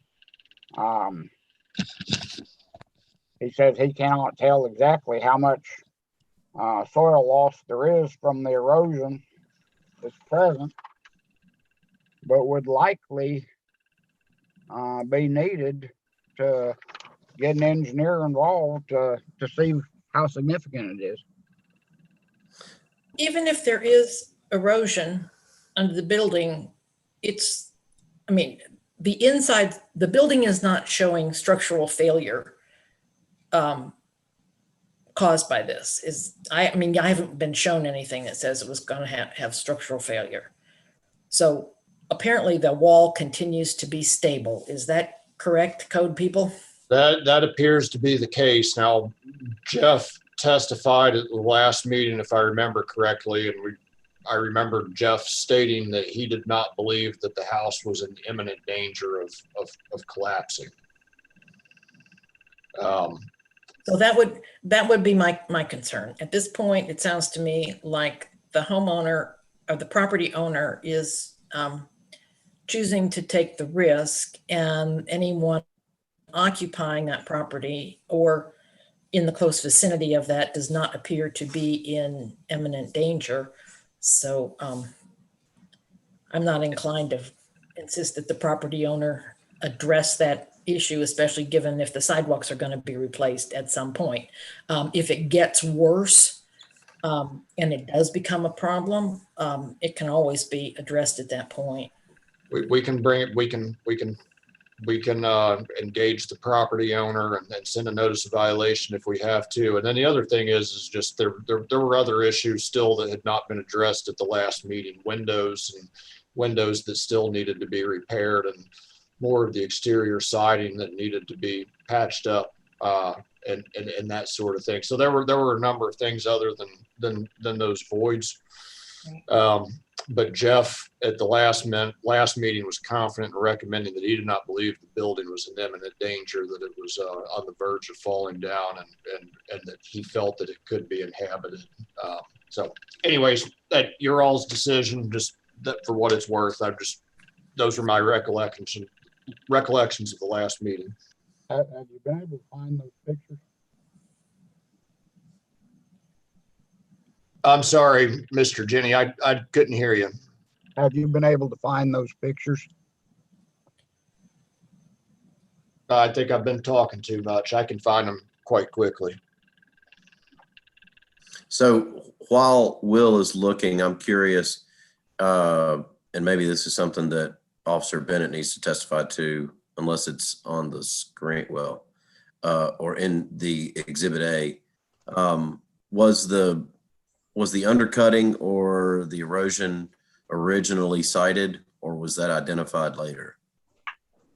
No, I don't believe it was originally cited, but we did have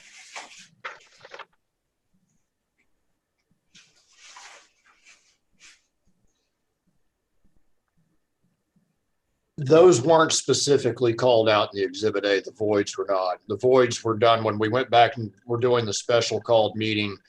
We went back and noticed them, and we did cite drainage as an issue and felt that those were related to the drainage, but they weren't specifically called out on the Exhibit A. So if that was something that was identified during a special called meeting, it's recognized that those were identified, but they're not part of the original Exhibit A. So I would caution against holding the recension for something that was not originally cited. That's not to diminish it, just to, there was not an original citation on it, then I think it's something that we ought to, as a city or as staff, watch it, maintain it, and then if it becomes a problem, we can properly cite it. Yeah, or if you think, as I recall those pictures, there was a pretty significant hole there on the front side of the building, if I recall correctly, that somebody could fall and get hurt pretty bad. And they just said that was Vic's part of the sidewalk there, not the city's. Right, and I'm not doubting the potential for any kind of a safety hazard.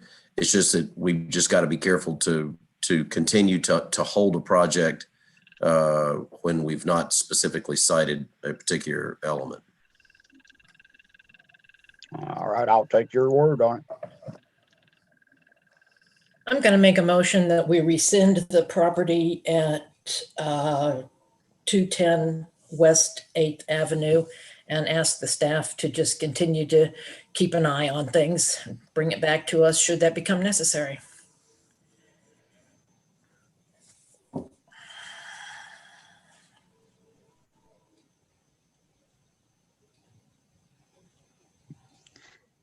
I'll second it just so we can move forward with discussion. And is there any discussion? So are the windows going to be fixed? Actually, the windows have been fixed. The front windows have Yeah. been fixed? Okay. Yeah. So the holes in them? No, that's on the siding. The windows themselves have been repaired. Do you remember the broken glass and other issues that around the windows that they had? That's all been repaired. The holes in the siding have not been. Those are still there. Okay.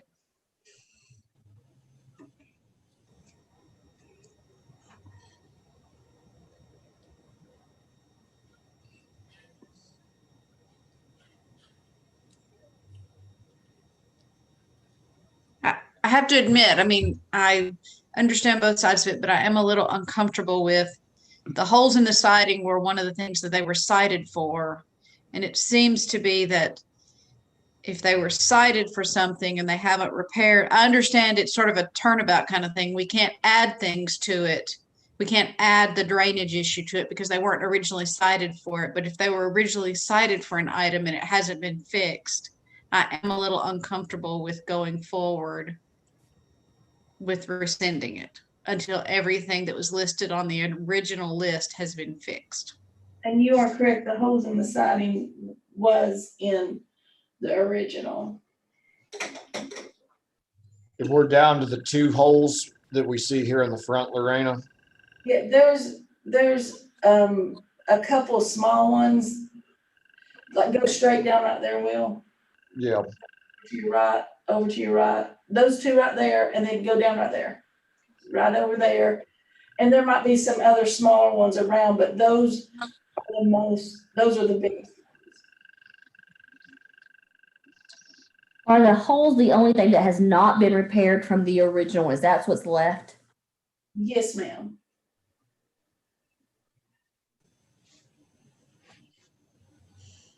It looks better. It does. It looks a lot better. Could you show that? So you had something on, yes, right there, that picture. You have an arrow going to, nope, back where you just were, where you had the front or that door in the front. The picture before this one. Okay, that's the first picture of the slide. Right. Okay, These next slide. Okay, this slide right here. Oh, the back one, Will. That one.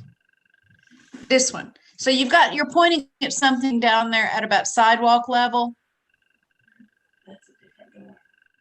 I'm on the right slide, correct? No, go back to the one that shows the front steps with an arrow at the bottom.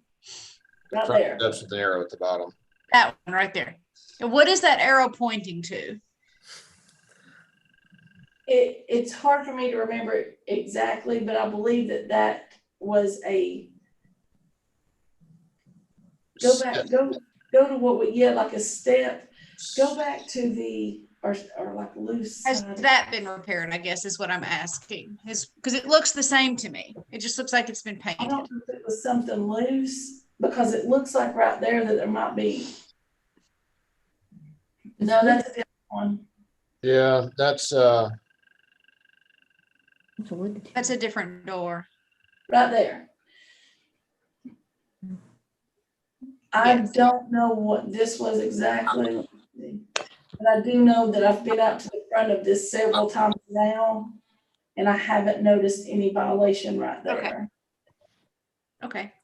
But I don't know. Let me read this real fast. Yeah, I'm not real sure.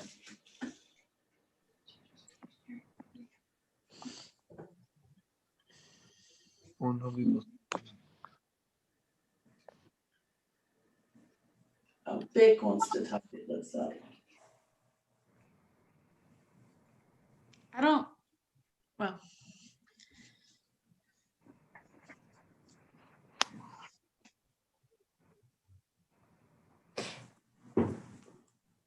Hello? Hello? I don't know that we don't have a public hearing going right now. Oh, so. Okay.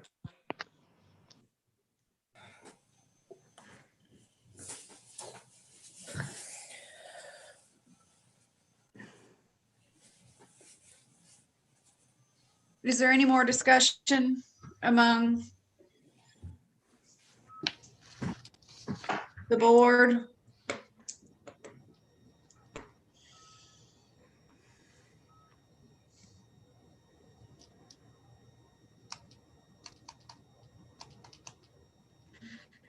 Okay, we'll call for the question.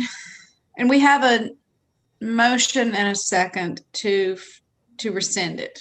We do. Okay, so Ms. we'll Hunter? call for, Yes. Mr. Jenny? Oh, Ms. Hyder? Yes. Ms. Robbins? Yes. Ms. Lockmiller? no. So we've got 3 yeses and 2 nos. Motion has passed to rescind the property located at 210 West 8th Avenue. Okay, is there anyone else here that was here to speak about a property, and we'll go ahead and move it up the agenda as well?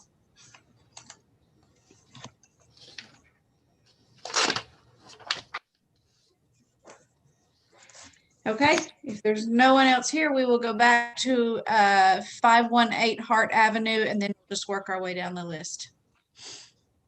Ms. Lockmiller, I think the last applicant wanted to say something. Oh, okay. Go ahead. Did you want to say something, sir? Me? Is it me? Yes. No, we don't Yeah. have a public hearing. She said it's not public hearing, so I wanted to get your permission. Yes, if there's something you wanted to add, yes. The siding holes were very, very tiny holes. So, I mean, I will fix those, and I was waiting for the public works to tell me when can I channel the gutters, move the gutters to wherever suggested. And I will fix those holes this week or hopefully tomorrow. And gutters, I can move them. If you want me to wait for public works, I can. If you want me to move them, I can put my guys Monday and move them to where we have a little better flow of water and the building is more safer. Building is very safe. And then the arrow you were talking about for that front door, there was a rotten piece of wood we replaced. So it is more secure and safe. Okay. I think it would be a good idea if you could reroute that, the downspouts, because like I said, as it comes down this time of year, it could easily freeze, and you being the property owner are actually responsible to the curb. So that means you're putting ice on your sidewalk that you could ultimately be responsible for. So Okay. Can you meet me tomorrow or Monday and show me where is better, like where can I channel those towards, because I don't want to do something and then say that, oh, it's not right. If you can suggest me, we'll draw it on a paper and I'll get exactly how you want it done. I can meet you Monday. That sounds good. We'll get it done. I want building to, I mean, it is very safe. I've looked at it and I mean, I'm not an engineer, but according to the way I looked, it looked pretty safe. But I will still move the gutters so everybody is satisfied. Thank you. Okay, thank you. All right. Thank you, guys. Yes, go ahead. Okay, we'll go on to 518 Hart Avenue, please. Thank you.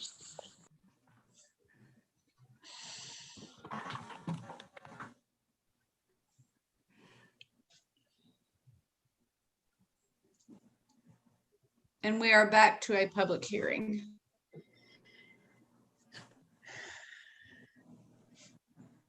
Will, can you unmute?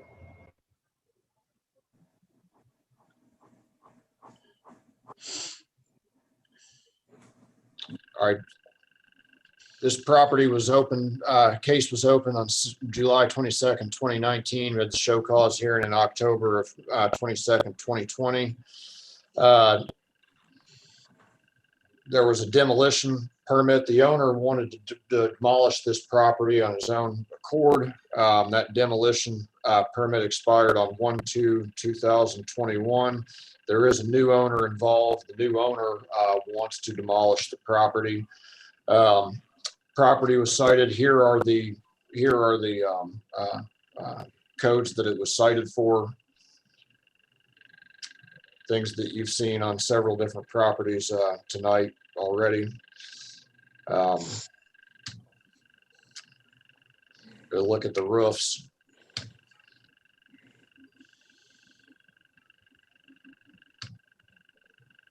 And the foundation, exterior walls, stairways, decks, porches, balconies, window skylight, doors and frames. The owner wants to demolish this property. The previous owner wanted to demolish the property, got the permit, never did it. The new owner has the same desire. That's fine with us. We just, because this has had a history of not actually being demolished, we're recommending that the board order the demolition by owner within 90 days. Lorena, could you speak to your dialogue or your conversations with the property owner? Excuse me.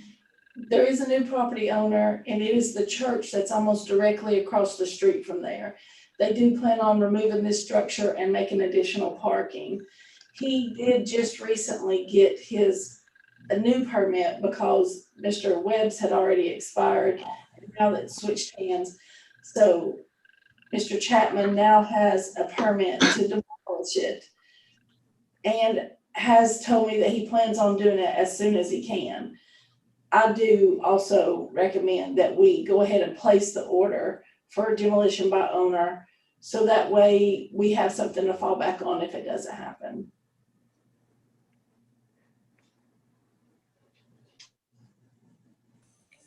Okay, I'll make a motion to order the owners of the property at 518 Hart Avenue to demolish the structure within 90 days.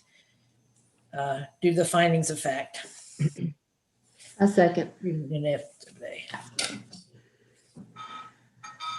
Any discussion?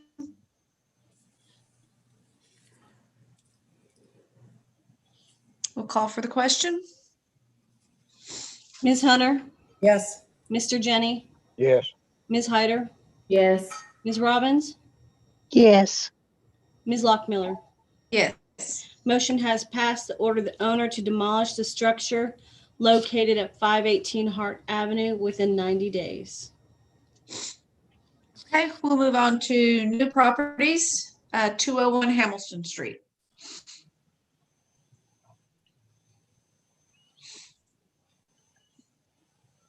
Apologies, I'm unmuted now. This is a show cause hearing for a case that was opened up on November 25th, 2020. The property owner is Wild Acres Investment. Here are all the violations the property's been cited for: building codes, building security, overgrown and dirty lots, windows, window skylight, door frames, roofs and drainage, sanitation, glazing, facilities required, unsafe conditions, and general.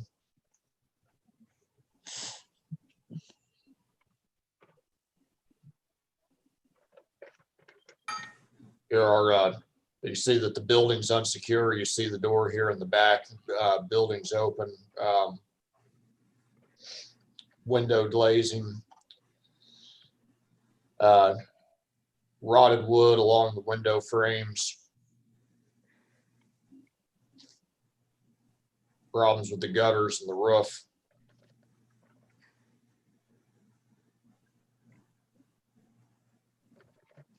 Lots not being maintained, and generally in just an unsafe condition.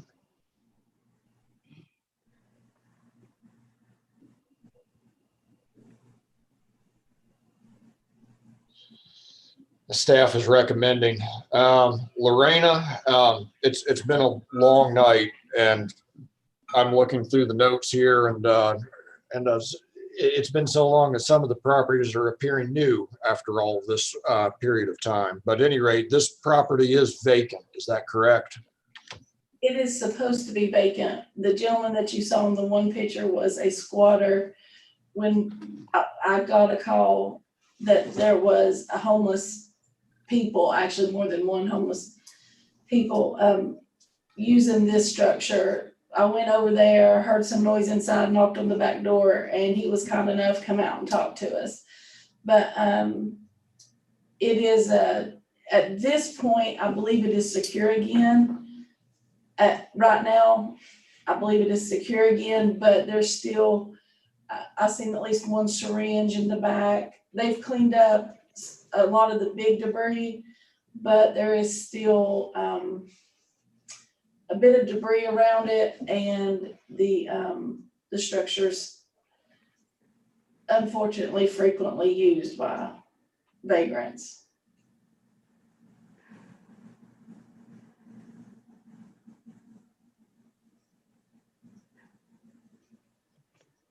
I make a motion to create a public hearing for the property at 210 Hamilton Street. 201.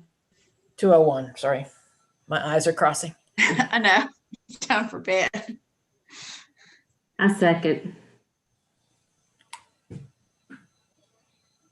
Any discussion? Call for the question. Ms. Hunter, Yes. Mr. Jenny, Yes. Ms. Hyder, Yes. Ms. Robbins, Yes. Ms. Lockmiller. Yes. Motion has passed for a public hearing for all parties to be served. Thank you. 1508 Sun Valley Road. Can we hang on one second? I'm just curious. First of all, Wendy, would you please remove the public hearing screen? Thank you. Actually, all public hearings are done now. I just want to offer up to the board, it being 11 o'clock, and if the board chooses to continue, that is absolutely your prerogative. But since you've gone through the public hearings that were properly advertised, if you wanted to,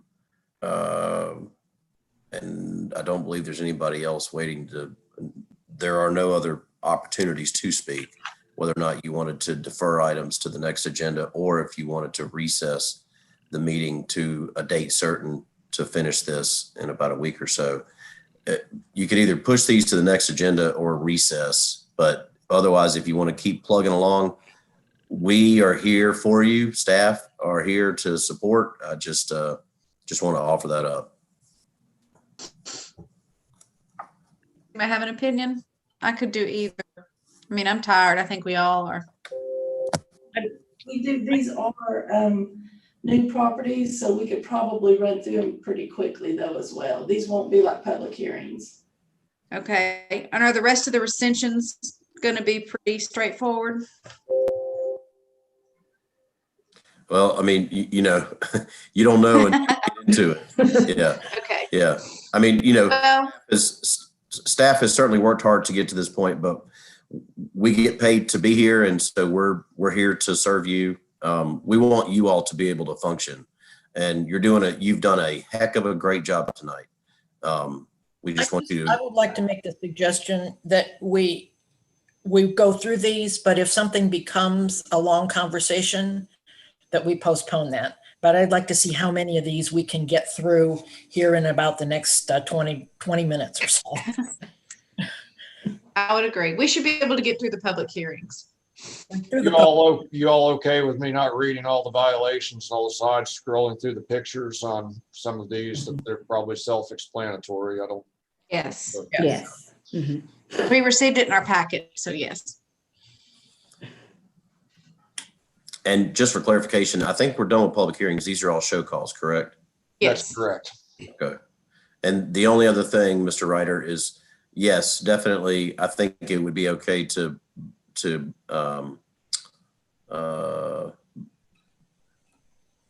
shorten the presentations. Just be careful not to leave out evidence. That's all. You just don't want to shortcut anything for the case. Am I sharing? You are not.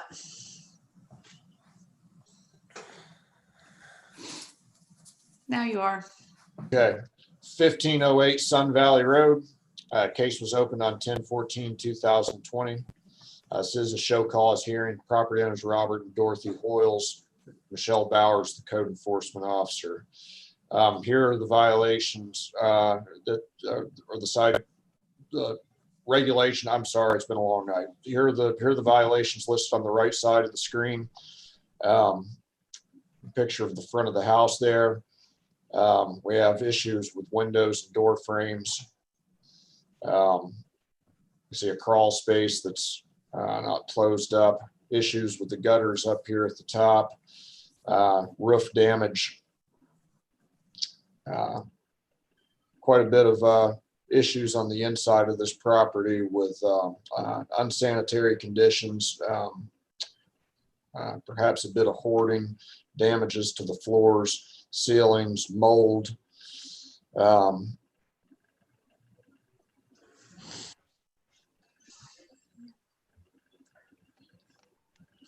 Again, the sanitation issues, and where staff's recommending a public hearing for this property.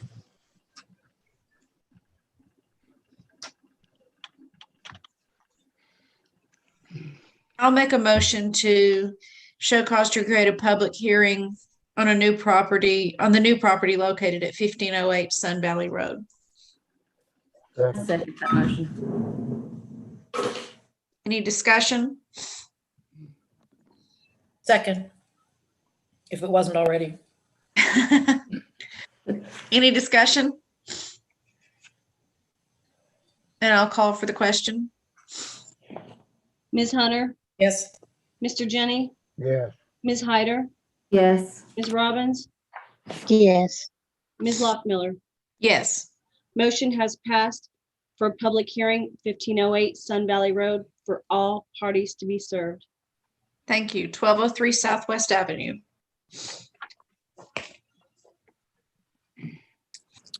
Property is owned by Gregory Cox. Michelle Bowers, the code enforcement officer. This is an accessory structure for the property located at 1203 Southwest Avenue. It is located in the historic district. There's a look at the structure there. You can see that it's a dangerous, potentially dangerous structure. There are the roof on the verge of collapsing, it appears, and you can see a lot of vegetation growing on the roof. The good news is Officer Bowers has been in contact with Greg Cox, has a pending contract with the new buyer for the property.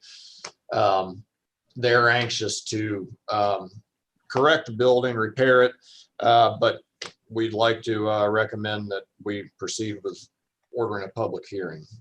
And if they in fact do take care and repair that building, which would involve either demolishing it or repairing it, which would involve the Historic Zoning Commission as well, then that would be great to hear that update at the public hearing. Make a motion to create a public hearing for the property at 1203 Southwest Avenue and for all parties to be served. Second.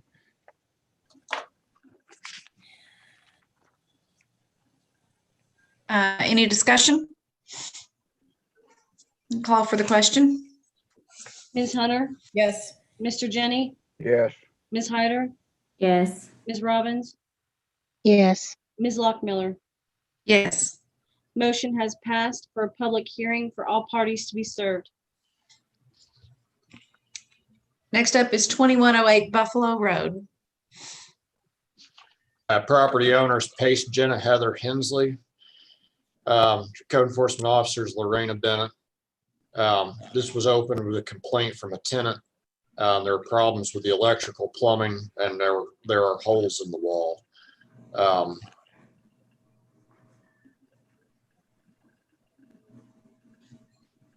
Look at the doors here, holes in the doors, wiring issues,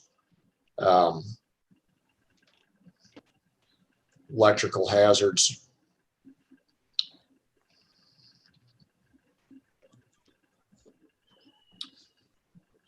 Exhaust vents. Potentially unsafe mechanical appliances and plumbing system hazards.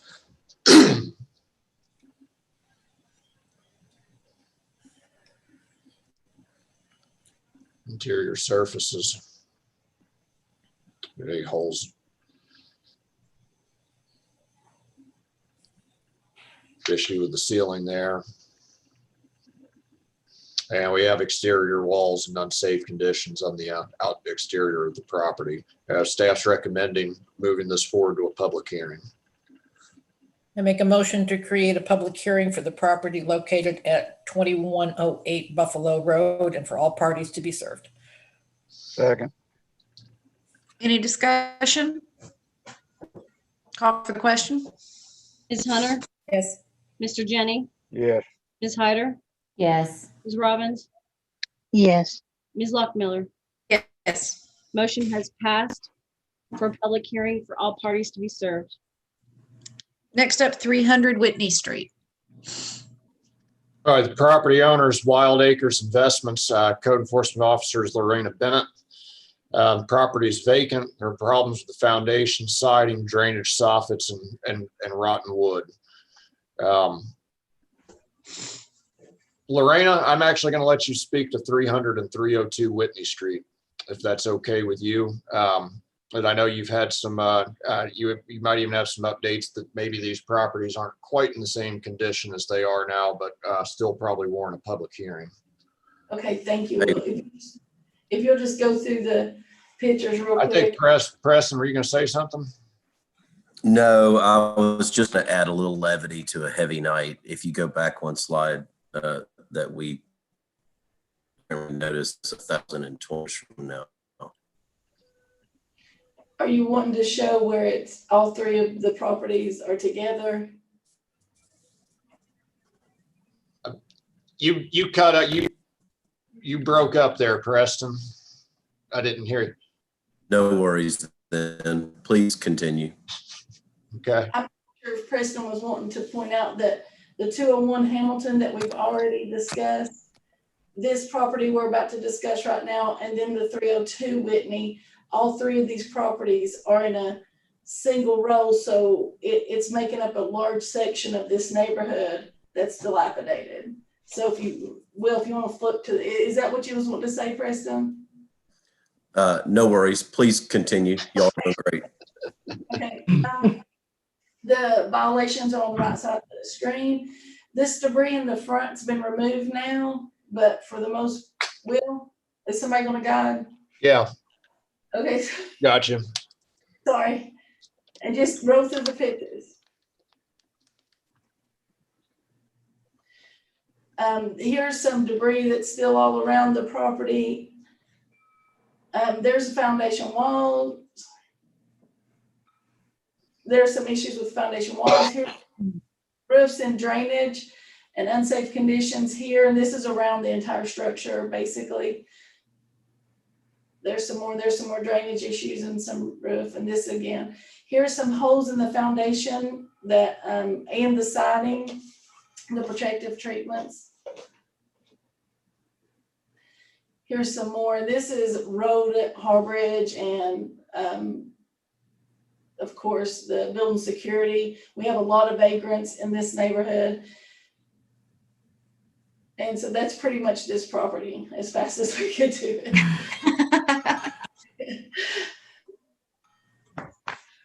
I'll make a motion to create a show cause hearing for the property located at 300 Whitney Street and for all parties to be served.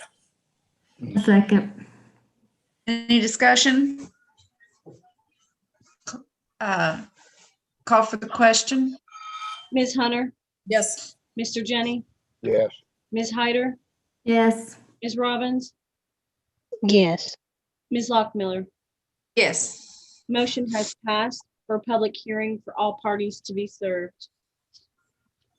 302 Whitney Street. Okay, 302 Whitney, the property owner is Talix Holding.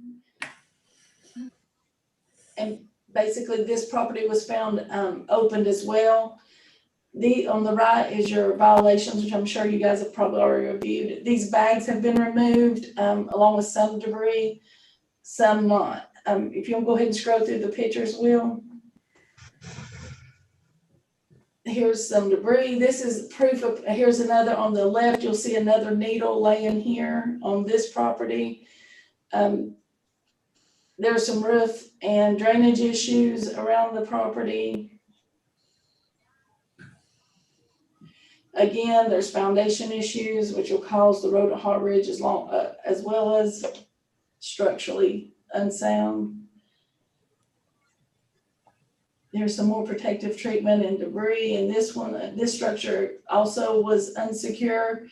Although no one came out to greet us on this one, this one's unsecure and since has been resecured again. But this is a common issue for this neighborhood, and especially with all three of these properties being together, it's a pretty big area for vagrants to hide. Here's some more issues with the foundation, and then back to the front. And then the city's recommendation is for a public hearing. Make a motion to create a public hearing for the property located at 302 Whitney Street and for all parties to be served. I second. Any discussion? Call for the question. Ms. Hunter, Yes. Mr. Jenny, Yes. Ms. Hyder, Yes. Ms. Robbins, Yes. Ms. Lockmiller. Yes. Motion has passed for a public hearing for all parties to be served. Next up is 406 Welbourne Street. All right, Lori Spear is the code enforcement officer in this one. It was a show cause hearing. As you've seen in your packet, here are all the citations on the right side of the screen. There's a picture of the inside of the structure. Oh my. Yes.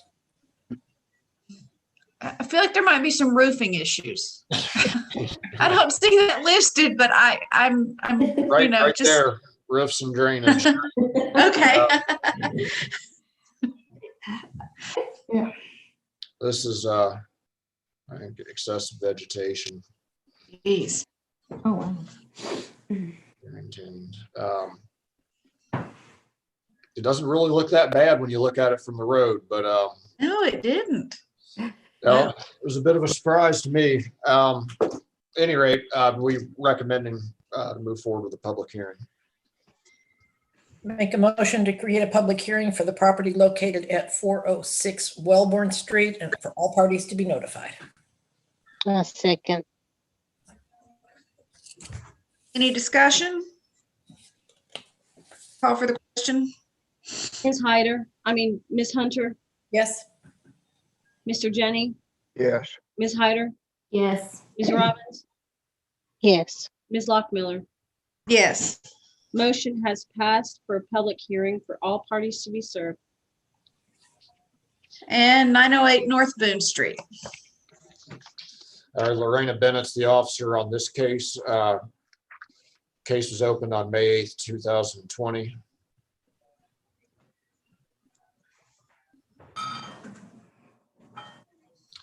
There's the citations to the right. Issues with the windows here, glazing, window frames, accessory structures in a state of disrepair. It's unsecure.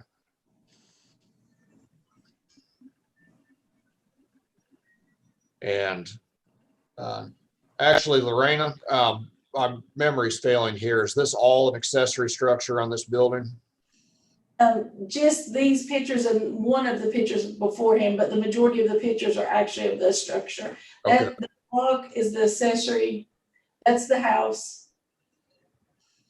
These are the house. And then just the block is the accessory. All right.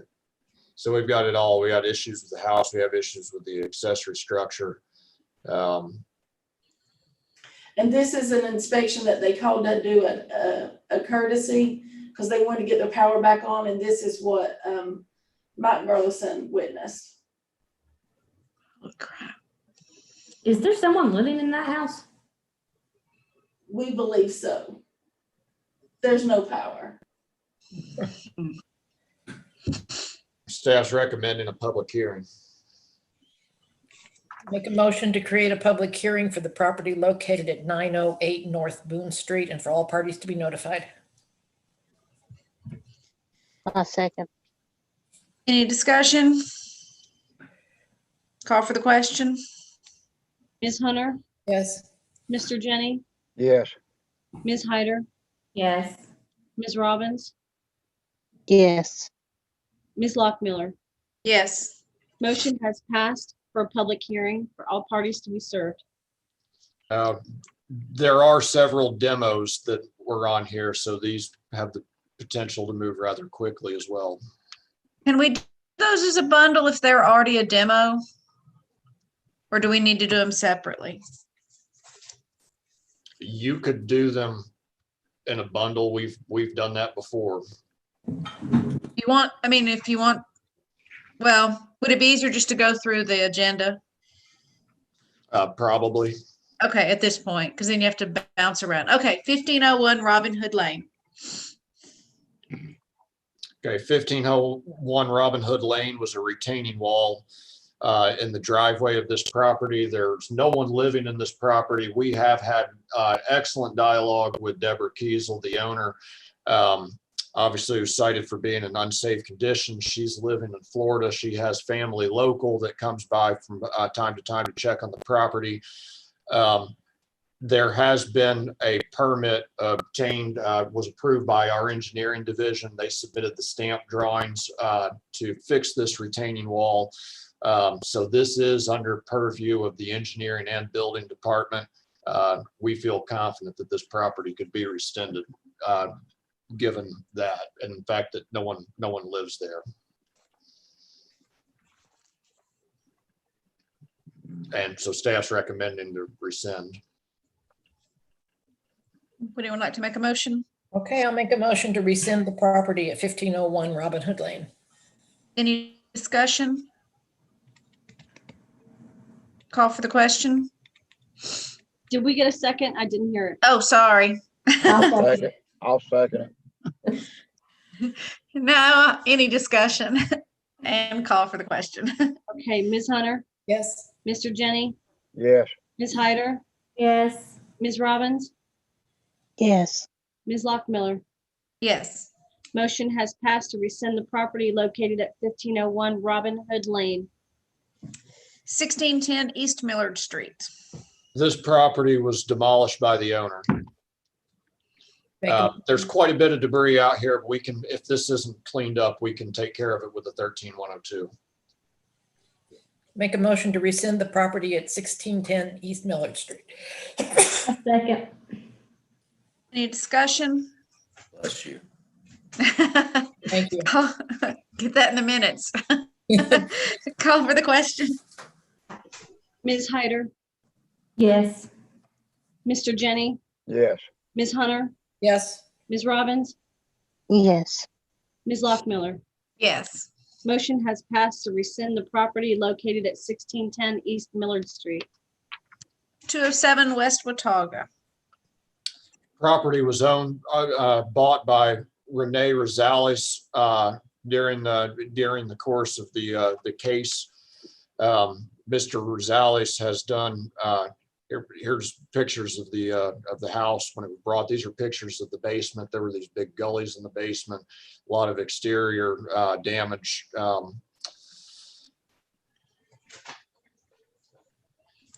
Here's the before and after. Mr. Rosales obtained all the necessary permits. The exterior's been cleaned, cleared trees and debris. There is an engineer that's contracted for repairs in the basement. The taxes are current. This is the property. Lorraine, is there anything else to add on this particular property that you've gleaned from your conversation with Renee Rosales? All the permits were obtained and he's done the work, and we would recommend it to rescind, but I'll let you speak, please. Well, that's exactly it. He quickly, once he purchased it, went in, cleared it out. the yard and the structure, and he's working on it diligently, and he still has an open renovation permit that he's doing the interior on. So it's what we had on it. We're good to go. Yeah, and the interior wasn't in that bad a condition to begin with. Make a motion to rescind the property at 207 West Watauga Avenue. Second. Any discussion? Call for the question. Ms. Hunter, Yes. Mr. Jenny, Yes. Ms. Hyder, Yes. Ms. Robbins, Yes. Ms. Lockmiller. Yes. Motion has passed for public hearing for all parties to be served. Next up is, we're going to skip over 210 West 8th and go to 227. What?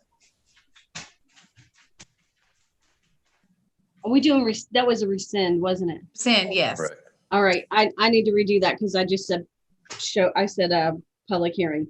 Motion was passed to rescind the property located at 207 West Watauga Avenue. I'm sorry, it's getting late. Yeah, no kidding. Okay, and so next up is 227 West Main.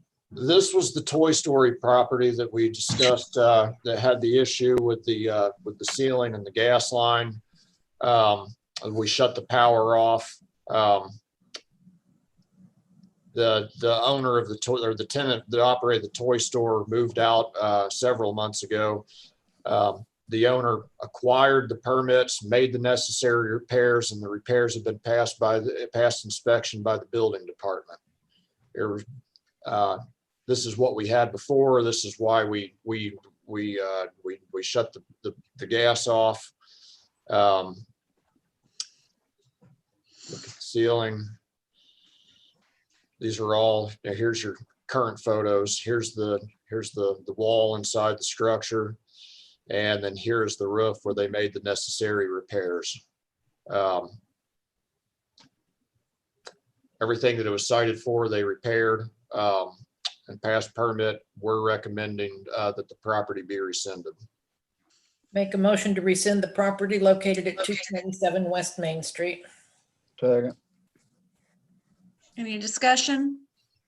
I would just like to, I'll make it quick. I just want to applaud everybody from staff all the way to the board on, how that whole case was handled was textbook. From the inspection on the complaint all the way up. If you recall, the gas was severed on this building by Dave McClellan last fall, and this has been resolved, and I applaud staff for putting the photographs in there showing the repair. This was textbook. This literally, we could have lost a of downtown. Yeah, it's a great example of what happens when we have an owner that's really willing to communicate with us and just take action. And I didn't think that this would happen in this period of time, but he really stepped up to the plate. He said he'd get the repairs done. I was skeptical, and he did. This is just a great great example of a good relationship between an owner trying to do the right thing and the code officers and the trade inspectors. And it wasn't required, but I appreciate the attention to detail in matching the historical integrity of the interior. Yes. Yeah. Okay, so we did this. So there's our discussion. Call for the question. Ms. Hunter, Yes. Mr. Jenny, Yes. Ms. Hyder, Yes. Ms. Robbins, Yes. Ms. Lockmiller. Yes. Motion has passed to rescind the property located at 227 West Main Street. 300 East Poplar. All right, this house has been demolished. There's the vacant lot, and the lot's clean. No need for 13102. It was demolished on 11/9/20, so we're recommending to rescind. Make a motion to rescind the property located at 300 East Poplar Street. Second. Any discussion? Can I just add one thing, and I will hush. I do want to note, as we've been looking at the budget for this coming for FY22, that I applaud the work of the board and of staff, because there have been more demolitions done in this fiscal year than we've done in the last 5. So I applaud everyone based on that amount of work.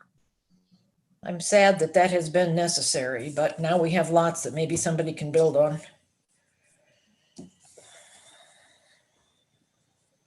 Where were we on? We need to call for the question? We do. Ms. Okay. Hunter? We already voted on that, didn't we? Not on 300 East Poplar. Oh, okay. Yes. Mr. Jenny? Yes. Ms. Hyder? Yes. Ms. Robbins? Yes. Ms. Lockmiller? Yes. Motion has passed to rescind the property located at 300 East Poplar Street. And lastly, 640 East Maple. Preston's the resident expert on this particular piece of property. Brian Winston bought this property, and the property there was a motion to find it unfit for human habitation, vacate and close, motion to continue the property until 1/28/2021. At that point, the property was being considered for rezoning.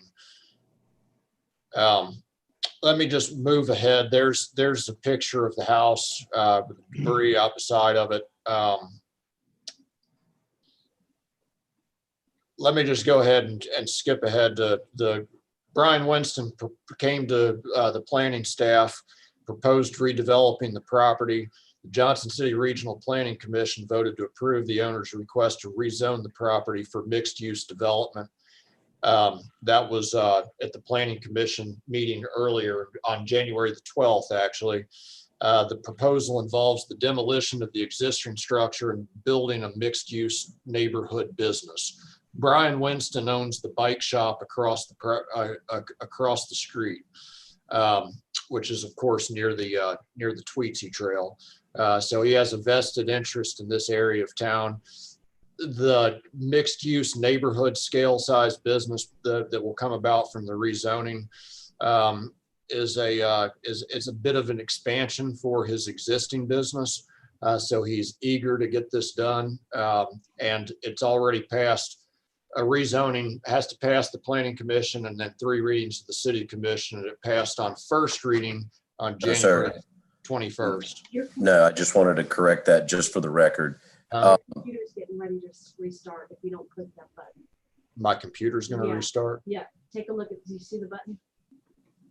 It says you're getting ready to restart. Oh, okay. I'm sorry. Yeah, we have officially gone so long that the computers are starting to reboot. So, no, you might need to come show me. Was I incorrect on it passing first reading? Yeah, just for the record, it is scheduled for first reading on 2/4. Okay. I got that bad wrong, and I was almost certain that had already gone. Okay. I'm going to make a motion then to rescind the property located at 640 East Maple Street. Second.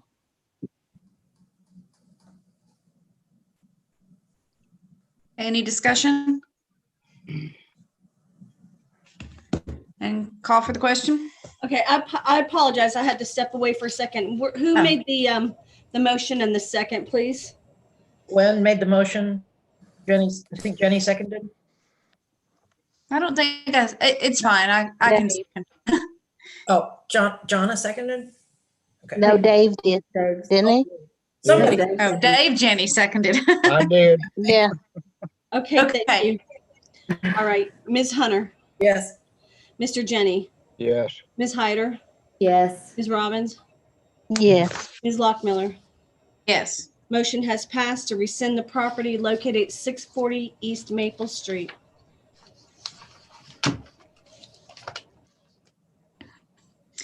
Okay, thank you. Next up on our agenda is officer elections. Since Charles has left us, the position of chair is open. I'd like to nominate Jenny for that Second. and Gwen for co-chair. Second. I'll second Gwen. I'll second that. Gwen, are you willing to do that? I'm willing to do that. You have a track record of being at most meetings. Yes, I do make it most of the time. But I'm also, if you're interested in being chair, I'm also willing to No. continue in my very important role as vice chair. As you know, this is basically my first meeting with making any motions. I got to grow up slow. Okay, so so all those in favor? Do you need a Aye. Aye. Any All those opposed? opposed? Any opposed? Okay, so then that will be Jenny Lockmiller will be the new chairman of the board, and Gwen Hunter is the vice chairman of the board. And you will start these in February, on the February 25th, 2021 meeting. There's All right, one so- other piece of business that I needed to discuss with you all. We have a large collection of orders and minutes that need to be signed, and each signature requires a notary. So I'm going to ask you if you can come into our office Friday and or Monday to get these done. If that's at all possible. If you're not able to do that, we can try to make come out and visit you somewhere. But if you could come in, that would probably be a lot easier on me, because I've got to stamp every signature for every order. So that's 5 signatures per order. There's a lot of notarizing. So if you'd be able to do that. I can come tomorrow. Okay, Where and are I you? would make it afternoon, because we're going to be busy typing up orders and getting all the paperwork prepared in the morning, if that's okay. Okay. Yeah. I think you should go into work at least an hour late tomorrow. Hetty, where do we find you now? Are you still in the main building? You with? Yep, I'm in the main building. I'm in the back entrance. Okay, same place you've always been. Right now, you'll have to either call me or text me, and I can come down and let you in. Our back doors are locked still, so I'll come and collect you and bring you up to the 2nd floor. Got it. Okay, thank you so much. Is there anything else? Y'all did a Okay, good so job. our anything else? If nothing else, our meeting is adjourned at 11:36 p.m. Oh my Is this a God. record for us? It is. And yes, generally these meetings go about an hour and a half, 2 hours. Oh, good night, everybody. Okay. Good night. Good night. Newcomers don't resign. Thank you all.